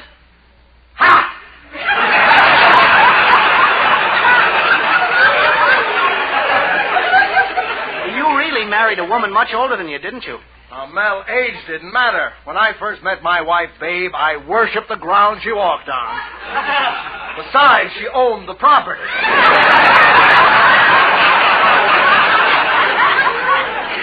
I guess in your case, Cupid was a real estate agent.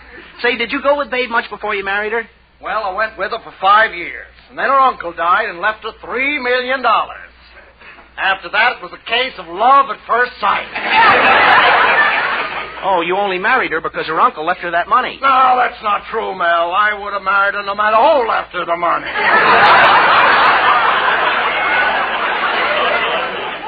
Mel, how different it was when we were first married. I remember I carved our initials on a big tree. She was so touched, she kissed the tree. How romantic. Then what happened? The tree died. Man, you're not listening very carefully. Well, I was just thinking. If I was the oldest lady in Colby's supermarket, I'd get the $40 bottle of perfume. Then I'd give it to Betty, and that would settle everything. Say, mighty potentate, do you know where I can get a lady's wig? Well, I could let you have one of my wife's. But I won't have any part of such skullduggery. Goodbye, Mel. Ugga-ugga-boo, ugga-boo-boo-ugga. Gosh, I wonder how I sound as an old lady. Ugga-ugga-boo, ugga-boo-boo-ugga.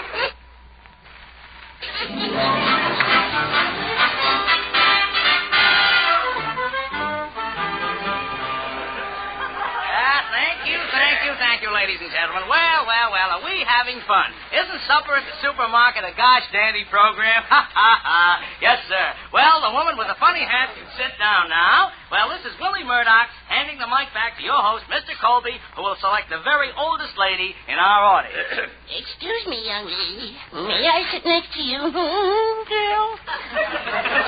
Why, certainly, madam. You're awfully old. Well, I gotta be to win the prize I'm getting for you. Mel, you in a dress and a wig. Shh, quiet, Betty. Now, I'll get you a better gift than Murdoch, and I don't care how I do it. Now, ladies, the highlight of our show, the awarding of this $40 bottle of perfume. I'm going to select the oldest lady in the audience. Call out your ages, please. 70.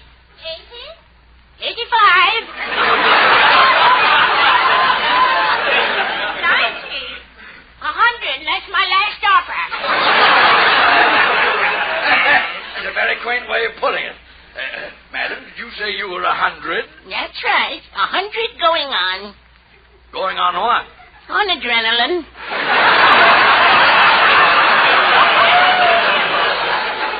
What else? Madam, what do you attribute your long life to? Oh, vitamins. Vitamins, eh? Yes. My uncle ate vitamins all the time, every day. Oh, made him so lively and jumpy. Always jolly and happy. Finally, at 90, he died. He died, huh? Yep, happiest funeral you ever saw. Well, madam, before I give you the grand prize, we'd like to know what is your secret ambition? To get the bottle of perfume. Yes. You must tell us what your secret ambition is. Well, I'd like to go on the radio. Well, what could you do on the radio? Oh, I'd be a great mistress of ceremonies on a program like this. Guess who this is? You have 8. Will you try for 16? I know. Phil Harris. I should have said Baker. No, Tommy Manville. Hey, that sounds familiar. I'll take the perfume now. No, not before you do another impersonation, grandmother. Well, all right. You gotta start out each day with a song. Even when things go wrong. I've heard that before only a short while ago. I like that. Everybody wants to get into the act. I'll take the perfume now. Mr. Colby, we only have 30 seconds left on the air. It's time for you to kiss the old lady. I'll go and you can keep the perfume. So long. So long. Just as I suspected. Mel Blanc, I'll teach you to make a fool out of me, or I'm going to break every bone in your body.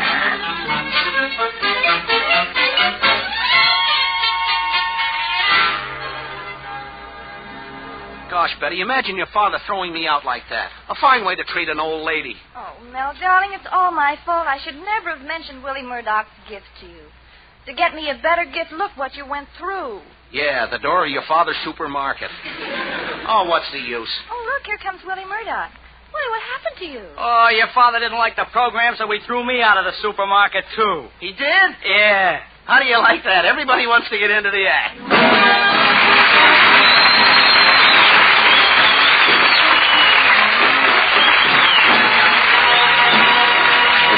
Mel Blanc will be back in just a minute.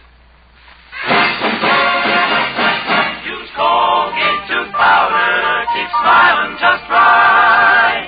Use it each morning and use it each night. Don't take a chance with your romance. Use Colgate tooth powder. You know, that breath of trouble, unpleasing breath, has put the brakes on many a promising business career. So be on your guard against this handicap. Do this. Brush your teeth night and morning and before every date with Colgate tooth powder. For Colgate tooth powder cleans your breath as it cleans your teeth. Yes, scientific tests have definitely proved that in 7 cases out of 10, Colgate tooth powder instantly stops unpleasing breath that originates in the mouth. What's more, no dentifrice at any price cleans your teeth more quickly and thoroughly than Colgate tooth powder. Remember to buy it first thing, and remember the name, Colgate tooth powder, with the accent on powder. Don't take a chance with your romance. Use Colgate tooth powder.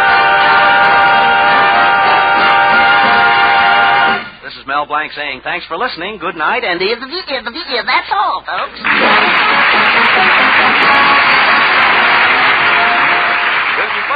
Reminding you that Colgate tooth powder for a breath of sweet and deep sparkle brings you the Mel Blanc Show every Tuesday at this time. Be sure to join us again next Tuesday night for more fun with Mel and the people you'll meet in Mel Blanc's Fix-It Shop. Say hello to Halo Shampoo for naturally bright and beautiful hair. Remember, even finest soaps and soap shampoos hide the natural luster of your hair with dulling soap film. But Halo Shampoo contains no soap, therefore leaves no dulling soap film. Even in hardest water, Halo makes oceans of rich, fragrant lather, quickly banishes loose dandruff and dirt. Halo needs no lemon or vinegar rinse. Say hello to Halo and goodbye to dulling soap film. Get Halo Shampoo at any cosmetic counter. Remember,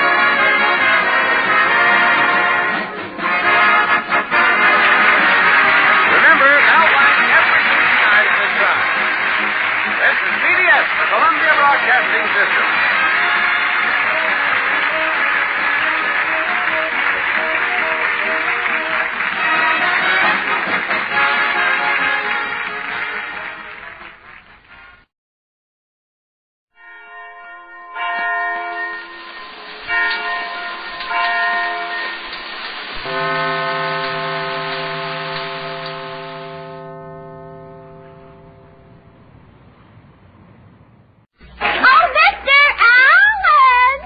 Portland later.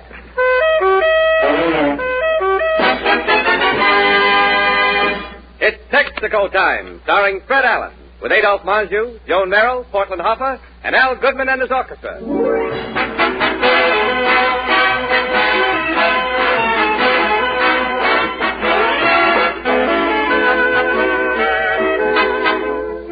This is Jimmy Wallington, inviting you to hear the Texaco Star Theater and bringing you a message from Texaco dealers coast to coast. A message that can be expressed in 2 words. You're welcome. For you are welcome at your Texaco dealers, ladies and gentlemen. Welcome to all of its practical help in solving today's driving problems and keeping your car in condition to deliver your essential transportation. His regular care and service with Texaco quality products can mean more mileage from your tires, your car, and your gasoline. So see your Texaco dealer regularly. You're welcome to every service he can give to help you care for your car, for your country.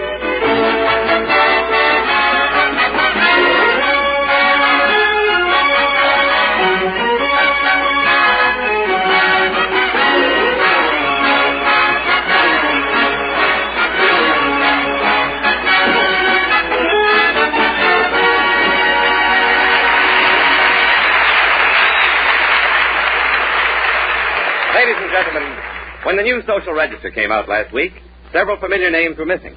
Tonight we bring you a man who can't even get his name in the phone book. And here he is, Fred Allen. Thank you.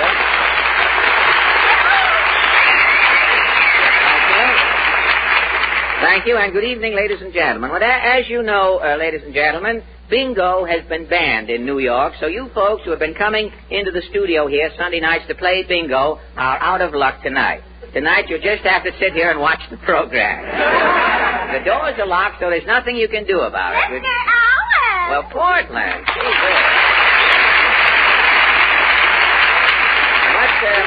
What's up, Portland? You look excited. Well, Arthur Godfrey isn't here yet. Well, I know that, Portland. Arthur made a screen test for 20th Century Fox last week, and it came out swell. Now, Arthur's getting ready to go to Hollywood. Well, who is this new announcer? Who knows? I called up the employment agency. I said, send me a good radio announcer to go with a tall microphone. And this bird showed up.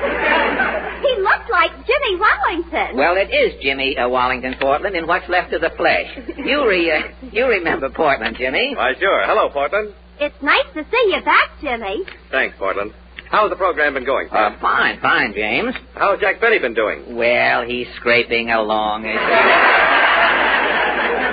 He's working on quiz shows. He was stooging for that comedian with the pop eyes last week. Trying to get the Mad Russian's job, I guess. Did you folks hear Benny's program tonight? No. What happened, Fred? Well, you know how it is with a Benny program, Jimmy. You either like it or you don't like it.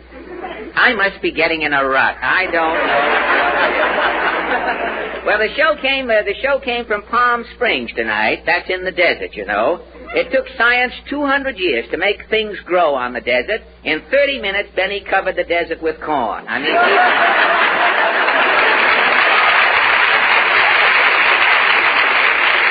yes, sir, the desert didn't even know what hot air was until Benny covered it. At the finish, I was going to say he horsed around, but he couldn't horse around on the desert. He cameled around. And at the finish of the program, he did a sketch, and in the sketch, Benny captured Rommel on the program. I guess Rommel figured if he gave up, Benny would give up too. Well, so much for the old flaky old grape nut. Let's turn to the latest news of the week. The March of Trivia presents its weekly lowlight from the world of news. Washington, D.C. Members of President's Joint Labor Advisory Council, after a recent conference, say that registration of woman power may start before the first of the year. March of Trivia tonight checks on nationwide reaction to the increased use of women in men's jobs. Otis, head of a construction company, says, in our business, employing women is a headache. Well, how do you mean, Mr. Otis? Well, since the company started using women sand hogs, we had to put a powder room in the decompression chamber. Thank you, Mr. Otis. A worker who explains the women's viewpoint, Mrs. Faye Dubrowski. Say, can you announce that I'm appearing through the courtesy of the CIO? Yes, we'll announce it later. We'll have a slide come down. Oh, thanks. I got 200 tickets with a portable radio listening in. Outside? I wouldn't put a duck out on a night like this. Fine, well, how do you feel about women working, Benet? Well, for married women, it can break up their home. Your home was broken up? Yeah. I was a steam fitter. I was getting $2 an hour. Uh-huh. My husband was a good humor man. Your husband was a good humor man, huh? He was getting a commission and all the pistachio he could eat. Your husband wasn't doing so well. Nah. Some nights he'd come home with nothing but sticky lips. And you? Oh, every night I'm rolling in with 18 or 20 clams. Well, did the difference in your salaries upset your husband? Made him a somnambulance. He started walking in his sleep. Well, walking in his sleep? Well, where would he walk? Over to my slacks, and then he'd go through them. And that broke up your home, huh? There was a big fight. He packed up his popsicles and went back to live with his father. Well, I'm sorry to hear that, and thank you, Mrs. Benet Dubrowski. A well-meaning swain who has his troubles is Plato Gately. That's the name, Plato Gately, isn't it? Well, how do you feel? How do you feel about women working, Plato? Broke off my engagement. Broke off your engagement? Yeah. How? Well, I was nuts about this girl. She was a plumber. She was a a plumber, huh? Yeah. Well, what? I know how she could plumb. What upset your plan? So, well, every night I take her out to a picture. I had to bring her home at 11 o'clock. Yeah. Last night it was a double feature. I didn't bring her home till 12:30. So? This morning she sent me a bill. A bill for what? An hour and a half overtime.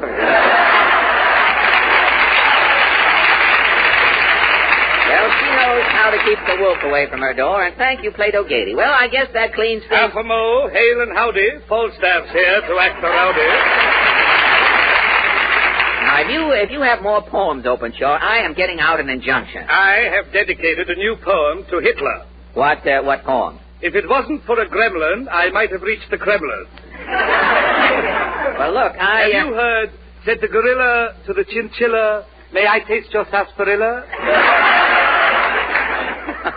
No, I haven't. Or, stop winking at the quarterback, mother. He's not making those passes at you. Now, wait.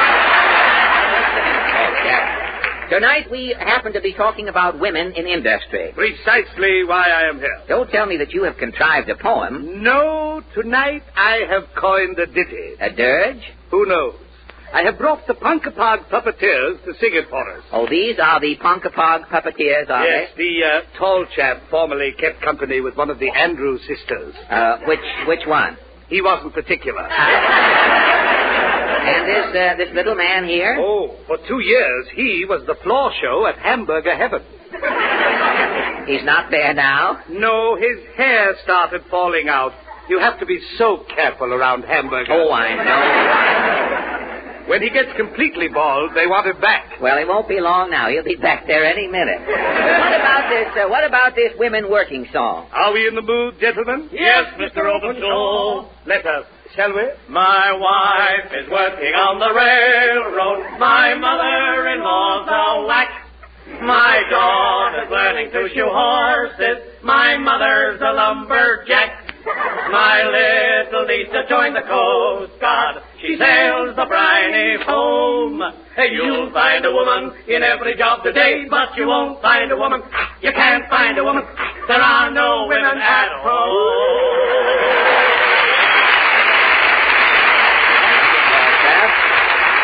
And the Punkapog puppeteer. And now, ladies and gentlemen, our singing guest tonight, a young lady whose voice you have heard in many pictures of late, Miss Joan Merrill. Joan is singing Manhattan Serenade.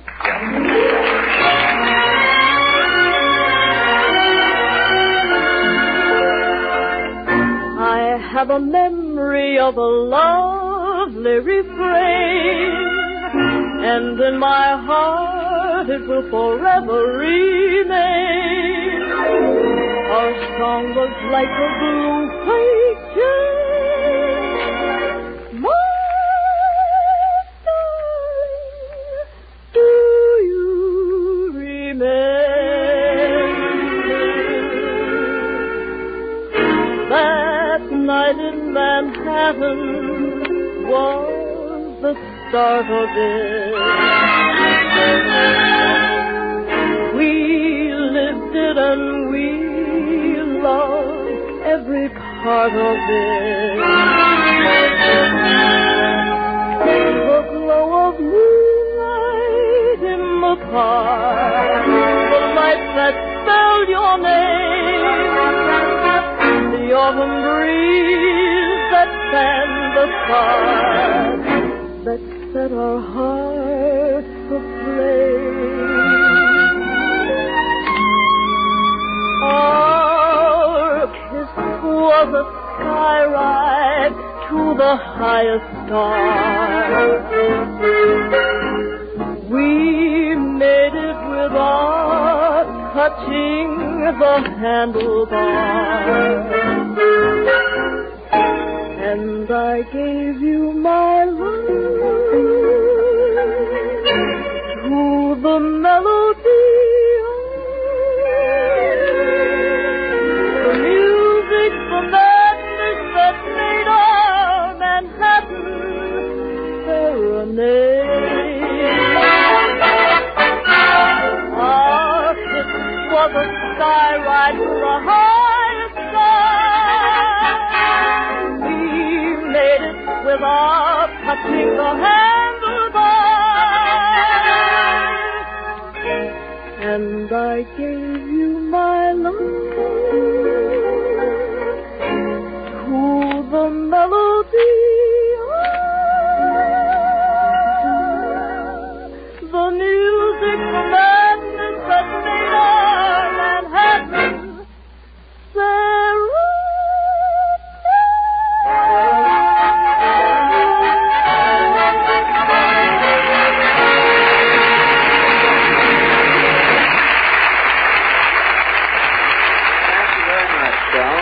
That was lovely. Say, Jimmy. Yes, Fred? Here's your commercial. Hey, this is written in pencil. Yes, Jimmy. I had to write it in pencil. You know, the Army and Navy want to buy 600,000 late model standard typewriters immediately, Jimmy. So I called up a typewriter dealer and turned my typewriter in to Uncle Sam. Naturally, I had to write the commercial tonight in longhand. Yeah, but who can read this? It looks like the tract of a tired termite. Now, wait a minute, Jimmy. No sarcasm. Just read it, if you will. Well, I'll try. Do that. Ladies and gentlemen, the sweater is getting older. No, that's not sweat. That's the weather is getting colder, Jimmy. The weather is getting colder. Take your cane to Mexico. Not cane. That's a K. Take your car to Texaco. Shucks, Fred. I'll just have to make something up out of my head. Well, we're stuck now, but you go right ahead, Jimmy. Ladies and gentlemen, if you're still driving on these cold days with last summer's worn-out lubricant, look out. For neglect of proper lubrication can ruin irreplaceable parts. And if you're careless today, you may be carless tomorrow. Take your car around to your neighborhood Texaco dealer and get it ready for winter with the right grade of Texaco lubricant, a high-quality antifreeze, and a Marfax chassis job from stem to stern. It's as sensible as putting on an overcoat when winter comes. See your Texaco dealer tomorrow.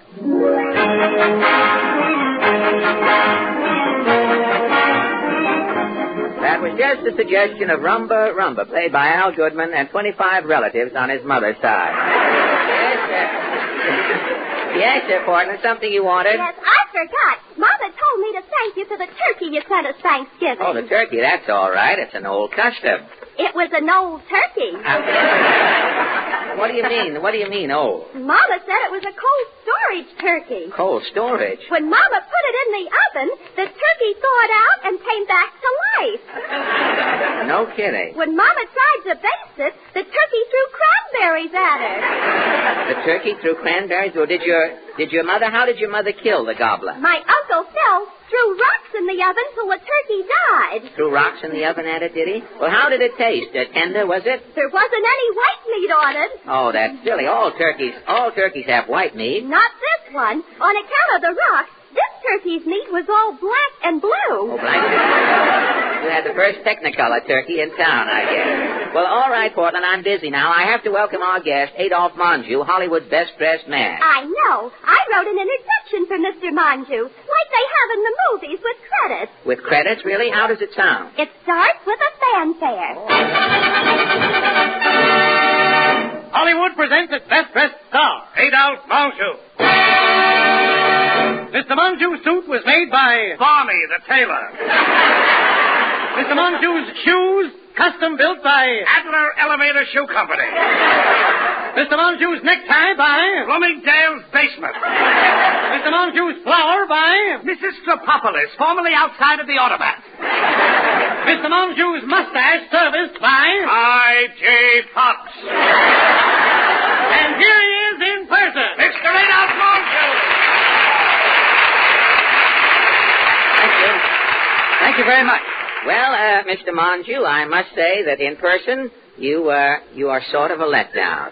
You mean this plain gray suit, friend? Yes, Mr. Menjou. I thought surely you'd show up in lavender knickers, a pea green Norfolk jacket, a polka dot shirt, a burned orange beret, and snakeskin wedgies. Now, look, Fred, if you're going to start one of those tired routines about my clothes, I'm getting out of here so fast you'll be left with nothing but a faint aroma of bay rum.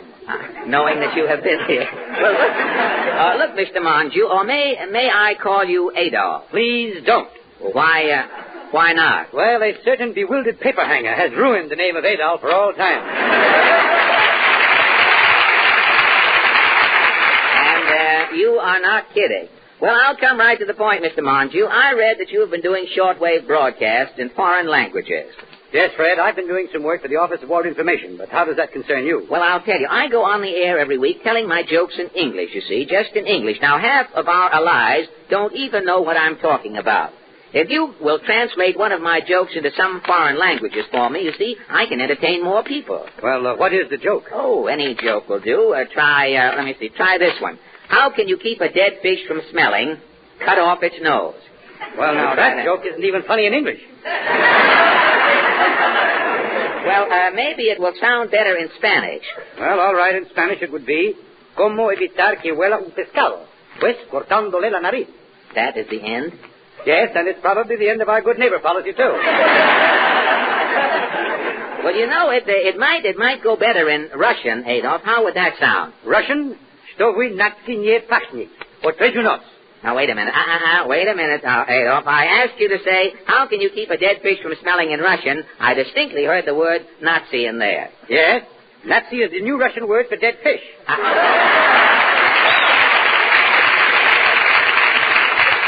Good. I hear that the Nazi soldiers have been outside of Stalingrad so long, they're speaking German with a Russian accent now.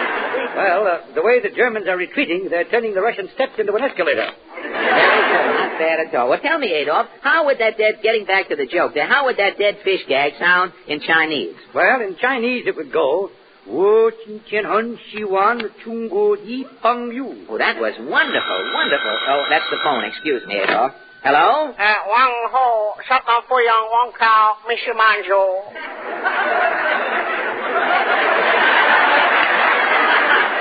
Oh, it's for you, Adolf. Oh, thank you. Hello? Xin Luan Tang, Sonia Chan Wu Yang Chan Li Ti Pu. Oh, how, hun, how, ding, how, me you fudge.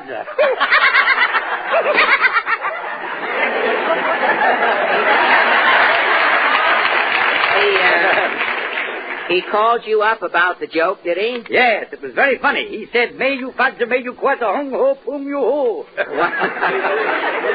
What is that translated? Well, it means, that ain't the way I heard it. Don't tell me that Confucius is writing for Fibber McGee now. You know, I think that translating my jokes is going to be a big thing, Adolf. How much salary? What salary would you want to be my translator?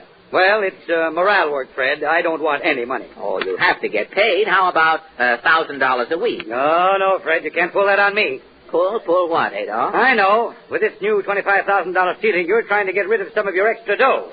Well, you're not shoving it off on me. Now, wait a minute. You have to take some money. Look, Fred, if I wanted to be a pig, I could have got on the Maxwell House program for a pound of coffee.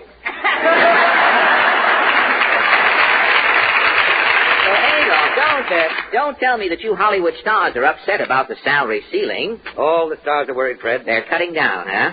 Why, the only actor who had meat on his table Thanksgiving Day was Bing Crosby. Bing had a turkey? Well, it looked pretty big for a turkey. I got a leg that was 4 feet long. Adolf, you mean? All I know is that I found a piece of harness in the gravy.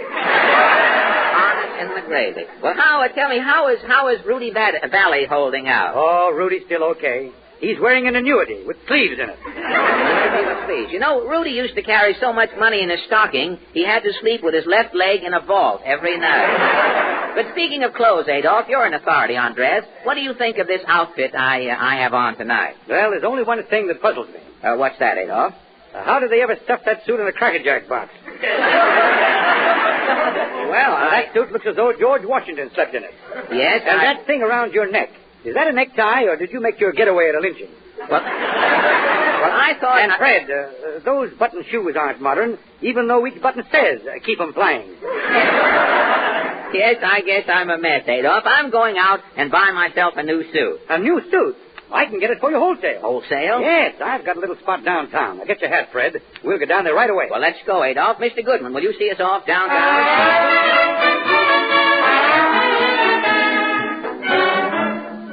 Well, here we are downtown, Adolf. Are you sure you know where this wholesale suit place is? Oh, yes, Fred. It's number 12. 12. Oh, here we are.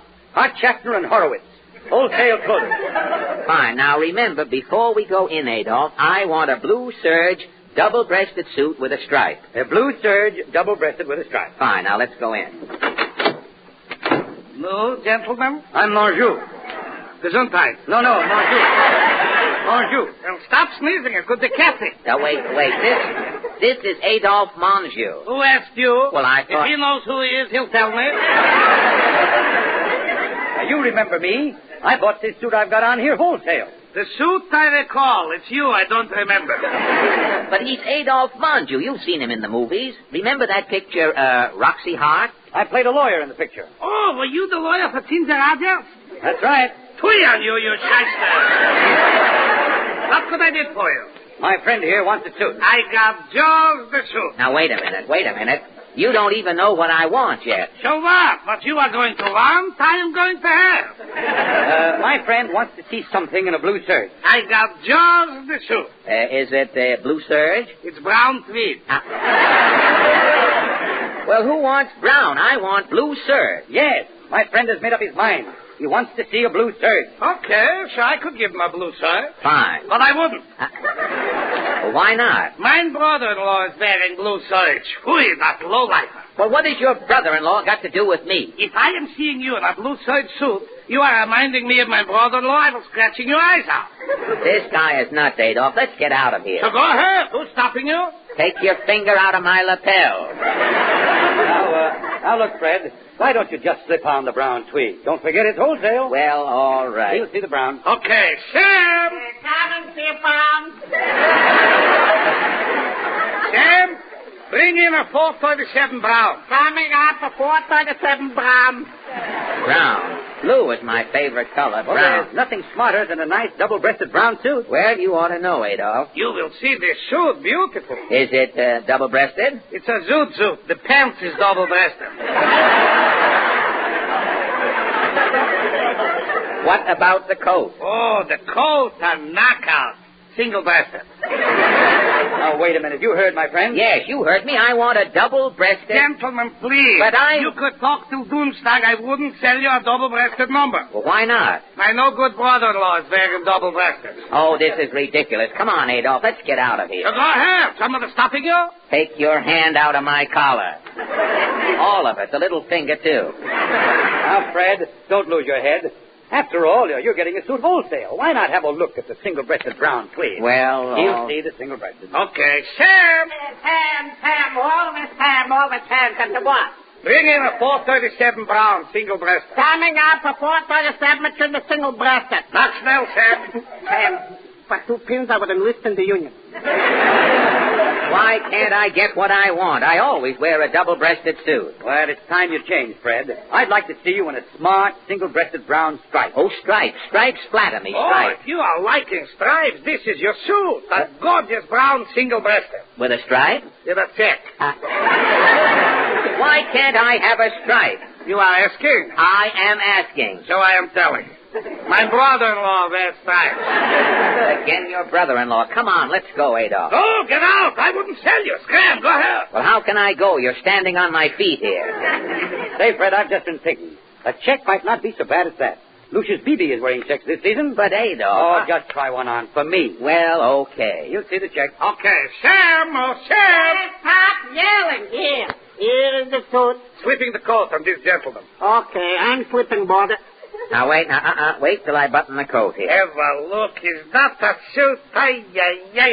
Wait, what is that dragging on the floor?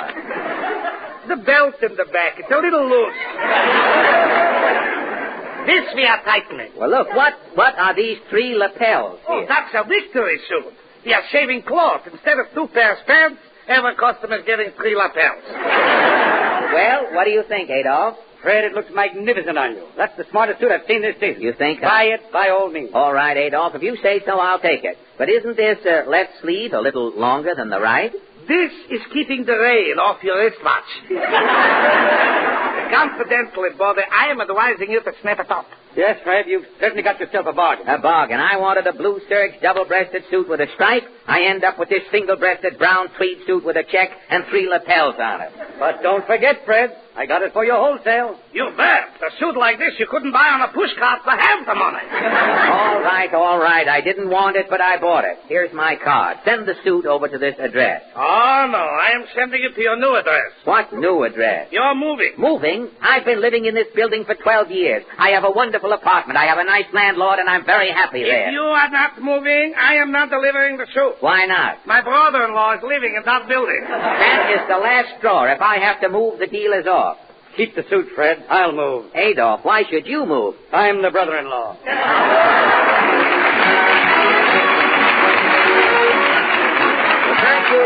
Thank you very much, Adolph Menjou. Now, next week, ladies and gentlemen, our guest will be Georgie Jessel and Miss Josephine Houston. And now, Jimmy, you have a message, I know, from Uncle Sam. Yes, Fred? It's about an opportunity for men of 18 and 19 who will come under the Selective Service Act. Here's a way they can get their own choice of many Army jobs. They can now enlist immediately and take their pick of 13 different branches of the Army, including the Air Force, the Signal Corps, and many others. Men of 18 and 19 who join up now can learn more and advance faster. See your nearest Army recruiting station. Thank you, Jimmy. This is Fred Allen speaking for Texaco dealers from coast to coast, reminding you to drive under 35 to save rubber and to drive into your Texaco dealer regularly to have your tires checked. Remember, you're welcome. Good night. This is the Columbia Broadcasting System. Stay tuned to this station for Take It or Leave It with Phil Baker. Then at 10:30, listen to Columbia's Report to the Nation. Tonight, this thrilling dramatic news program brings you Larry Lasser, CBS Moscow correspondent, Walter Cronkite, United Press North Africa, and Marine Lieutenant Donald McCafferty, Guadalcanal hero. 10 p.m., BULOVA, Bulova Watch Time. WABC, New York, 880 on your dial.